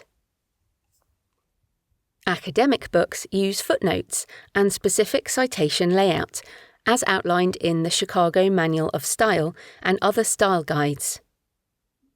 But remember that these can be difficult for people reading on ebooks and audiobooks, so you might need to adapt your text by format. You can also include a downloadable PDF for those listening on audio. You can find the resources for this book at thecreativepen.com/nonfiction download. You can find more help on citations in Research Like a Librarian, Research Help and Tips for Writers for Researching in the Digital Age by Vicky J. Carter. Avoid plagiarism. Plagiarism is taking other people's work and portraying it as your own, either by directly copying their words or by taking an expression of an idea and reproducing it in a very similar way. This is just as relevant for online content as it is for published books. For example, copying and pasting other people's blog posts into your website is plagiarism. It's not plagiarism to read other people's books and quote them in your own, with attribution and according to the principles of fair use. It's also not plagiarism to write your own book on the same topic as someone else, even if you cover similar areas. There are lots of books on writing non-fiction, and I've read many of them, but you won't find another exactly like this. It's my original work, and my expression of the ideas around the topic. I've also cited sources when referring to other people's work, giving them credit and directing you to their books and resources. Many writers appreciate being quoted in this way, as it can be great for marketing. Most writers would never plagiarize deliberately, but it is possible to plagiarize accidentally, especially if you copy and paste chunks of text during the research process. These blocks of text may find their way into your finished book, unless you watch out for them and are careful in your writing process. During your research phase, put exact quotes in quotation marks and clearly attribute sources from the first time you encounter them. Later, when editing your book, read it through aloud and note any parts that don't sound like your voice. You should be able to spot them easily. If your whole book sounds stilted, then revisit Chapter 1.5 on finding your voice and make sure the book sounds like you. If anything doesn't sound like you, rewrite it. You can also use a tool like ProWriting Aid or Grammarly, which have plagiarism checkers. Images. If you want to use photos, diagrams, cartoons, illustrations, or any other images that you don't explicitly own within your book or on your cover, you need to make sure you have licensed the image for the specific purpose, or that it is in the public domain. Even if you own a photograph, you may still need permission to use it if it was taken on private property. For example, I'm working on a book about English Gothic cathedrals, and I have lots of photos from my visits. But although I can freely share these on social media, I need explicit permissions to use the photos in a commercial project like a book. Most authors will use royalty-free images from sites like Big Stock Photo, iStock, or Shutterstock for their covers, and some for interior usage. Some sites permit unlimited use, but some have limits, for example, 250,000 downloads. That might seem a lot, but if you use an image on the cover of a free ebook, you might hit that sooner than you think. If you want to use a specific image, like a historical picture that fits with your book, then you can request permission to use it from the rights holder and agree on a fee. For more detail and a sample permission letter, see How to Use Eye-Catching Images Without Paying a Fortune or a Lawyer by Helen Sedgwick and Jessica Brown. Writing about real people and avoiding getting sued. If you're doing it for therapy, go hire somebody to talk to. Your psychic health should matter more than your literary production. If you want revenge, hire a lawyer. Mary Carr, The Art of Memoir. Many non-fiction authors, memoir writers in particular, are concerned about the impact on the real people they write about. If you're writing happy, positive things about people and places that are historically accurate, then you probably don't need to worry.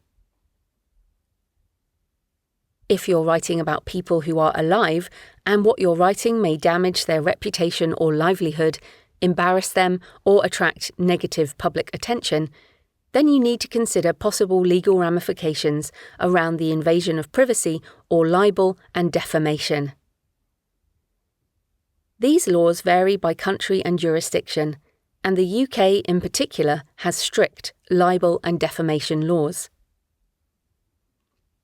Even if there are no legal ramifications for what you're writing, consider the impact your book might have on people you care about. Write whatever you want in the first draft. Let it all out. You can't hurt anyone in a first draft, so write as if no one will ever see it.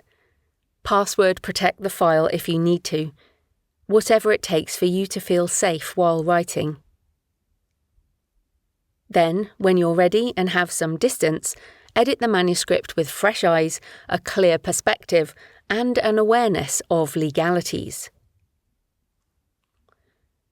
If you don't have this new perspective when you edit, if you still have an axe to grind, or you're seeking revenge, or you're trying to hurt someone with your words, then put the manuscript aside, get therapy or whatever you need, and come back to it when you can focus on what serves the book and the reader.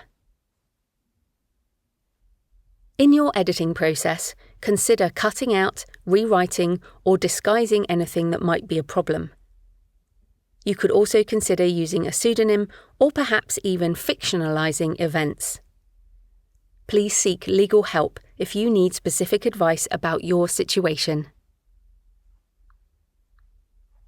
When a writer needs to tackle injustice, corruption, and other behaviours, it helps to understand libel law and the most common defences used in defamation cases. While most authors will never be sued, the onus is on you to ensure that you respect and protect other reputations, just as you would want your own to be protected. The Alliance of Independent Authors: How to Avoid Libel and Defamation as an Author. Don't let your concerns stop you from writing. This chapter is an overview of possible legal issues associated with writing non-fiction and memoir, but don't let any concerns stop you from writing. Write the book you want to write. No one will see that first draft anyway, so you can do whatever you want with it. Then review the draft with fresh eyes and consider whether you need to worry about anything.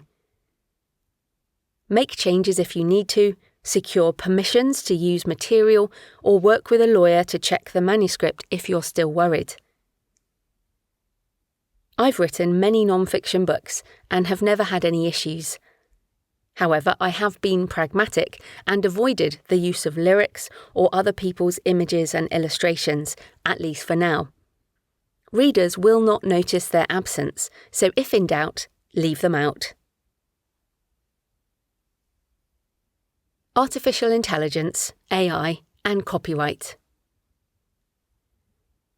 I'm writing this second edition in the early years of generative AI, when there are still open court cases in different countries over the training and use of large language models, LLMs. While some publishers have sued the companies creating these models, others are signing data licensing agreements. So there are pros and cons on both sides, and it remains a difficult area to navigate. You don't have to use generative AI tools, it's completely your choice.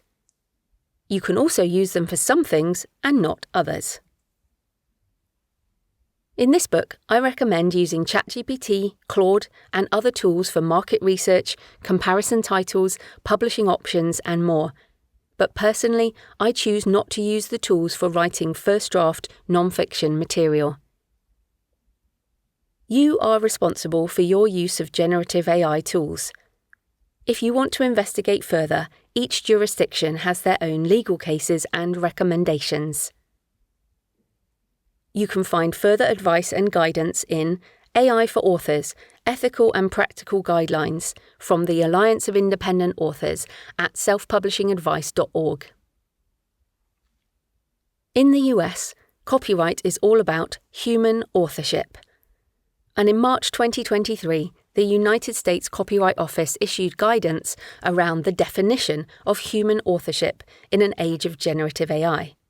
They note, a human may select or arrange AI-generated material in a sufficiently creative way that the resulting work as a whole constitutes an original work of authorship. Importantly, they also say, this policy does not mean that technological tools cannot be part of the creative process. Authors have long used such tools to create their works or to recast, transform, or adapt their expressive authorship. For example, a visual artist who uses Adobe Photoshop to edit an image remains the author of the modified image, and a musical artist may use effects such as guitar pedals when creating a sound recording. In each case, what matters is the extent to which the human had creative control over the work's expression and actually formed the traditional elements of authorship. You can find the full text at copyright.gov/AI. This guidance is why I happily use and recommend generative AI tools as part of my creative and business processes, but not for writing my non-fiction books or memoir, or for my articles and blog posts, podcast output, and videos. The UK law is much clearer. Section 9, brackets 3, of the Copyright, Designs and Patents Act 1988 around authorship and ownership of copyright states, in the case of a literary, dramatic, musical or artistic work which is computer-generated, the author shall be taken to be the person by whom the arrangements necessary for the creation of the work are undertaken. The arrangements in this case are the prompts and the direction of the generative AI tools. Whatever the legalities of your jurisdiction, every site and application also has a terms of service that you agree to when you use the tool. These terms further specify usage and ownership of resulting assets.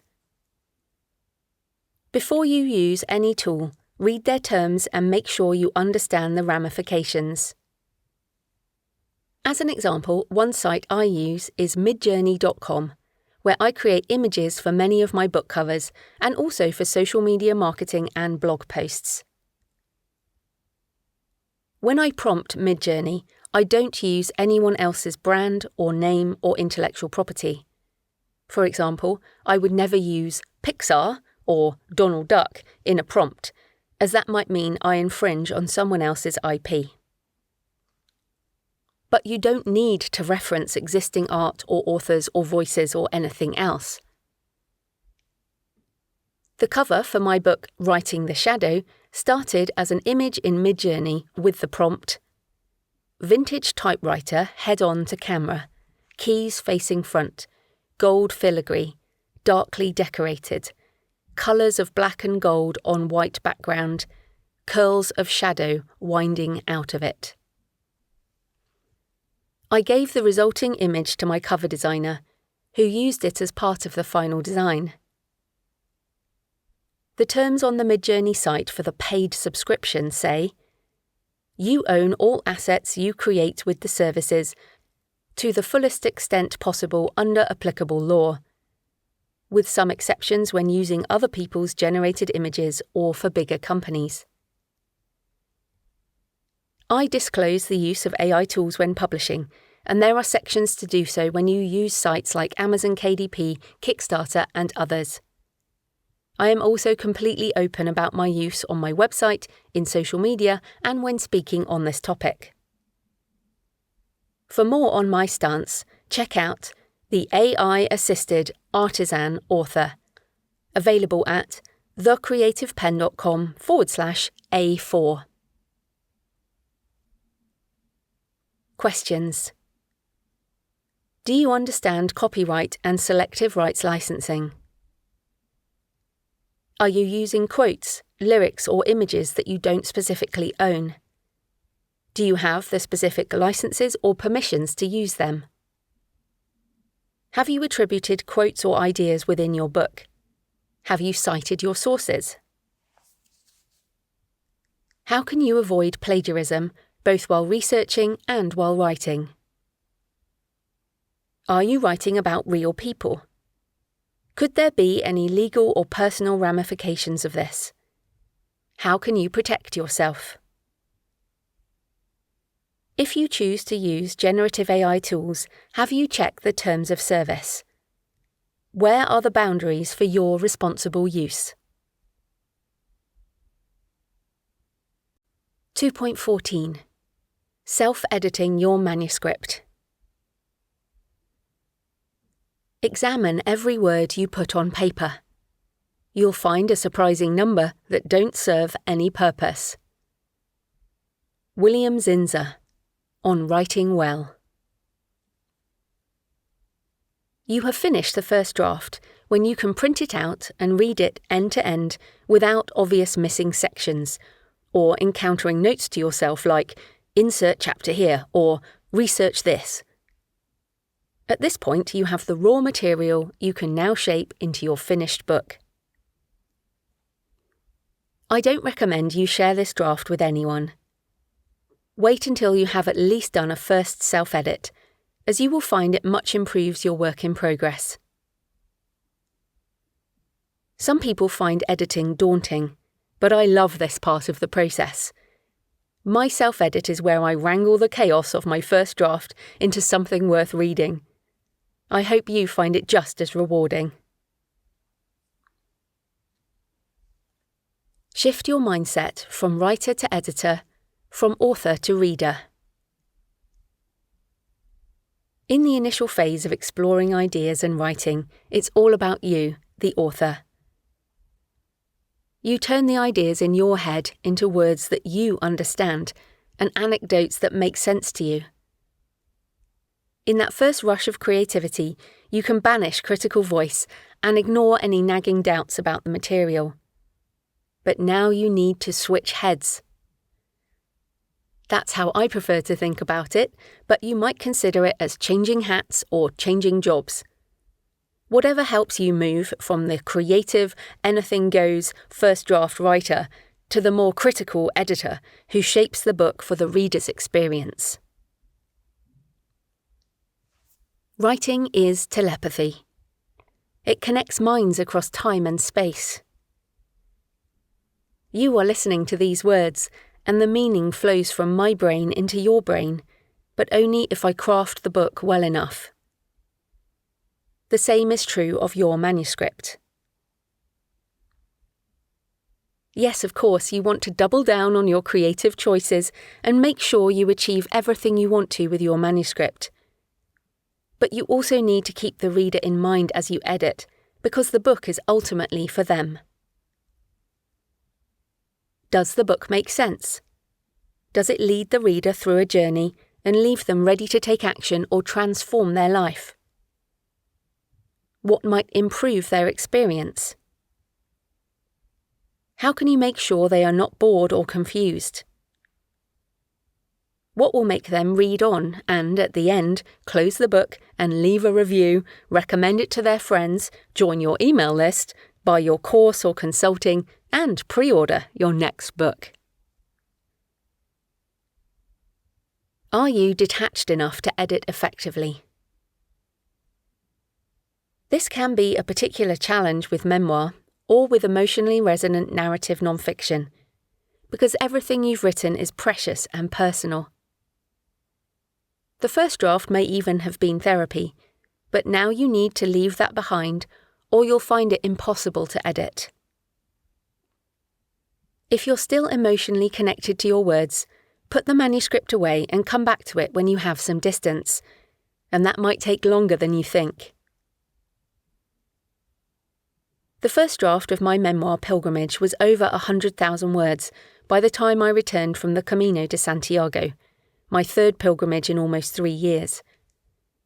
I had tried to shape the book before then, but it never felt quite right, so I kept putting off the edits.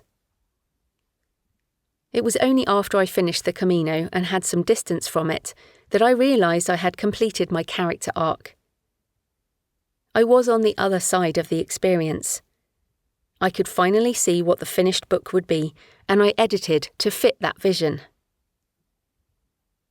I removed tens of thousands of words to distill the manuscript down to its essence, and I reshaped the chapters around specific themes. This pruning and reshaping process was incredibly difficult, and it took several editing passes before I honed the manuscript down to a slim 35,000-word draft. I've never had to do this much editing with my usual non-fiction self-help books. I usually write lean and expand rather than cut. But this kind of memoir writing was different, and what served me as I journaled each day while I walked differed from what served the reader as they read the book. But I could only see that once I had some distance. Does the manuscript take the reader on a coherent journey from beginning to end? The structure of your book is critical to ensure the reader remains on a clear path from beginning to end. This sounds easy, but how a book flows in your mind may not make sense to the person who eventually reads the book. If the reader is confused, you won't be there to explain what you meant. So it's your job to make sure the book is as clear as possible. Does the chapter order take the reader logically through a journey of discovery and transformation? What would make it stronger? Are you using jargon without explaining it? Can you use subheadings to make sections clearer?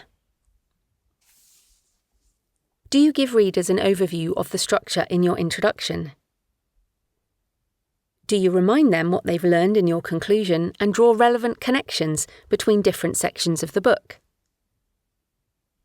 Can you involve the reader by asking more questions? Can you reduce word count? One of the most common complaints about non-fiction books is that they feel over-padded, that the author could have achieved their goal with fewer words.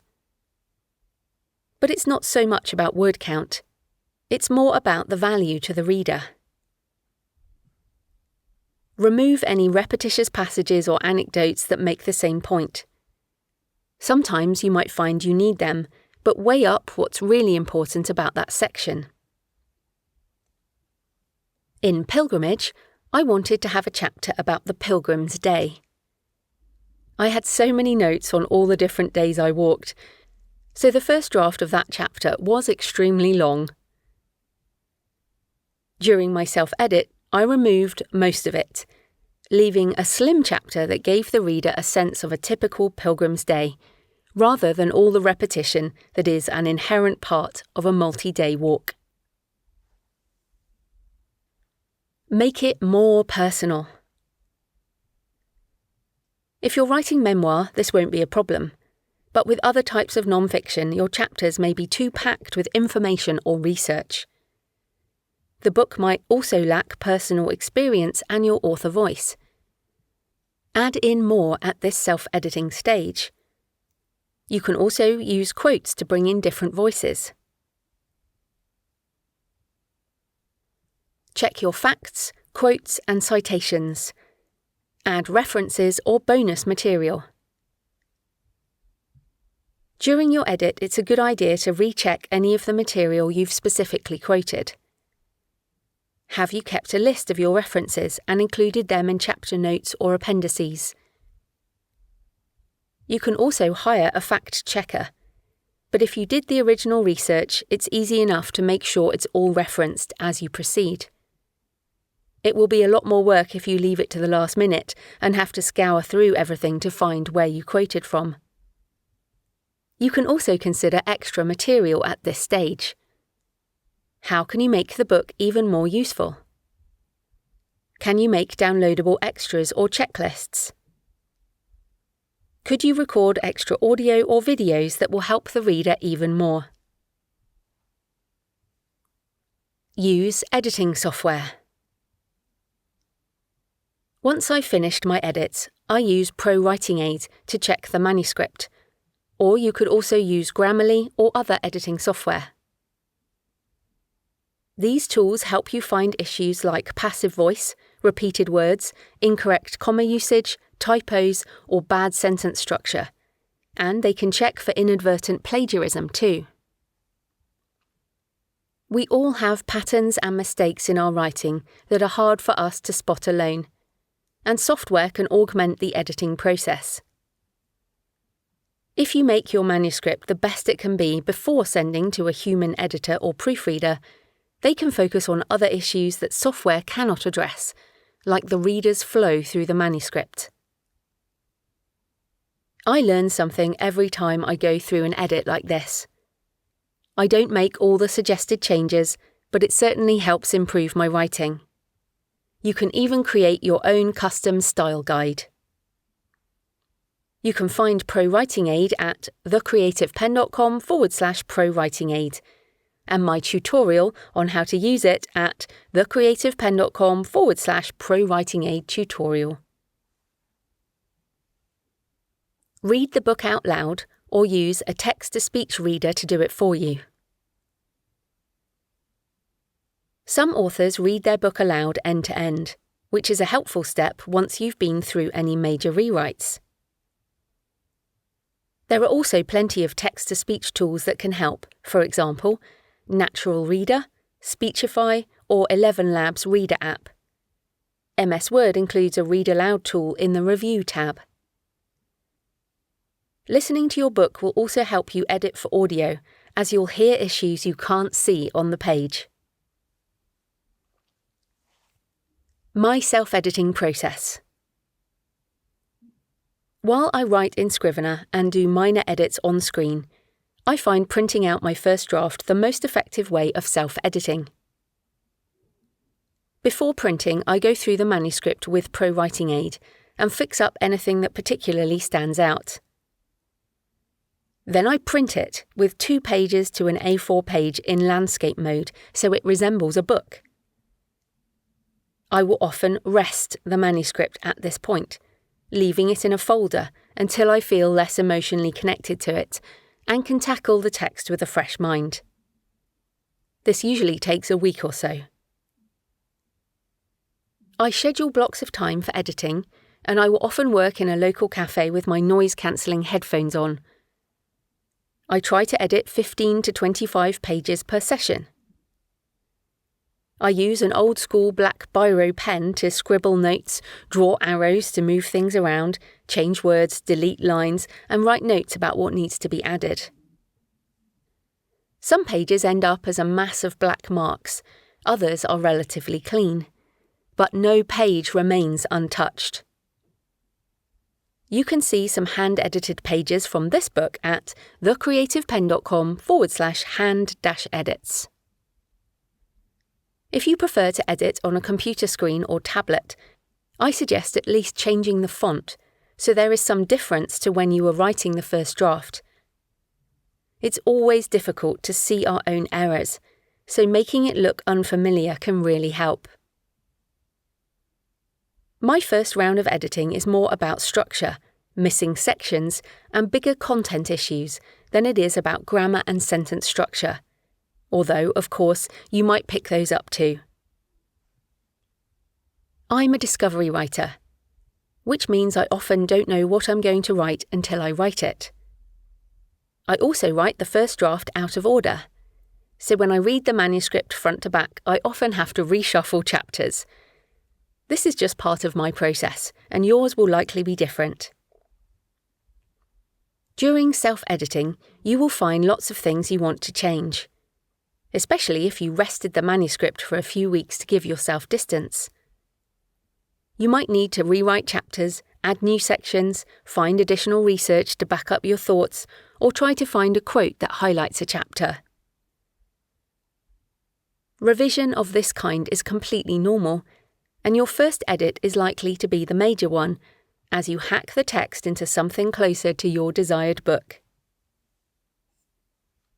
Once I've finished my handwritten changes, I go back and update my Scrivener project.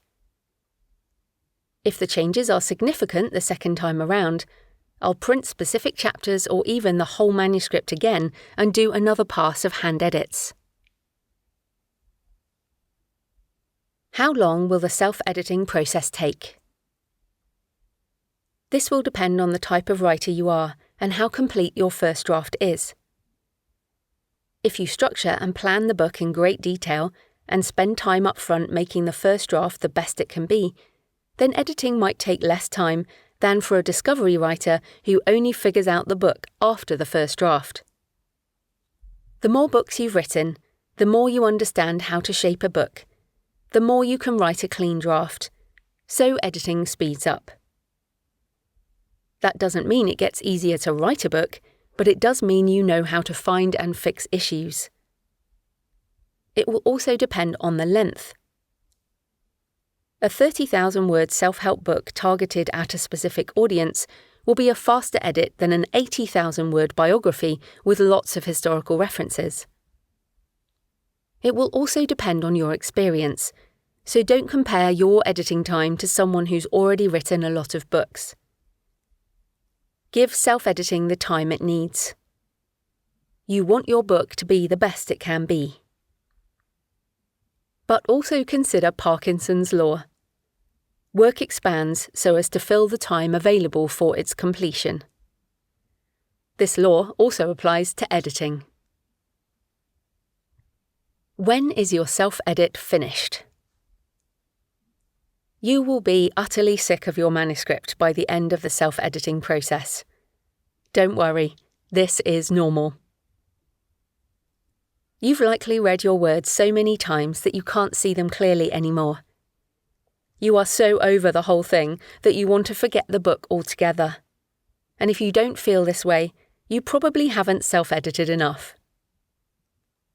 On the other end of the scale, if you're self-editing too much, remember that nothing is ever perfect.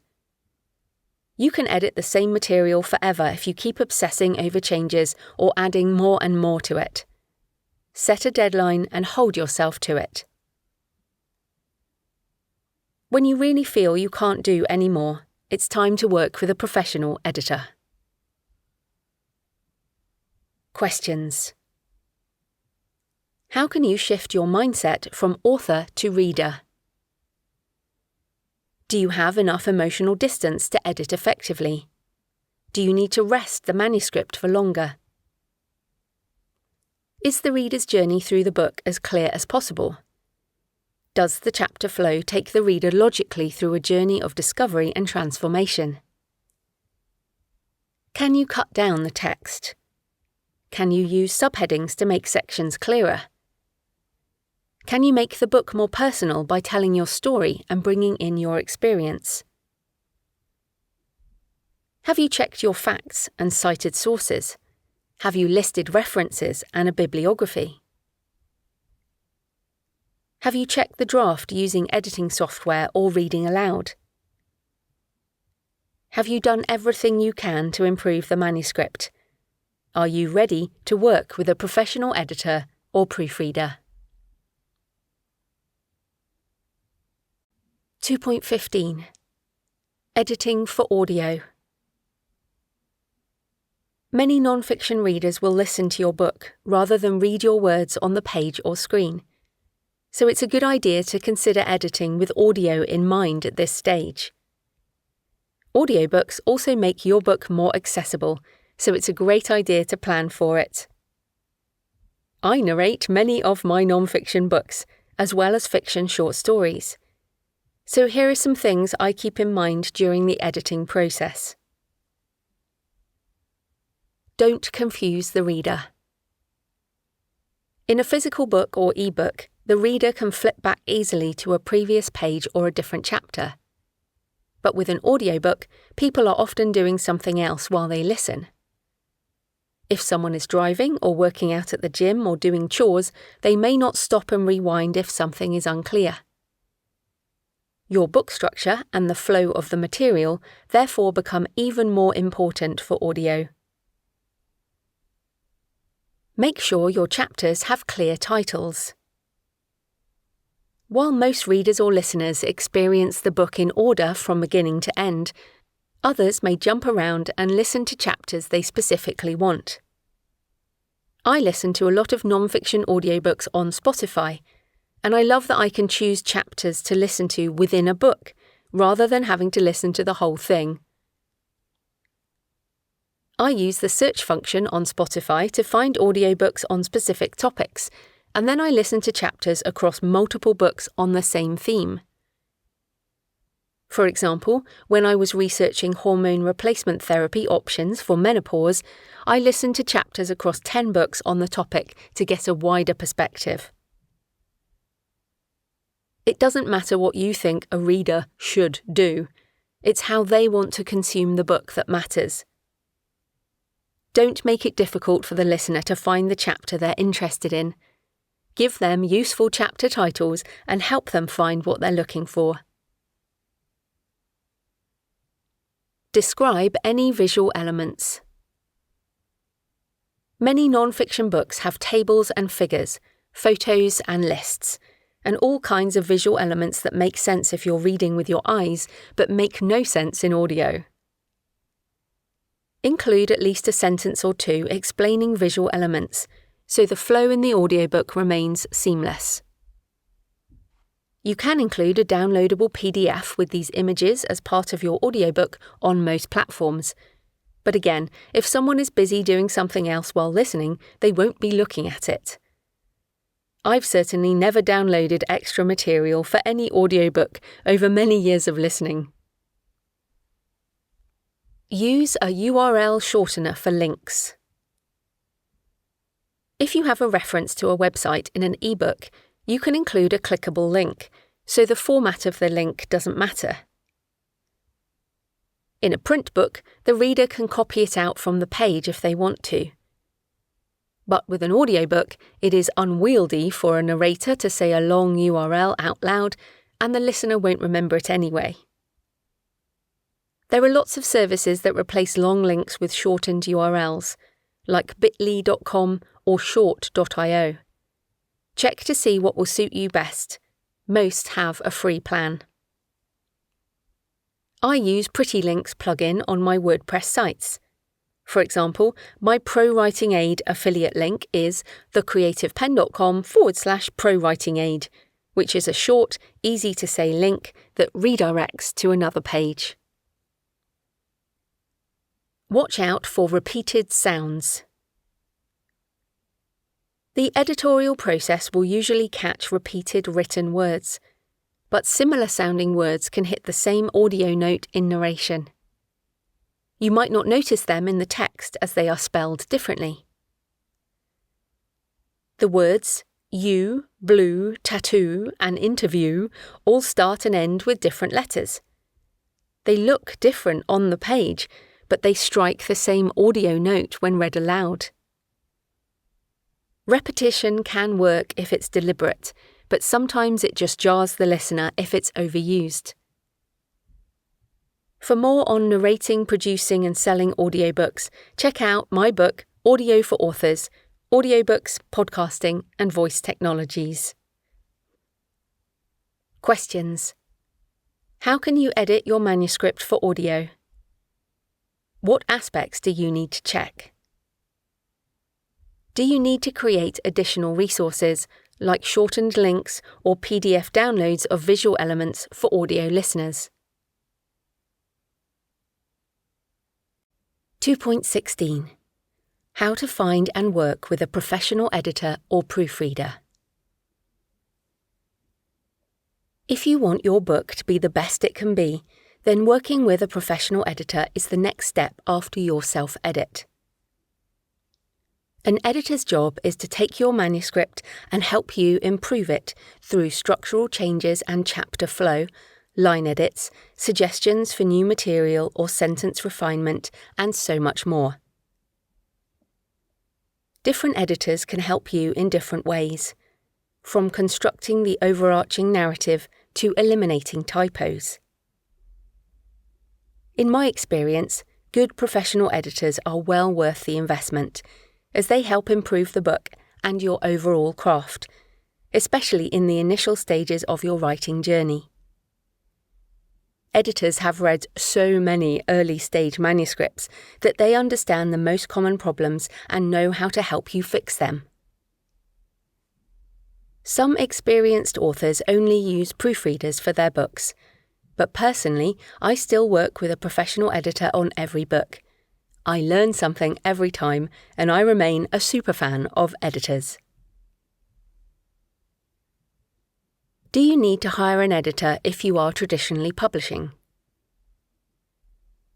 If you already have a book deal, then the publisher will assign you an editor, so you don't need to hire one on your own. But if you don't yet have a book deal, then an editor can help wrangle your book proposal and sample chapters into the best state for pitching. Some writers prefer to get editing help from friends or fellow writers, but personally, I prefer to work with professionals who specialise in the genre and whose job it is to improve a manuscript. How to find a professional editor. Consolidation in the traditional publishing industry over the last decade has resulted in many more editors working as freelancers, so authors have a wealth of professionals available for hire in every genre. You can find lists of approved editors through author organisations. The Alliance of Independent Authors has a list of partner members, many of whom are editors. You can also use the Readsy marketplace, which has vetted editors and other professionals who work with authors. Many editors use content marketing to find clients. For example, writing articles about editing tips, writing books on editing, or appearing on podcasts. You can find an interview with my editor, Kristin Tate, at thecreativepen.com/kinds of editing. Most authors credit their editors and proofreaders in the acknowledgements of their books, and many authors happily share recommendations on social media in various author communities. If you enjoy a certain book in your niche, it might be worth reaching out to that editor, as you know they're a specialist in the genre. Check out my list of editors at thecreativepen.com/editors. What kind of editor do you need? There are different kinds of editors, for example, those specialising in manuscript appraisals or structural edits, and those who will line edit every sentence. There are also specialist editors for particular genres, like academic science writing. There are other related editing tasks like fact-checking, researching image permissions, or sensitivity reading, which you can find specific people to help with as well. How to assess whether an editor is right for you. I frequently get emails from writers asking me to recommend an editor for their book. But finding an editor is like dating. You have to do it for yourself, and it's likely that you will try a few before finding your perfect match.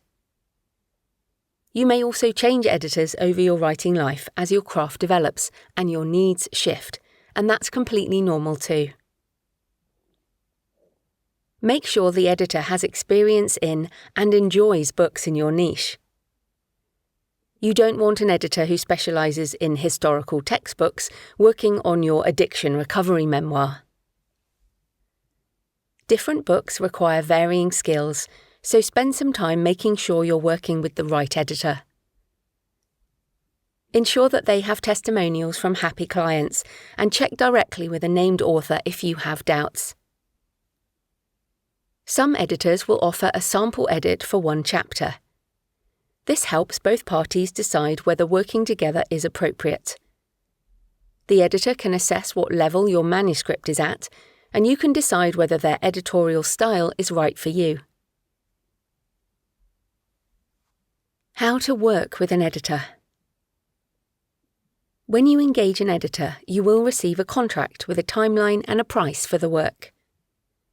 You agree to deliver the manuscript on a particular date, and you will usually pay a deposit, especially if this is the first time you're working together.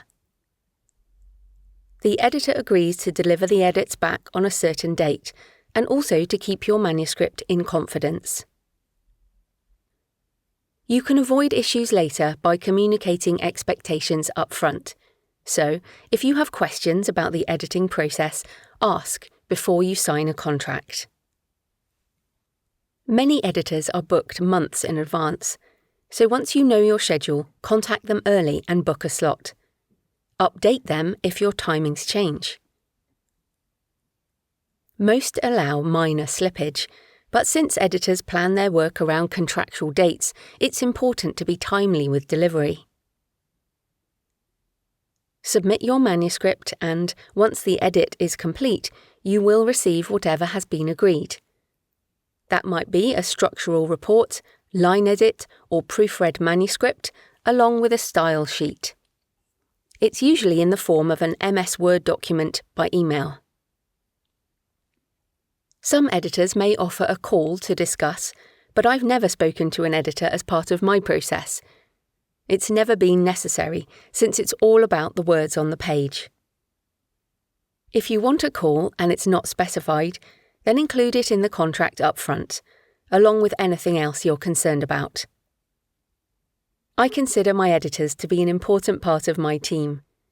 They help me turn my manuscripts into books that readers love, and I rely on them as part of my business. This is a two-way relationship, and you need to behave as professionally as the editor should. If you find an editor you love working with, pay them quickly and respect their time, and you will hopefully have a long-term business relationship that benefits you both. How does it feel to go through an edit? It's probably going to hurt, especially in the beginning when your craft is in its early stages.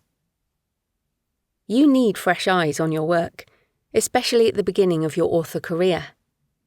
You need feedback to improve. I know this is hard. Even after many years and many books and multiple rounds of editorial feedback, I still don't open emails from my editor unless I'm mentally ready to face criticism, because that's what it feels like. It's not the editor's job to pat you on the back and say, "Well done, this is perfect." Their job is to help you make it the best book it can be. They are experts and have honed their advice over many manuscripts, so they can spot an issue a mile off. When you receive that email from your editor, particularly if it's your first book, make sure you're well rested and in a positive frame of mind. Set aside a good amount of time and read through the comments and the manuscript as a whole. If you have an emotional reaction, do not email back immediately. Let the feedback sit with you for a few days, and you will find it easier to see what might need to change. Once you're ready, go through the manuscript and work through each change.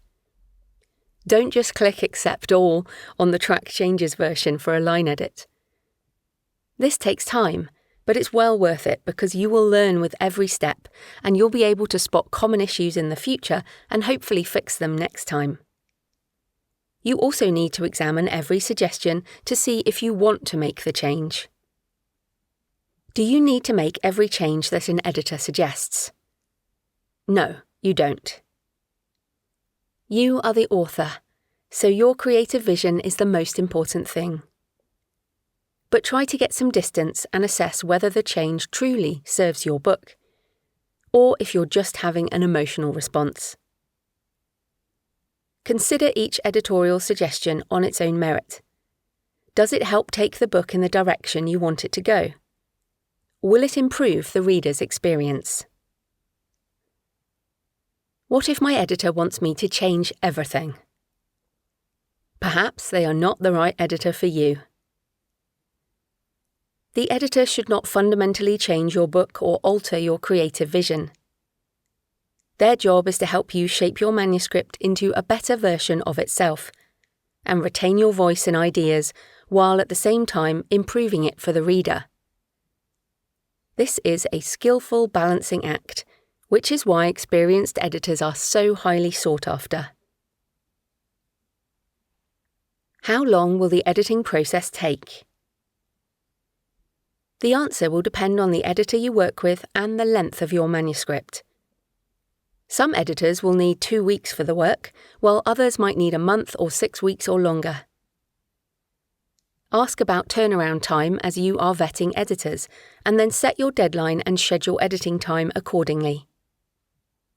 For a first manuscript in particular, you may want to wait to book a professional editor until you've been through your self-editing process, as it may take longer than you think. How much does an editor cost? This depends on the type of edit, your genre and word count, how skilled you are as a writer, and how much experience the editor has. Editors usually quote a range on their website, and you can also email and ask for a more detailed quote based on your manuscript length and sample. The Editorial Freelancers Association provides a sample rate chart based on surveys of their members that can give you a sense of the typical range. The money I've spent on editing over the years has been worth it as an investment in my writing craft and the quality of my finished books, and I continue to use an editor for every book. Do I need a proofreader as well as an editor? While an editor focuses on improving the structure, flow, and readability of your manuscript, a proofreader does the final read before publication. They can catch any issues that happen after editing, and also formatting inconsistencies if they proofread the layout of the print pages. Investing in a proofreader can enhance your book's professional appearance and credibility. But you can also use editing software like Pro Writing Aid pre-publication and then work through the print formatting yourself. I order a proof copy of my printed book and usually find a few updates to make before final approval. What are beta readers? Do I need them? And where can I find them? Beta readers are non-professional, usually unpaid, readers who provide feedback on your manuscript from a reader's perspective. They are from your target market and can help you identify sections that are unclear, too full of jargon, boring, or missing necessary information or resources. They might also be experts in the niche. You certainly don't need beta readers. While I did use a couple for my first non-fiction book, Career Change, and also some for a few of my early books for writers, I don't use them for non-fiction anymore. I prefer to work with a professional editor and would also hire a topic expert if I wrote a book that required specific feedback. When I did originally use beta readers, they were business friends of mine or other writers, essentially the target market for the books. You can find beta readers through writing communities, genre-specific forums, or by asking your email list or social media followers if you have them. Provide questions or some kind of guidance on what you want them to consider.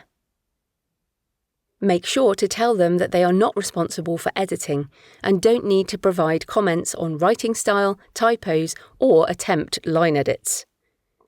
They should rather assess the book as a whole and comment as a reader might. If you do work with beta readers, don't use too many. And be wary of writing by committee. If your creative vision isn't strong enough, you might find yourself derailed by other people's opinions, and they will never agree with each other anyway. What if you have a tight budget?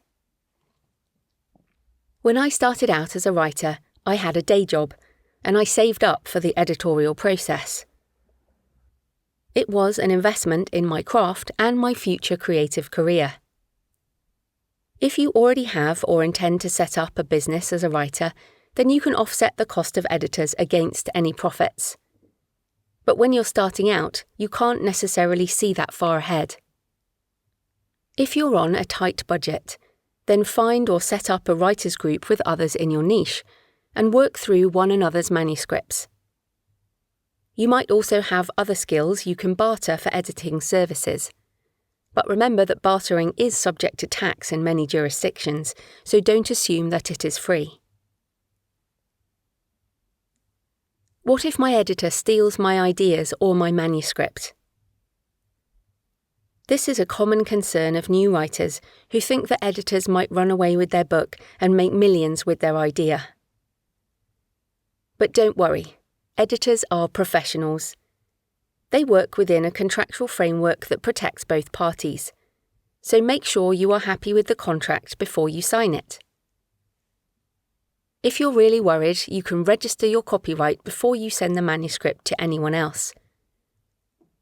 While it is not legally necessary to register copyright, it exists the moment the work is created, there are registration companies in every country that can provide peace of mind. Just search for copyright registration within your territory. Will I need different editors when I'm further along in my writing journey? Yes. As your craft and experience improve, you will probably work with different editors. You might also choose to use a new editor for a different genre, or work with recommended professionals to take your craft to the next level. Questions. What type of editor do you need for your book? How will you find a professional editor and validate that they are the right one for you? How will you work with your editor so you are both happy with the process and the result? How can you prepare yourself mentally for receiving feedback and line edits? How can you reframe the experience as positive and learn for next time? 2.17. How many words does your book have to be? The length of your book will depend on a number of considerations. Are you aiming for a traditional publishing deal? If yes, you will have a target to meet based on your outline, probably between 50,000 and 80,000 words. If you're self-publishing, you can choose your word count, and it's more about the value to the reader. There are plenty of short non-fiction books that readers and audiobook listeners love, and plenty of doorstoppers that some readers wish were shorter. Consider what you want the book to be and the value to the customer. Is your book an in-depth, highly researched cornerstone book that will cement your authority in a niche? Do you want it to represent everything there is to know about a topic? If yes, then it's likely to be 60,000 to 80,000 words, or even longer. But a book can be concise and still provide incredible value to the reader in terms of its content. Many readers and listeners prefer shorter books, so if you can deliver value in fewer words, then go for it, especially if you're writing a series and want readers to buy future books about the same topic. My non-fiction books vary in length from 25,000 words to around 70,000 words. Pricing and printing. Length makes a difference for pricing, as reader expectation often aligns price with size, even for ebooks and audio. Printing costs and profit will also be determined by word count. You may struggle to print a book that is less than 20,000 words, as the spine will be too thin, and a book over 80,000 words may end up being too expensive to print profitably in terms of pricing and page count. Examine similar books in your niche. How many pages are they? If you use an approximate number of 300 words per page, how many words are they? Questions. What word count are you aiming for and why? What length of book will readers expect or want on this topic? 2.18. How much time will it take to write the book? Many authors want to know how long it will take to write their book. But of course, it depends on so many things. The amount of research you do will affect the time required to write and also fact-check later. An in-depth, highly researched exploration of an entire field of study, coming in at over 100,000 words, will take a lot longer than a concise self-help book of 40,000 words based on an author's experience. It will also depend on the skill of the writer, even across other fields. For example, a journalist who has never written a book but is used to writing words to deadline will be a lot faster than someone who has never written anything for publication. Your writing time will also vary by genre, with self-help and business books usually faster to write than personal memoir. I certainly found this with Pilgrimage, which took years to write and edit, whereas my self-help books for writers usually take a few months. Some authors can write a book in a weekend, working intensely and using processes like dictation to speed up the writing time. Others may take months or years considering the details and slowly shaping the book into what they want it to be. Calculating an approximate time required to write your book. Taking the above aspects into consideration, you can still work out how long the first draft might take you by estimating the following. How many words per hour can you write? How many hours can you allocate for writing each week? The more words per hour, the more hours you commit, the faster you will finish a first draft. There is usually a maximum number of hours you can produce creatively in one session without your brain exploding, so factor that in. Writing is tiring. You also need to allow time for editing, and the time you allot will depend on experience, both yours and any editors you hire to help you. If the structure of the book doesn't work, then you may need considerable time for revision, as you will need to reorganize the material to make it work for the reader. The more editing you need, the longer the book will take. Set a deadline. If you have a publishing contract, you'll have a deadline and due date, so you will have to work to that. But even if you're self-publishing, it's important to set a deadline for your first draft and then your finished book after edits. If you don't set deadlines, you may find yourself a casualty of Parkinson's law, where the work expands so as to fill the time available for its completion. Authors who say, "The book will be finished when it's finished," may never finish. Get out your calendar, plan those working blocks, and make it happen. Avoid distractions along the way. The road to hell is paved with works in progress. Philip Roth. Writing is simple, but it's not easy. There will always be distractions, and finishing a project has a lot to do with your ability to focus over a period of time and avoid shiny object syndrome. If you keep branching off into different projects while trying to write your book, you may never finish it.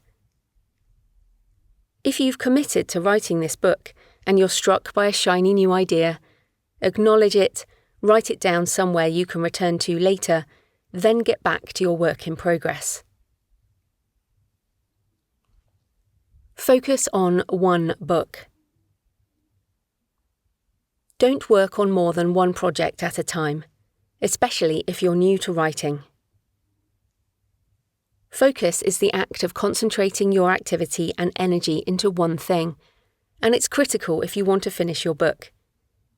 We all have limited time, and if you're splitting your focus, you will struggle. Revisit the first principles. Schedule a block of time. It doesn't have to be hours, just 15 minutes is fine if that's all you can spare. Set a timer and focus. Write, edit, or do whatever is needed to move your book forward. Stop when the timer goes off. If you do this, you will have taken another step towards your goal. It might be a small step, but if you keep repeating that process, you will finish.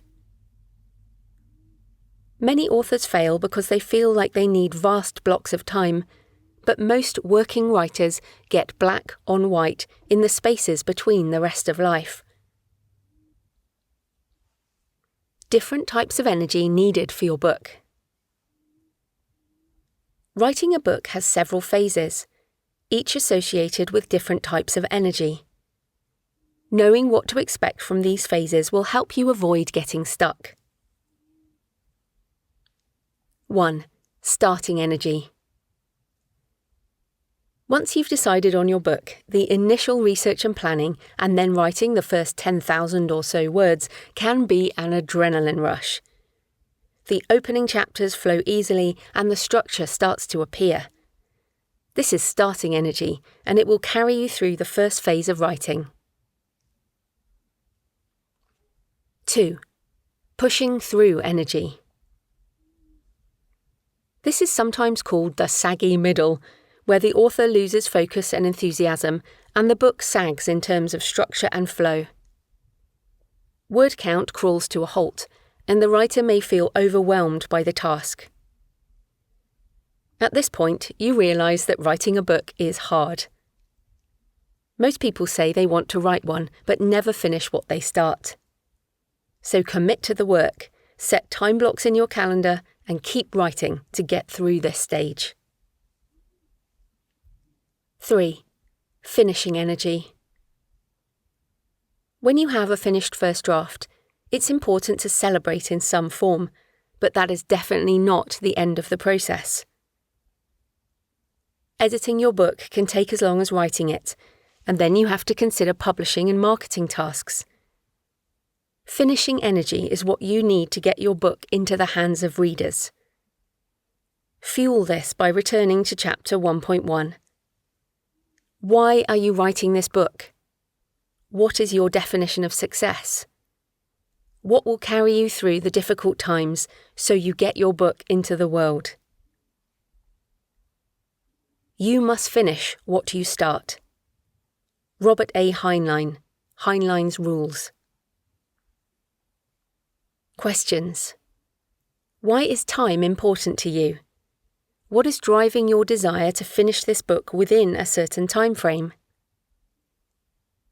What elements will determine how much time your book will take to write and edit? Do you have an external deadline for the book, or have you set one yourself in order to make sure you finish? How can you avoid distractions and focus on one book? What are the different types of energy you need? Which are you struggling with, and how will you change that energy in order to move forward? 2.19. When is the book finished? I have not yet found words to truly convey the intensity of this remembered rapture. That moment of exquisite joy when necessary words come together and the work is complete, finished, ready to be read. Bell Hooks, Remembered Rapture. You can edit a book forever if you want to. Every time you read it, you will find things to change. Every time you hire another editor, they will find more. If you work with beta readers, they will also offer opinions.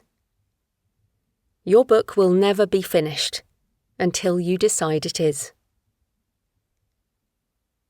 Nothing is ever perfect. Even if you hire 3 separate editors and use multiple proofreaders, you will still find a typo or an error in the published book. Pick up any bestseller from a traditional publisher and you will still find an issue somewhere. It happens to everyone. Look at any prize-winning or best-selling book on Amazon and check the reviews. The more popular the book, the more issues people will find with it. There will never be a book that satisfies everyone all the time. Of course, you must make sure your book is the best it can be, but set some checkpoints for yourself so you do eventually finish. Have you self-edited your manuscript? Have you worked with a professional editor, or at least worked through the manuscript with other writers to improve it? Have you used editing tools or a proofreader? Have you set a deadline to move into the publishing process so you are not editing forever? If you've been through this rigorous editorial process and you still feel the itch to edit again, be honest with yourself. Is another round of changes really going to make a substantial difference to this book? Would it be better to work on publishing and marketing or even on the next book project instead of constantly reworking this one? Are you struggling with a fear of judgment, fear of failure, procrastination, or other mindset issues that you need to work on instead of editing? Revisit Chapter 1.11 on fear and self-doubt, or check out my book The Successful Author Mindset if you think this might be the case. Strive for excellence, do your best, and then release your book out into the world. Set a limit on revisions, set a limit on drafts, set a time limit. The book will never be perfect. Christine Catherine Rush, The Pursuit of Perfection and How It Harms Writers. Questions. Have you followed an editorial process to make your book the best it can be within a specific time limit? If you're still struggling with the pursuit of perfection, what can you do to move past that? Part 3. The Business of a Non-Fiction Book. 3.1. Business Models. It often takes longer than you think to turn an idea into a money-making business. Elaine Pofelt, The $1 Million One-Person Business. Many non-fiction authors have creative or income goals that go beyond book sales alone. So it's worth considering aspects of business during the writing process so you can incorporate them into the finished product. While you're writing your book, you should absolutely focus on the craft and your creative goals. But once the book is out in the world, consider it an employee of sorts, a valued worker in your business that can bring you multiple streams of income. Here are the most common business models for non-fiction authors.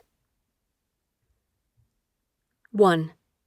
Book sales and selective rights licensing. You can make a full-time income from book sales alone, but you either need a breakout success, which is hard to engineer, or you need multiple books in a niche and an audience ready to buy them. Books are a low-priced product, so you or your publisher have to sell a high volume to make decent money. If you want to follow the traditional publishing route, then revisit your book proposal from Chapter 1.10 and pitch agents and publishers. Writer and publishing industry veteran Jane Friedman offers lots of help on the many aspects of traditional publishing on her website, janefriedman.com. You can also ask ChatGPT to help you find appropriate professionals to pitch in your country for your niche. I only have experience with independently publishing non-fiction books, so that's the model I'll focus on here. A great example of a non-fiction indie author is Joseph Alexander, who has a series of books on playing the guitar. He combines his passion and skill with an audience who want to learn, and also collaborates with other professionals to expand the series. His books span different types of music, like rock, jazz, or blues, as well as books aimed at different skill levels. Some are for beginners, like first chord progressions, while others are on advanced topics like sight reading mastery. By offering multiple entry points for different audiences, Joseph dominates the niche. Readers who find one of his books are likely to go on and buy more. You can listen to an interview with Joseph on the Creative Penn podcast at thecreativepenn.com/Joseph. I also use this model with my books for authors, of which this book is one of many. This business model includes expanding your book into different formats and associated products and services, covered in more detail in the next chapter, as well as publishing on different platforms, in different countries, and potentially in other languages. You can also sell direct from your own store, as I do at creativepenbooks.com, which leads to more revenue and access to customer data than is possible when selling on retailers. I also sell direct using Kickstarter, creating beautiful special edition hardbacks, as well as bundles and other related products. I ran Kickstarter campaigns for my non-fiction book, Writing the Shadow, and also my memoir, Pilgrimage. You can also consider translation, licensing for international territories, and potentially exploiting subsidiary rights like film and TV, media, or gaming. 2. The book as lead generation for courses, consulting, services, software, subscriptions, and other products. The book is valuable on its own, but it can also lead people into your higher-priced products and services. These may be your own or links to affiliate products where you receive a commission on sale. This is a common strategy for non-fiction authors in the self-help and business niches, where books can sometimes be seen as more of a marketing tool than income. The American self-help guru Tony Robbins started out with books, audio programs, and live events, and now runs a multi-million-dollar self-help empire. The Netflix documentary, I Am Not Your Guru, goes behind the scenes at his live events, and his books, while valuable assets on their own, lead into higher-priced products, experiences, and services. Other examples include Russell Brunson, who used .com secrets to sell his software, and Sophia Amoruso, who used her book Girl Boss to generate publicity for her online store, Nasty Gal, and a Netflix series based on her story. Mark McGuinness, poet and creative coach, writes books on productivity and resilience as a form of lead generation for his coaching programs for creative entrepreneurs. Many of my readers buy my other books, as well as products and services I recommend. Some also come over to my show, the Creative Penn podcast, where the number of downloads correlates with corporate sponsorship revenue. The podcast also leads into my author community subscription at patreon.com/thecreativepen, where I share tutorials, tips, and extra audio and video on writing craft and creative business. 3. The book as the basis of a speaking career. Most professional speakers have one or more books that relate to their keynote and workshops. The book acts as a business card that also provides credibility, reassuring conference organisers and audiences that they know their topic. In addition to facilitating more speaking work, the book itself can generate income if included as part of a speaking fee or sold at the back of the room at events. Examples of authors who are also keynote speakers include Malcolm Gladwell, Brené Brown, and Susan Cain, who wrote the brilliant Quiet, The Power of Introverts in a World That Can't Stop Talking. The connection can also work the other way, as speakers who have viral TED Talks or other events can be approached by publishers to write a book on the topic. I've been an international professional speaker for more than a decade, and it can be a good revenue stream and a way to travel and meet other professionals in your niche. You can find more tips in my book, Public Speaking for Authors, Creatives, and Other Introverts. 4. Bulk sales and special sales. These cash mines are all around you, but until now you have probably overlooked them, because unlike bookstores, they do not have canyons of bookshelves. Instead, these non-trade sales outlets are disguised as corporations, associations, home shopping networks, book clubs, schools, catalogues, gift shops, retail stores, government agencies, military bases, supermarkets, drugstores, and so many more. Brian Judd, How to Make Real Money Selling Books Without Worrying About Returns.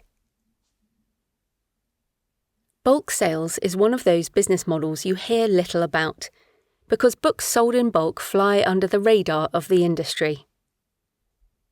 A book might sell millions of copies and make the author a lot of money, but never make the bestseller list. The principle is simple. You have a book that appeals to a certain market, but instead of selling it to individual readers, you sell it in bulk to companies, retailers, and other organizations who then sell it on or gift it to their extensive customer base. For example, a book on looking after your dog might sell to pet stores or a pet food company.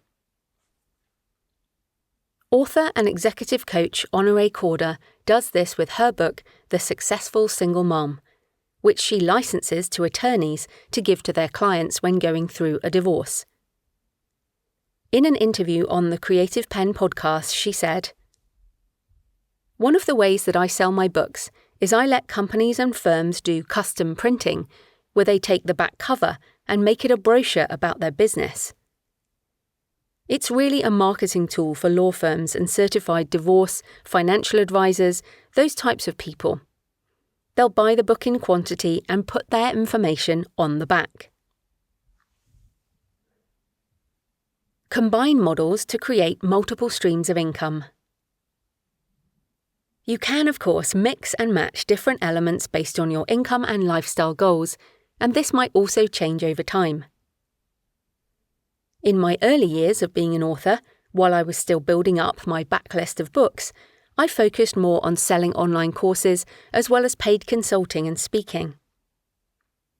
Over time, I switched my focus more to book sales, as I also have a fiction business under the name J.F. Penn, and I supplement that with consulting and speaking, as well as affiliate income, corporate podcast sponsorship, and community subscription on Patreon. Design your ecosystem around the book. If you consider your future business model before publication, you can design an ecosystem around the book in advance to maximize your opportunities and potential revenue. For example, you can include links or QR codes in your book to free videos that could lead into an online course, consulting or coaching, or extra material that will help people consider other products and services. One problem with books is that you don't know who bought them unless you sell direct. You can mitigate this by including extra material that customers can access by signing up with an email, which you then link to a free series of useful resources. If you need help around designing your author business, check out my book, Your Author Business Plan. Take your author career to the next level. Questions. Do you want to make money from your book? Which business model or models are you interested in? Think of some of the non-fiction authors you consider a success. Go to their websites and note the different ways they make money.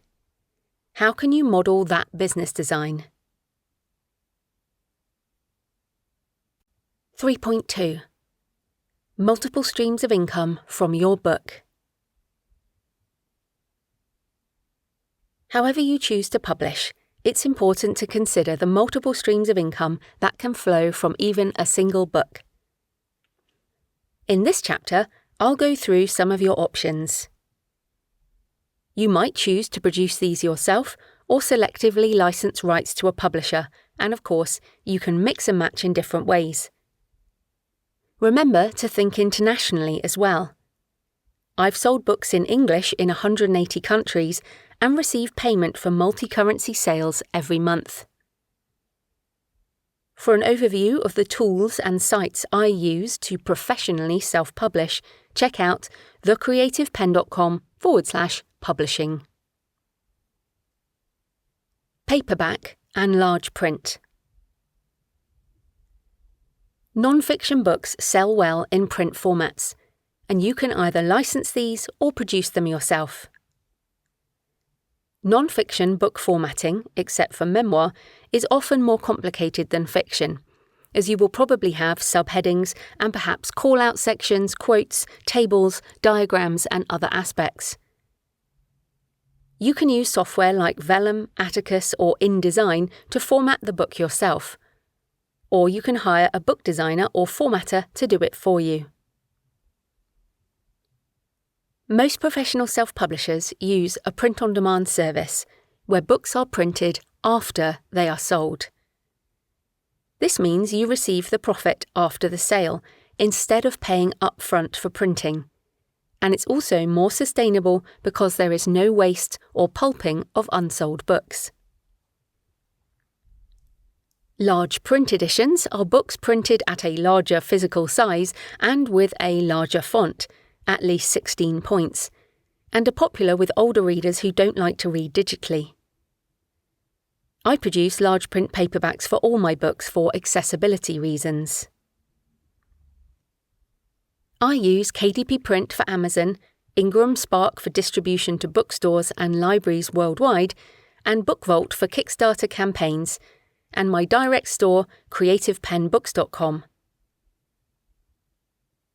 You can also use lulu.com for integration with Shopify and other direct stores. You will need ISBNs for print books, which differ by country in terms of cost and availability. The Alliance of Independent Authors recommends buying your own if you are the publisher of record. Ebook sales and subscriptions. You can license your ebooks or produce them yourself. You can use Vellum or Atticus software, or you can hire a formatter.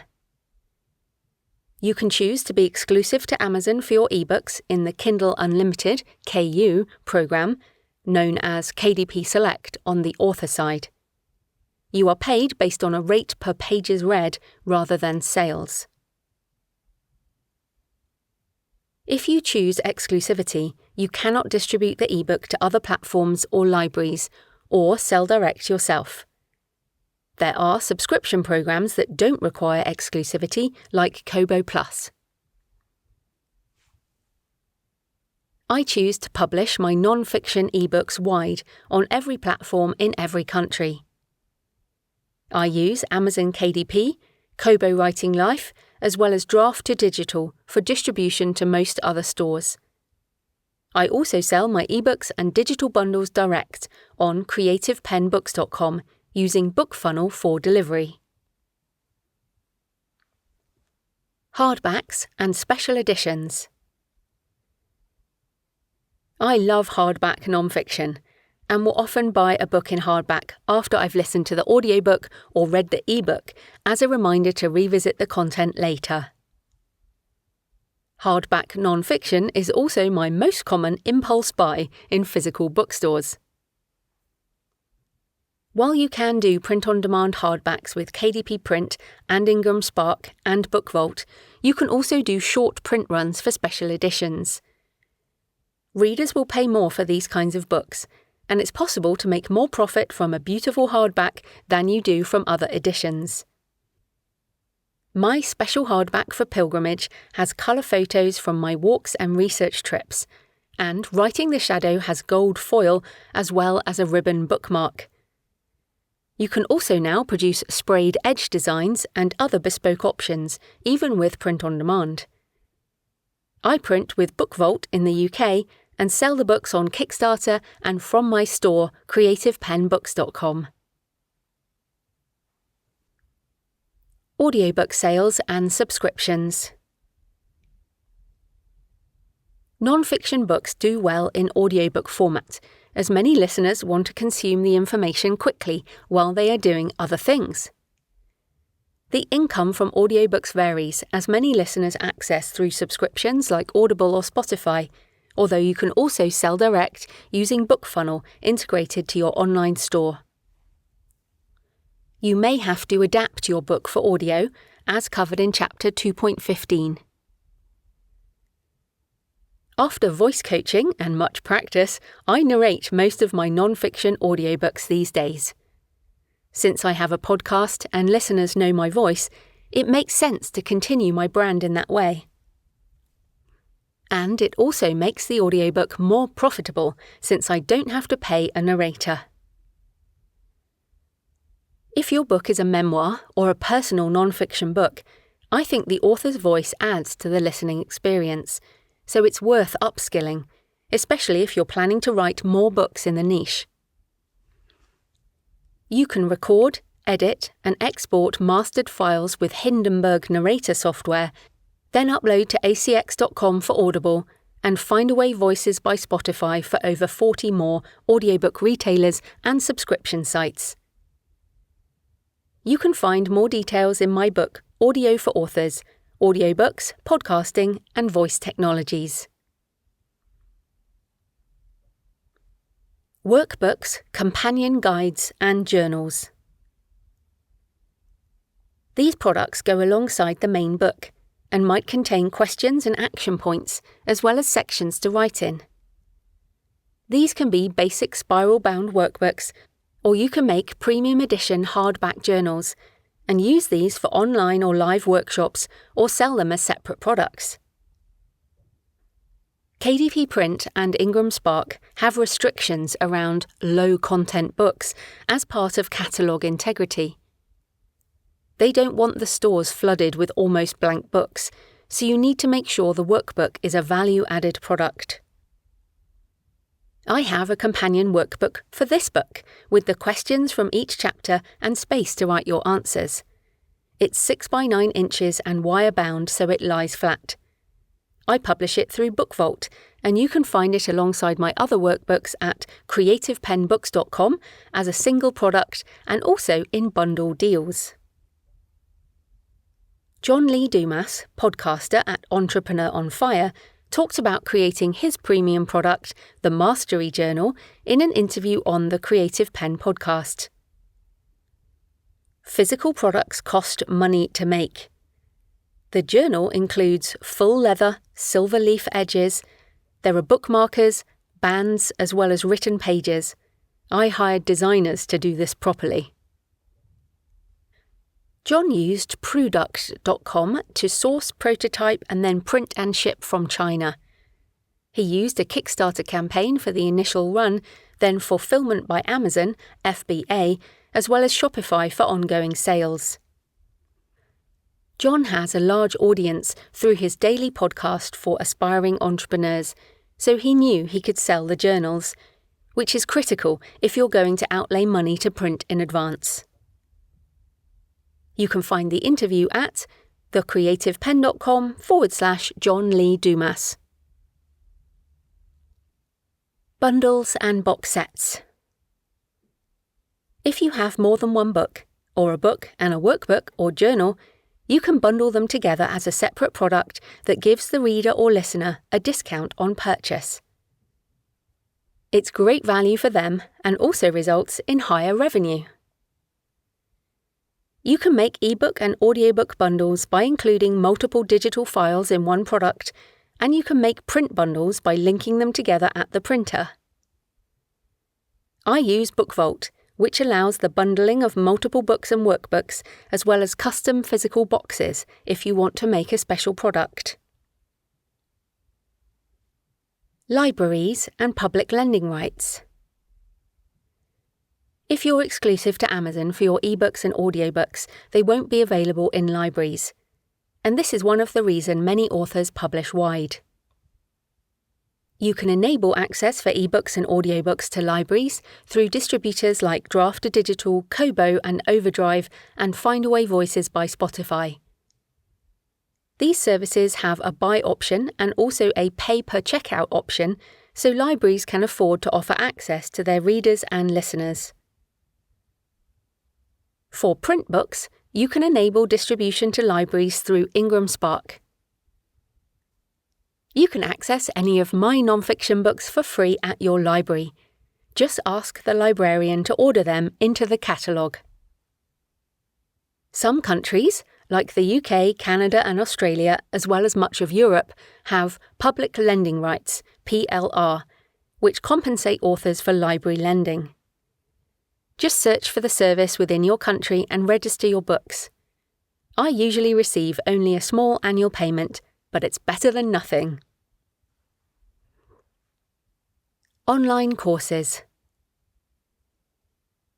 Many non-fiction authors offer online courses, webinars and summits, as well as books. These products provide a more interactive and personal experience, and you can price a course far higher than a book, providing another stream of income. As more people use online education, courses offer an opportunity to reach those who prefer video and audio learning over reading. Unlike live events, an online course has the potential to engage a global audience, providing an additional revenue stream by repurposing your book's content. A course can also become part of your marketing funnel, leading to other income avenues like speaking, consulting, or coaching. You don't need to launch a large, complex course which takes months to produce and contains everything you know. Small, focused mini-courses can be more effective, taking less time to make and offering specific knowledge for a lower price. Plan your content carefully, breaking it into videos and supplementary material like workbooks, checklists, and bonus interviews. Consider adding a live or community element, such as Q&A sessions or a private forum, depending on your available time and pricing strategy. For hosting, platforms like Teachable make it easy to focus on content creation rather than technical setup, handling hosting, payments, and affiliate options. Course development can take longer than expected, even if you're adapting an existing book. Recording a 20-minute video can take several hours when accounting for preparation, retakes, and editing. If you produce a course at the same time as your book, you can link to it within the pages, providing a stream of potential customers that might result in more sales. Professional speaking, in-person events, and retreats. In an increasingly digital and online world, people crave in-person connection, and the experience economy is growing, even while the price of digital continues to drop. If you can combine higher revenue in-person events with lower-priced digital and print products, you can offer a valuable experience for your audience and make more money. Professional speaking events offer an opportunity for bulk sales, since you can often sell books at the back of the room or include books for all attendees as part of the speaking fee. I trained as a professional speaker after writing my first non-fiction book back in 2008, and it's provided me with revenue and also paid opportunities to speak internationally at conferences and retreats. These speaking engagements help me stand out in a crowded market by providing organic book marketing and connections with other speakers, as well as performance skills I draw on in podcast and media interviews. It's an amplifier for your career that can lead to valuable opportunities. I'm an introvert, and I still get nervous before speaking, but it's a skill and it can be learned. For more detail, check out my book, Public Speaking for Authors, Creatives, and Other Introverts. Consulting and coaching. Even if you include all your knowledge and experience within your book or within a course, some people will still want one-on-one help and will pay a premium for your time. I offer limited consulting sessions, mostly as part of my Kickstarter campaigns. These are 90 minutes on Zoom, addressing specific issues that the author wants to go through related to writing and creative business. It's a one-off, targeted session which provides direction and action points as well as the recording. Coaching is more of an ongoing relationship between coach and client, with multiple sessions scheduled over time to support the person through the transformation they want to make. Most coaches have specific training around their area of expertise and make coaching a core part of their business. Subscription programs and membership sites. While consulting and coaching are premium options that you can only offer to a few, it's possible to serve more of your audience at a lower cost to them and less time input from you using a subscription or membership site. I have a community at patreon.com/thecreativepen, where most people pay around the price of a coffee per month for extra content on writing craft and author business. This includes a patron-only Q&A audio, as well as extra video tutorials, articles, live office hours, early access and discounts to new products, and occasional meetups. I use Patreon, but Substack also has options for this kind of subscription model, as do sites like Mighty Networks and Circle.so. Paying subscribers will be a small percentage of your entire audience, so make sure you have a big enough reach to make this viable. Affiliate income. Affiliate income is a commission paid on products and services that you recommend and that people buy through your link. You receive a percentage of the sale at no extra cost to the user, and often they will get a good deal on the price. I use affiliate links within my books and on my website and podcast to services and products I use myself and that I am happy to recommend to others. For example, the formatting services Vellum and Atticus, both of which I'm an affiliate for, as well as editing software ProWriting Aid. You can find my links in the resources on the download page, and I also declare my use of affiliate links in the introduction and on my website. Many companies make it easy to refer others, and you can sign up to be an affiliate once you're a user yourself. Other companies require evidence of your audience and reach into your target market before offering commissions. Your affiliate links will usually be long and complicated, so it's a good idea to turn them into easily readable text using a URL shortener. I use Pretty Links, a WordPress plugin that enables easy-to-read URLs. Go through your manuscript and replace any hyperlinks with readable text. For example, my affiliate link for ProWriting Aid is thecreativepen.com/ProWriting Aid, which redirects to a landing page on their side with my affiliate code included. And you can get a better deal too. This is just an overview of the possibilities there are to create multiple streams of income from your books. For more ideas, check out How to Make a Living with Your Writing. Turn your words into multiple streams of income. Questions. How will you use different book formats as part of your multiple streams of income? What other forms of income could you incorporate into your non-fiction business? 3.3. Book Marketing Basics and Your Author Platform. Everything you and your business does is marketing.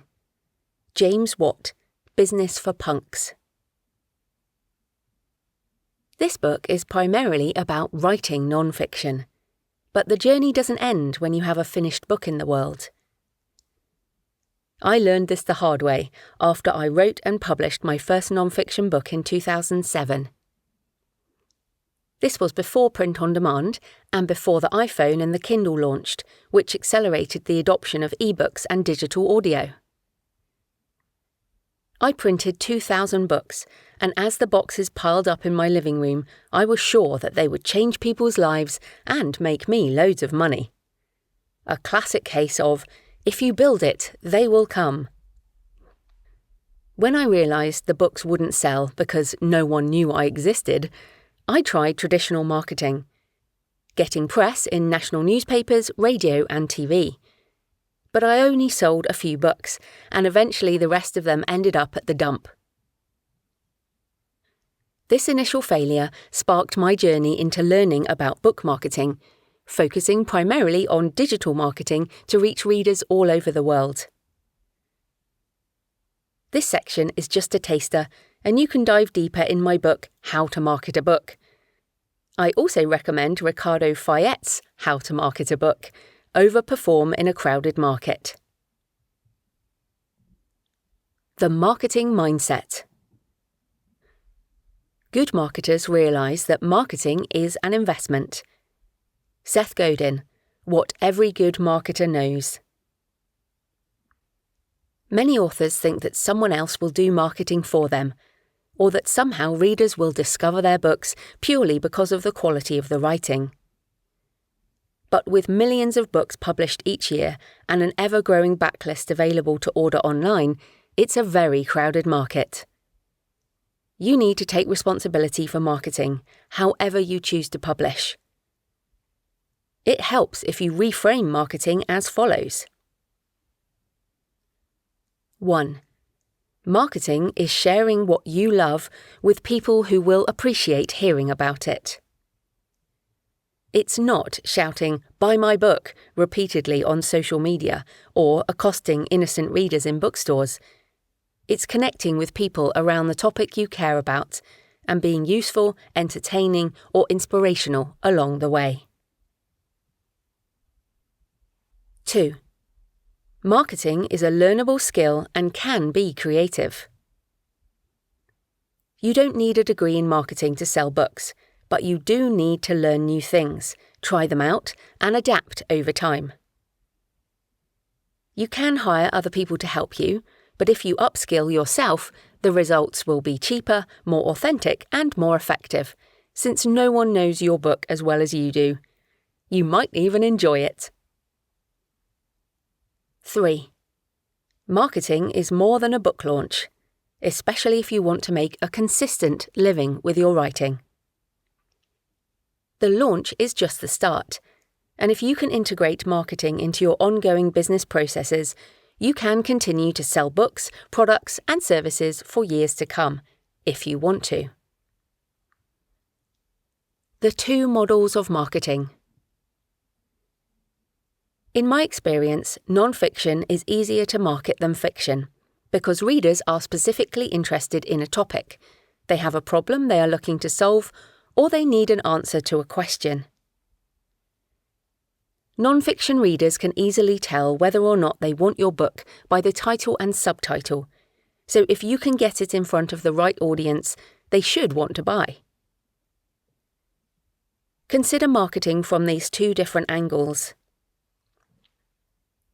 Book-centered marketing is making sure the product itself is optimized.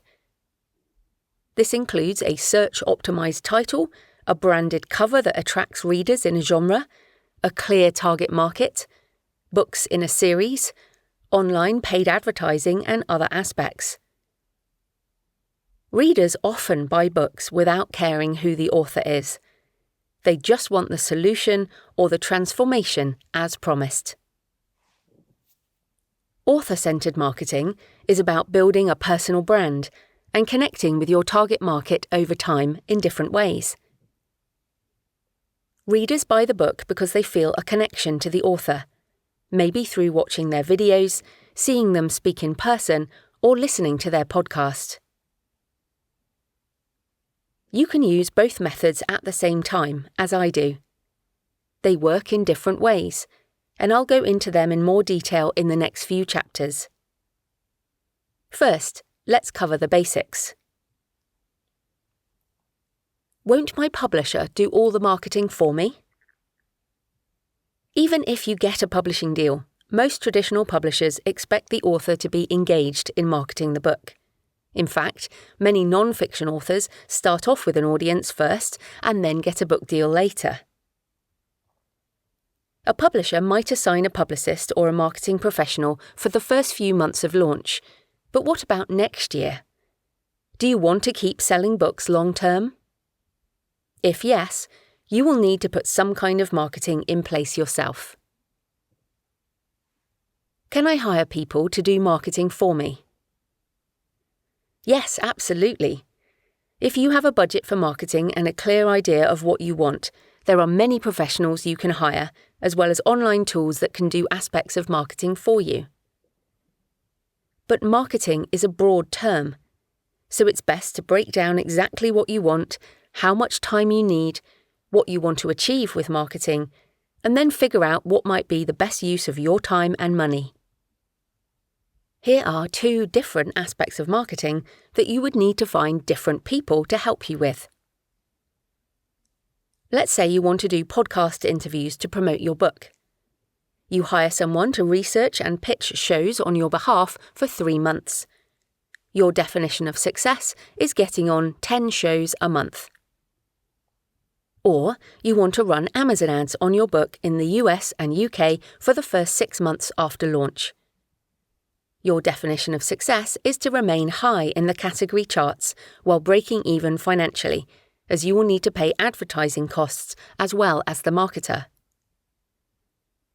These examples are different aspects of marketing, and the people you need to hire for each would have quite different skills.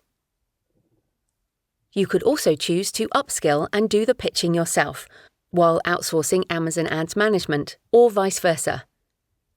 It's all about what you can sustain for the long term with your time and money, and what you want to achieve with your marketing activities. What is your author platform?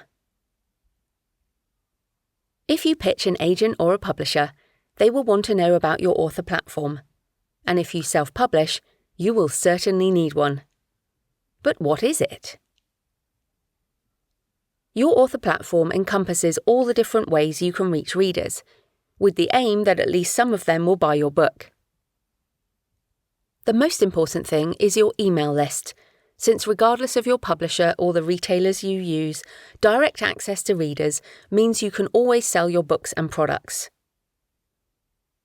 It could also include social media reach, podcast and video downloads, access to traditional media, as well as potential contacts like a speaking bureau or your connections with others who have a platform. If this is daunting, don't worry. We all start with nothing. No words on the page, no emails on our list, no followers on social, no downloads on our podcast interviews, and no views on our videos. The good news is that you can build an audience and grow your author platform. It just takes directed effort over time. Your author website. You need a home on the internet, a hub where you can list things like your author bio and photos, information about your books and links to the retailers, as well as content like a podcast, videos, articles, and social media. It's also a good idea to have a link to sign up for your email newsletter, and you might also include a shop if you want to sell direct. Your website will usually be your name or your author brand name. I have joannapenn.com, which redirects to my main non-fiction site, thecreativepenn.com. I also have jfpen.com for my fiction and memoir. You don't need a web designer these days. Just use a template from the most widely used website platforms like WordPress, Wix, Squarespace, or Shopify if you want selling direct to be at the core of your site. Start simple, and you can always change the design later. Build an email list. If you have an email list of people who have given you permission to contact them, you will always have a way to reach readers and fans when you have a new book or product out. This gives you more control over sales and income over time, and the ability to sell your books even if all the book retailers disappeared. Even if you're traditionally published, an email list gives you a backup plan if your situation changes. Email is more direct, targeted, and relational than social media, especially when organic reach is practically impossible in a pay-to-play world, and you can also build up a relationship with readers over time. Every name on your email list is a person, so when you write your regular newsletters, think about connecting on a personal level. I include pictures of my travels and book research, my cats and other aspects of my life, as well as including recommended books and other useful content in my regular emails. Get started with an email hosting platform that complies with anti-spam laws. There are many options, most of which have free tiers when you're starting out and growing your list. I use and recommend Kit, previously ConvertKit, which you can find at thecreativepen.com/kit. You can just start with a basic link that says, "Sign up to my mailing list" at the back of your book and on your website and social media. But it's best to offer something your target market might want to download, often called a reader magnet, in exchange for giving their email address. I have a free ebook, my author blueprint, as a reader magnet. You can sign up at thecreativepen.com/blueprint. I've rewritten, improved, and expanded the blueprint many times since first releasing it in 2008, and there's also an automated email sequence after sign-up. Once subscribed, readers get my weekly update with podcast interviews, resources, book promotions, and more. While you're writing your book, consider what might be a good reader magnet for your audience. You could even set it up prior to publication, so you have people to email on launch. It should relate to the content of your book and ideally be something that people are willing to give an email address for. It could be a downloadable PDF, or links to private video or audio, or even access to regular webinars or event recordings. Make sure you have a URL that is easy to remember and say out loud, so you can use it in video and audio, as well as being easy to type, so you can include it in the back of your book. Once you start building an email list, you need to stay in touch, so make sure you have a plan for sending something out at least once a month. Sign up for other authors' email lists if you need ideas, or check out the Newsletter Ninja books by Tammy L. Labrecque. Legal and ethical aspects of email marketing. Trust is critical in your relationship with email subscribers, and you also need to be legally compliant and ethical in your email marketing. Ensure you comply with anti-spam laws and General Data Protection Regulation, GDPR, by doing the following. Use a service that complies with these laws. Include a privacy policy on your website. You can find templates online. Don't add people to your email list manually. Only include people who sign up for themselves. Don't buy email lists or add people to your list without permission. If people unsubscribe or request to be removed, delete them from your list and don't retain their data. Respect your list. Don't sell your list or use it in any way that the person who signed up would be unhappy with. Questions. How can you reframe marketing so it becomes a positive part of your author business? What is an author platform? What do you have already, and what might you need to build? How can you ensure that your email list continues to grow and also remains legally compliant? 3.4. Book-centered marketing. Creating more work is one of the most effective marketing techniques of all. Ryan Holiday, perennial seller. Your book can market itself if you set it up for success. And although this works best if you intend to write multiple books in a series, it can still work with a standalone. Write books that people want to read and make them easy to find. The easiest way to market a non-fiction book is to write books that people want in the first place. Research the categories and subcategories for your target market using Publisher Rocket. Use a keyword-specific title or subtitle.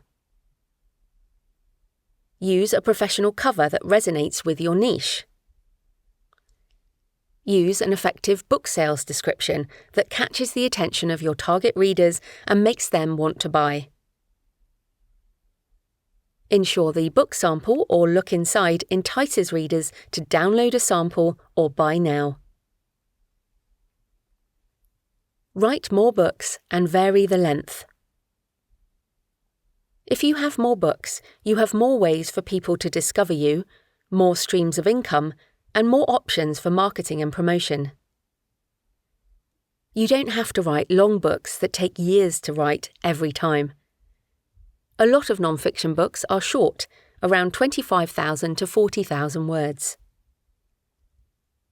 I vary the length of mine, with your author business plan and productivity for authors coming in under 30,000 words, while my writing craft books, including this one, are longer. Write in a series or around the same topic. If you write multiple books aimed at the same audience around the same topics, you can use the series field on the publishing platforms to link them together, even if they don't need to be read in order. A series page displays the books as a group and helps readers discover other titles they might find useful. Packaging books in series also enables the sales platforms to serve your books to more people through email and personalised recommendations. I have books in 2 non-fiction series under the author name Joanna Penn. This book is part of my craft books for authors, and I also have creative business books for authors. Each series has its own page on Amazon. An example of an author using series successfully is Ryan Holiday, who originally wrote books about media and marketing before writing multiple books about Stoicism. After the success of The Obstacle is the Way, he focused on writing other books in the niche, tackling Stoicism from different angles with different types of books. He now has thought leadership books like Ego is the Enemy, dip-in books like The Daily Stoic, a journal, special edition bundles, and even children's fable books, all around the same topic. Vary pricing with premium options, bundling, and discounts. Offering a range of products with varied pricing allows you to reach readers with different preferences and budgets. You can also space out the availability of these over time. You could launch a premium limited edition hardcover with a Kickstarter campaign, or sell direct from your store or at an in-person event. This would be the highest tier of book sales, and you could also bundle the launch with a course or other higher-priced products. You could also release other formats at the same time in order to provide your fans with early access and retain more of the profits. I did this with Pilgrimage and Writing the Shadow, initially releasing them both on Kickstarter only for all editions, including the special hardbacks. My average order value, AOV on those campaigns was around £37, around $48, much higher than it would have been if I had released on the mainstream retailers. A month or so later, I published the basic editions, ebook, audiobook, paperback and large print on the retailers for the usual market rate. These editions appeal to a different kind of reader and also reaches an audience beyond your own. You can also release the ebook or audiobook on streaming platforms and unlimited reading platforms, so readers and listeners can get it as part of their membership, as well as borrow from the library. Discounts and periodic promotions are also effective tools for boosting visibility and sales, especially if you use platforms that support countdown deals or group discounts.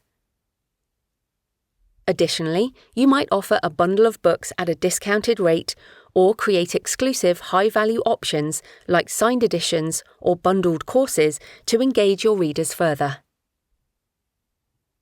Of course, you will only have control of pricing and discounts if you self-publish, since traditional publishers manage all this if you publish with them. Use paid advertising. Paid advertising can be a great way to reach readers, sell more books, and build your email list. But you need a budget, time for learning, testing and management, and a clear business strategy. Your sales may also drop off unless you sustain advertising over time, so this tactic should be used in conjunction with other marketing techniques. Paid advertising is useful if you're starting out or if you don't have a platform, since you don't need to spend years developing an audience first. You can just turn ads on, and if you show the right ads to the right audience at the right time, you will start a stream of clicks and buys. It's also great for established authors with multiple books, as it can increase revenue and scale your audience. However, paid ads are also extremely competitive, and many of the platforms can be expensive if you're only relying on book sales income to make money. Do your research, set your budget, take time for testing, and stay aware of cash flow, especially if you outsource your ads, as you'll be paying a freelancer on top of the ad costs. I use paid advertising as a key part of my non-fiction marketing, and while there are many options, there are a few platforms I use consistently. Amazon ads work well for books with a clear target audience, and I've found that Amazon ads are profitable for my non-fiction books under my author name, Joanna Penn. While you can specify which other books, categories, and keywords to target, I have found auto ads work well. I choose the book and the country-specific store, enter a budget per day, and then leave the algorithm to find an audience for clicks, while optimizing for sales. This automatic approach hasn't worked for my fiction as JF Penn, as I write across so many genres, but my Joanna Penn non-fiction books have a clear target audience. If you want to target your Amazon ads manually, you can find appropriate keywords and comparison books and authors using Publisher Rocket at thecreativepenn.com/rocket. Make sure your books are appropriate for advertising. As Ricardo Fayette says in his book, Amazon Ads for Authors, Amazon ads can work for any book or series that is commercially viable. A book that has been written with a clear target market in mind or fits nicely into a commercial niche. A book with an eye-catching, genre-appropriate cover, as well as an enticing book description. And a book with a good number of positive reviews. If your book doesn't meet this criteria, it just isn't ready to be advertised. Clearly, Amazon ads are only for books on Amazon, but meta ads are much more flexible, as they can send traffic wherever you like. I've used them successfully to find readers for my non-fiction Shopify store, creativepenbooks.com, as well as other stores.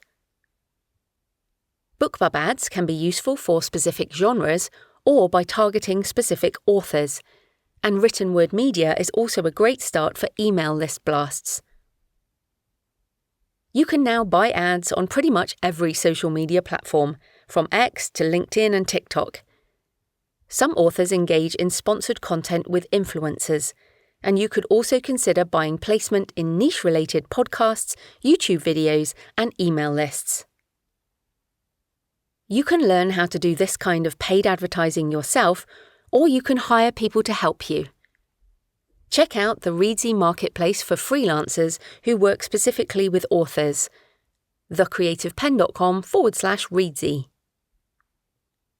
There are plenty of platforms and plenty of opportunities to buy traffic to your books if you have the budget, but make sure to monitor cash flow and measure the return on investment, ROI, for your campaign. It's also worth revisiting your definition of success, since authors who pay for significant ad spend may end up only breaking even or out of pocket. If your goal is visibility and ranking, then that might work for you. But if your goal is profit, you need to consider other options alongside or instead of advertising. Questions. How can you leverage book-centered marketing for your book? What are your thoughts on paid advertising? How could you use it for your launch or ongoing marketing? What are the things to watch out for to ensure success, whatever that means to you? 3.5. Author-centered marketing. A personal brand business is the last pivot you'll ever need to make. Chris Ducker, Rise of the Youpreneur. The author-centered marketing approach can suit non-fiction authors well, particularly if you develop an ecosystem and business model that ties all your income streams together. This concept is the basis of my business at thecreativepen.com, which I started in 2008 and grew to a stable multi-six-figure, one-person business. My ecosystem consists of multiple books, a weekly podcast, and an active email list, plus my website content and social media. Like everyone, I started with nothing. But the compounding effect of a personal brand means that, if you keep creating, it keeps growing over time, independent of the vagaries of an algorithm or paid ads, so you can continue selling books, products, and services sustainably over time.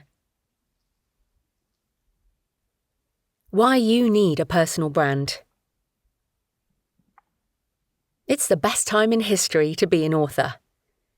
You can write and publish whatever you like. You can reach people globally from your laptop or phone and make a living from your writing through multiple streams of income.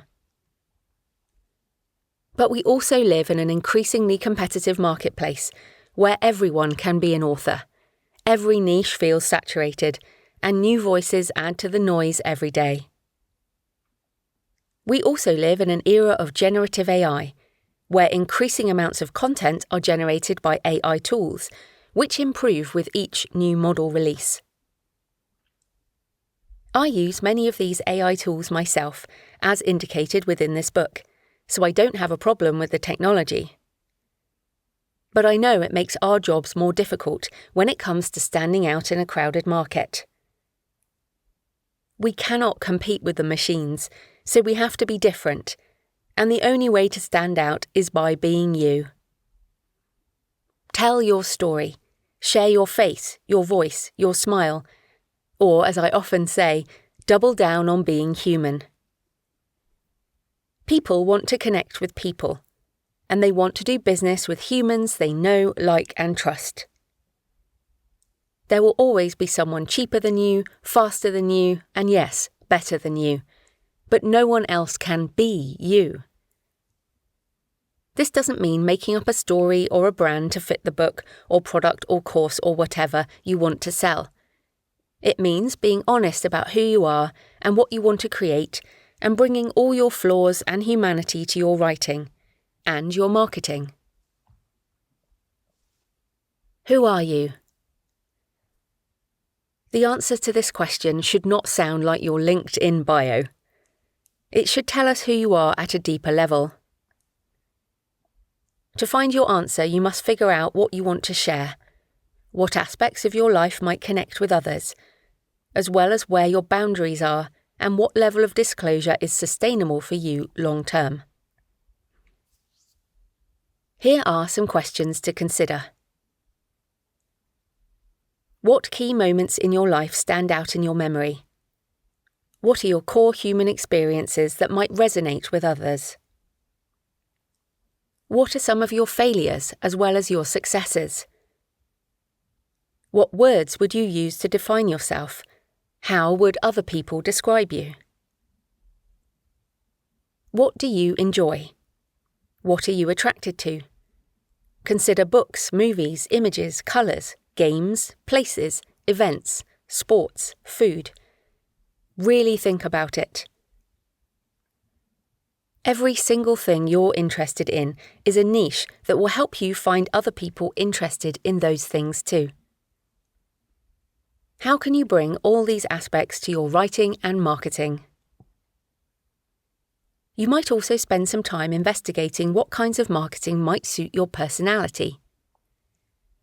I recommend the Myers-Briggs personality test, I'm INFJ, and also the Clifton Strengths, both of which have given me personal insights that have helped creatively and in business. Make it sustainable for the long term. You don't have to wait to launch your book until you have a fully formed personal brand. Just be you and learn along the way. If you share your journey authentically, your personal brand will grow and change as you do. If you keep creating meaningful work consistent with your values, people will be attracted to your books and your business because of what you put out into the world. They will be happy to buy from you because people love to support creators who share their story and resonate with the same values. Don't fake anything. It's unnecessary and you won't be able to sustain it anyway. Just be yourself and share what matters to you. This can become a sustainable basis for your business over the long term. I know this works because it's how I've built my business. I've shared my journey from first book to making a multi-six-figure income as a writer, and I continue to share my lessons learned along the way, even as the industry shifts and I change too. Perhaps you bought this book because you listen to my podcast, or watch my videos on YouTube, or read my blog, or follow me on social media. There are lots of books on writing non-fiction. Why did you buy this one? If you didn't know me before, since you've made it this far through the book, you certainly know more about me now. You might go on to buy my other books, or listen to my podcast or audiobooks, or join my community, because you've heard my voice and my story, and hopefully it resonated in some way. Setting boundaries. A curated version of you. There are some people who seem to share everything online, and I mean everything. But don't worry, you can set boundaries and still have a genuine personal brand. I share aspects of my life around writing or the research topics around my fiction. I share pictures from my trips on social media and my weekly creative musings on the podcast. But I rarely share pictures of my husband, I keep my family private, and I don't talk about politics. I also curate my feelings on the roller coaster of the author life. I'm honest about the writing journey, but everyone has hard days. In those moments, I don't go online and moan or rant. I choose to be a positive voice in the author niche, so I put boundaries around what I share when I feel down. Of course, I've shared my fears and anxieties in order to help others in the successful author mindset, but if I'm having a bad day, there's no need to talk about it in public. Set your boundaries and then share honestly within them. Authenticity is a collection of choices that we have to make every day. It's about the choice to show up and be real, the choice to be honest, the choice to let our true selves be seen. Brené Brown, The Gifts of Imperfection. Author-centered book marketing. There are many ways to market a book. The main question is what suits you and your book, both for the initial launch and into the years ahead. Start with where you are. What do you already enjoy? What do you make time for as a reader or consumer? Do you listen to podcasts or watch YouTube videos? Do you scroll TikTok or Instagram, or do you prefer X or Blue Sky? Do you read articles on LinkedIn or Substack? Do you prefer in-person or online connections? Do you have affiliations with specific organisations or charities or community groups? Do you read specific magazines or newspapers you might want to pitch? Each of the platforms, modes of content, and different social media sites have their own rules. If you're already active in particular places, you're more likely to have success marketing there as well. Of course, you have to try new things. I started podcasting in 2009, back in the early days of streaming digital audio.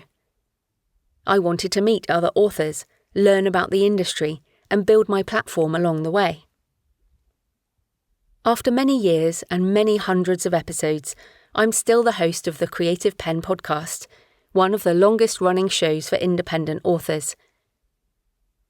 It's become the content hub of my non-fiction business and a substantial income stream in its own right through corporate sponsorship and Patreon subscriptions, as well as affiliate income and, of course, marketing my books.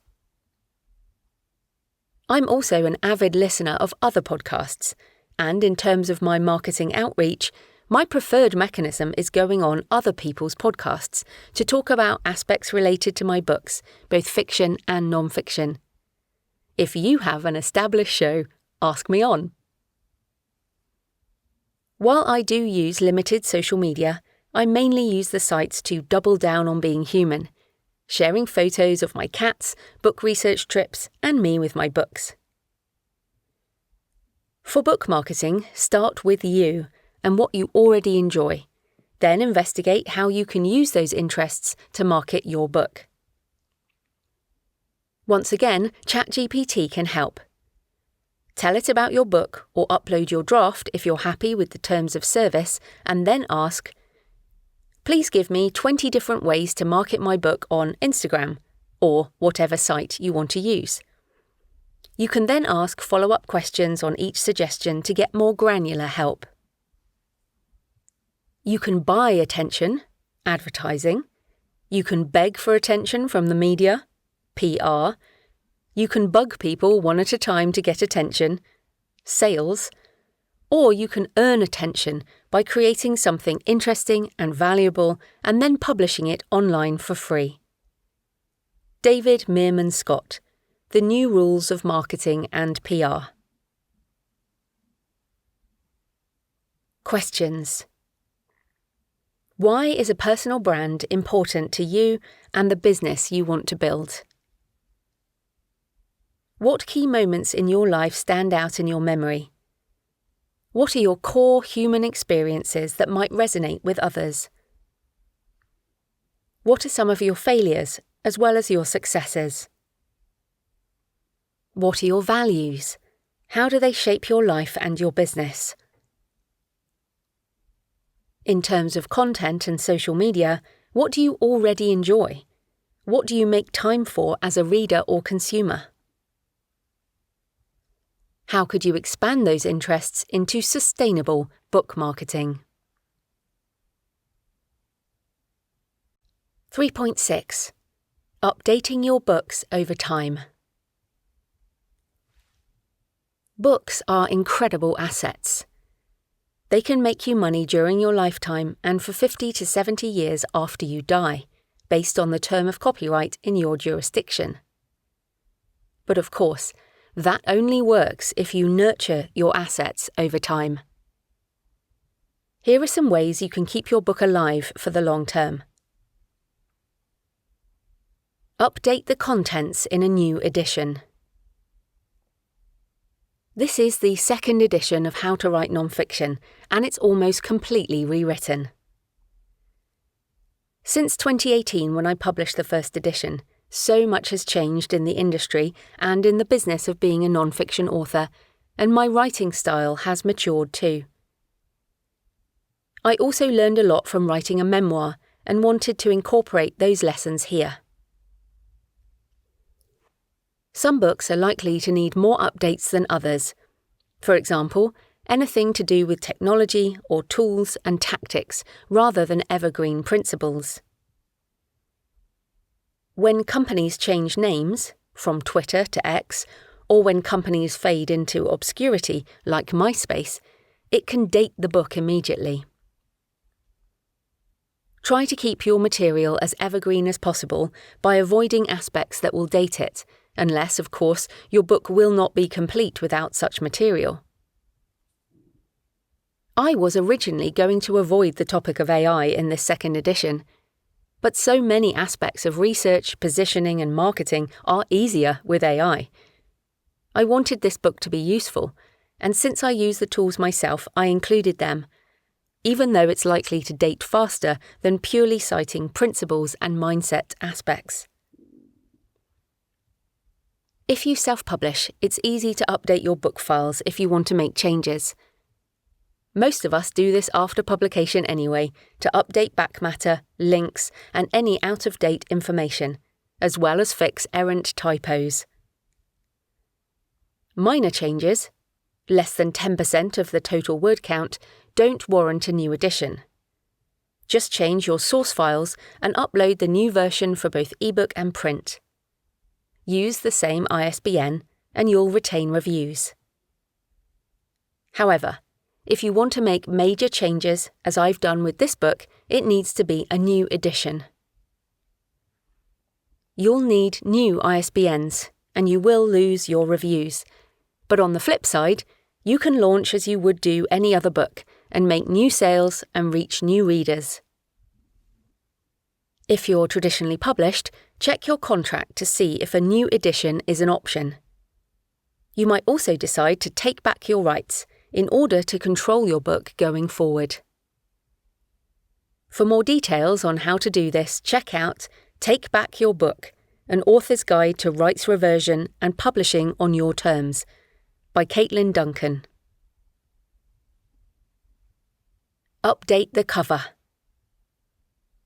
Book cover design trends change over time, and covers can look dated after a few years, which will eventually drive down sales.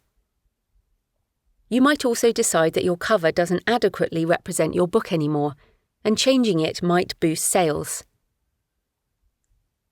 You can change a cover easily if you self-publish, and doing so doesn't warrant a new edition or a new ISBN. Just upload a new cover file to the distributors and retailers. If you have a traditional publisher, you could always request a cover change or look at getting your rights back if they're not keeping the book up to date. Change the title. Sometimes a book just has the wrong title. Seth Godin, best-selling author of multiple marketing books, admits that he got the title wrong for his book, All Marketers Are Liars. The irony is that I did a lousy job of telling a story about this book. The original cover seemed to be about lying and seemed to imply that my readers, marketers, were bad people. For people who bothered to read the book, they could see that this wasn't true, but by the time they opened the cover, it was too late. A story was already told. I had failed. The book was retitled and given a new cover several years after publication as All Marketers Tell Stories, with the cover showing the words "are liars" crossed out as a nod to the original. I did the same with my first non-fiction book, How to Enjoy Your Job or Find a New One. After I discovered the principles of search engine optimization, I realised that career change would be a more appropriate title, especially as I ended up changing my career by putting the principles outlined in the book into place. The requirement for a new edition is more about the interior contents, so you can still use the same ISBN if you just change the cover and title, but make sure you include the words previously published as in the book and also on your sales description. Some authors worry about readers being confused and perhaps accidentally buying the same book twice. But let's be honest, most of us don't sell millions of copies, so the chances are small, especially if you're changing titles in order to sell more books. So don't worry about it. Just do what will improve the chances of your book being found and read. Questions. Why might you need to update your book? How could you prepare for this so it's easier to change later on? What are some ways that you can keep your book alive for the long term? Conclusion. A book is not an end. It is a beginning. Natalie Goldberg, Writing Down the Bones. I hope this book has been useful and encouraged you to take the next step in your author journey. Writing and publishing a non-fiction book is achievable, and you can reach readers with your words. Writing this second edition has reminded me of how far I've come on my author journey since I wrote that first non-fiction book in 2007. Back then, I had no idea that words on a page could transform a life so completely. I was stuck in a corporate job I hated, crying at work and wondering what I was doing with my life. But the process of writing that first book helped me figure out what I really wanted to do with my life, and helped set me on the path to where I am today as a full-time author and creative entrepreneur. Of course, your goals and your definition of success will be different to mine, and you will discover different things as you write. That's all part of the creative adventure. Writing is hard work, and there will be days when you wonder why you started your book or why you bothered to continue. There will certainly be times when you want to give up. But your words matter. Your experience is important, and your book could change your life and those of many others. So if you're still hesitating about writing and publishing your non-fiction book, please take that first step. Happy writing.